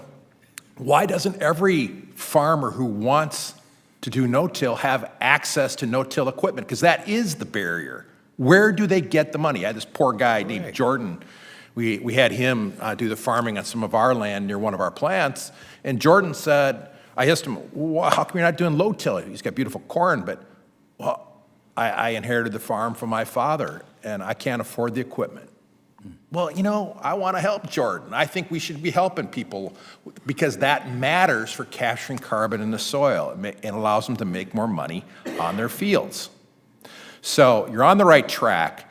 You got to count carbon too, and document, and the USDA should be publishing data that's real fundamental around the benefits of agriculture, because it's not well understood across the world, and that creates complications in the policy. Yes, sir. Thank you, Mr. Chairman. Those are some very important thoughts and questions. A couple thoughts for you. You mentioned that the monopoly utilities insist that any power going through a charger's got to come from them. And, we wound up with monopoly utilities in this country because historically, the bigger they got, the cheaper the cost was, and they were natural monopolies. Well, a lot of that's changed now, and we really need to think twice before we extend those monopolies into new areas of our economy, into new energy systems. We see also in Wisconsin an attempt by the monopoly utilities to monopolize EV charging as well. And there they say that you can't even put up your own panels, solar panels or wind turbines or what have you, and use that for the EV charging. So they're really trying to control energy policy through exerting that monopoly. And we need to challenge that monopoly, and I hope our representatives in Congress will do that. Yeah. Certainly the financing for the charging systems is very important, and there are many programs in place through USDA which could be adopted for that. It might be REAP, it might be a part of the RUS or something similar to that. But that would help more people get into the market. And throughout this hearing, I've been thinking about the history of the cooperatives and with broadband, and we needed cooperatives in the first place because the monopoly utilities did not want to extend lines into the country where there was a low number of customers per mile of line, distribution line. And so that's why, to raise the standard of living, we needed to create the Rural Electrification Administration, which was done. Also, another point raised earlier was what are some of the benefits to rural communities from electric vehicles? And just one that leaps to my mind is that it costs a lot less to fuel and operate an electric vehicle than an internal combustion engine. And so the people who would be able to take advantage of electric vehicles then would see lower costs for operation and so forth. And may I address a point that came up earlier this morning? Yes, please. Thank you. A couple of representatives mentioned that their constituents are encountering problems with non-rural agricultural producers not being able to qualify for REAP. And back in 2009, that issue was resolved. That was a problem back then. But Secretary Vilsack, and I've got a letter from him I'd be happy to share, but Secretary Vilsack took action to make sure that all agricultural producers, regardless of location, qualify for REAP. So we need to make sure that the word gets out to all the rural development offices across the country, and that any agricultural producer qualifies. Thank you, sir. Thank you. I think, Mr. McKenna, you had... I think one of the things, Chairman, that you hit on was an interesting challenge within, I'll say, the broader clean economy, which is being able to connect the activity in farm communities around renewable natural gas capture with improving the resilience of those communities over the long haul with the fuels generated from the capture activity themselves. So rather than taking renewable natural gas and moving it all across the country that exposes those farming communities to higher energy prices, programs that may be of interest could be designed to be able to say for those communities that are undergoing that anaerobic digester activity, for companies that are bringing those fuels back to those communities in a very circular local economy fashion, things like that are performance-based incentives to help businesses and cooperatives and other folks do those low-carbon, clean economy activities, but also not just for the benefit of the global planet, but for those local communities by increasing fuel production and sales locally. That helps create the right level of self-sufficiency and resilience, I think, that is going to help those communities over the long term. So it's not just about capturing the value of those low-carbon products. It's just making sure that those products end up being sold in the gas stations down the road from the farm or the cooperative in the communities where the underlying activity is taking place. It's a little bit of a novelty. Yeah, absolutely. And was there anyone? Yeah, Dr. Sherry. Chairman Scott, you made some really good points about rural Iowa, or rural America. I think in terms of rural Iowa, but it's really about rural America. Yeah. And rural America was left behind with the energy transition 100 years ago, where we were using kerosene lamps on the farms, where we did not have electricity until the rural co-ops came along. And the National Rural Electric Act, which put USDA in charge of that. REA changed it all for rural America. Yeah. We're seeing the same thing, opportunities with broadband today and the ability to invest. And there is a rural-urban divide yet on broadband access, and it affects the economic development of every single small community and farm in the U.S. when they don't have that access. I'd also tell you, you have the opportunity right in front of you today with direct pay tax credits to make a huge difference for rural America on renewables. I can tell you SIPCO has kept our prices very low by adding renewables, by having on a larger scale access to those credits and using economies of scale for our solar farms. Our solar costs about a fraction of what it costs to put on rooftop solar and other ones and implement it at a very, very low cost, and our members have had low and declining prices as a result of that. So that's one thing we can do there. And you called it direct payment credits? It's the direct pay credit. There's a I believe it's under HR 2244. No, I'm sorry, that's the other one. But yeah, there's direct pay tax credits where today co-ops cannot take advantage of those. The only way we can do it is through a third party. So the investor-owned utilities, the urban areas have a distinct advantage on that over the rural co-ops today. Yeah, what and a I difference think that would make. Yeah, one of the first challenges is how do we deal with these power companies who control the electricity with foregoing being able to partner with the convenience stores, which provide not just the gas, but the groceries for our rural areas. Our rural areas don't have these big supermarkets that we have in the urban areas. I mean, just that simple thing. We work with, Chairman, we work with our small stores to have charging stations there. I also can tell you 90+% of the charging in rural America for electric vehicles is done at home or on the farm. So enabling that, because they're not going to be running out to a store to charge, they're going to be doing it where they park their vehicle 99% of the time, which is So at the farm. how do they do that on the farm? I mean, they can put a charging station, but how do they hook up with the power company who provides the juice? It's very simple. The electric cooperative already has power to the farm. It's simply adding a level 1 or level 2 charger to the farm. And all they do is whenever they are on the farm is anytime they can, have it plugged in. The utility then is directly connected to the vehicle, and it can either be charged or it can be discharged to help out the cooperative too. That's how this market is going to evolve. Well, tell me, let's look at the Southern Company.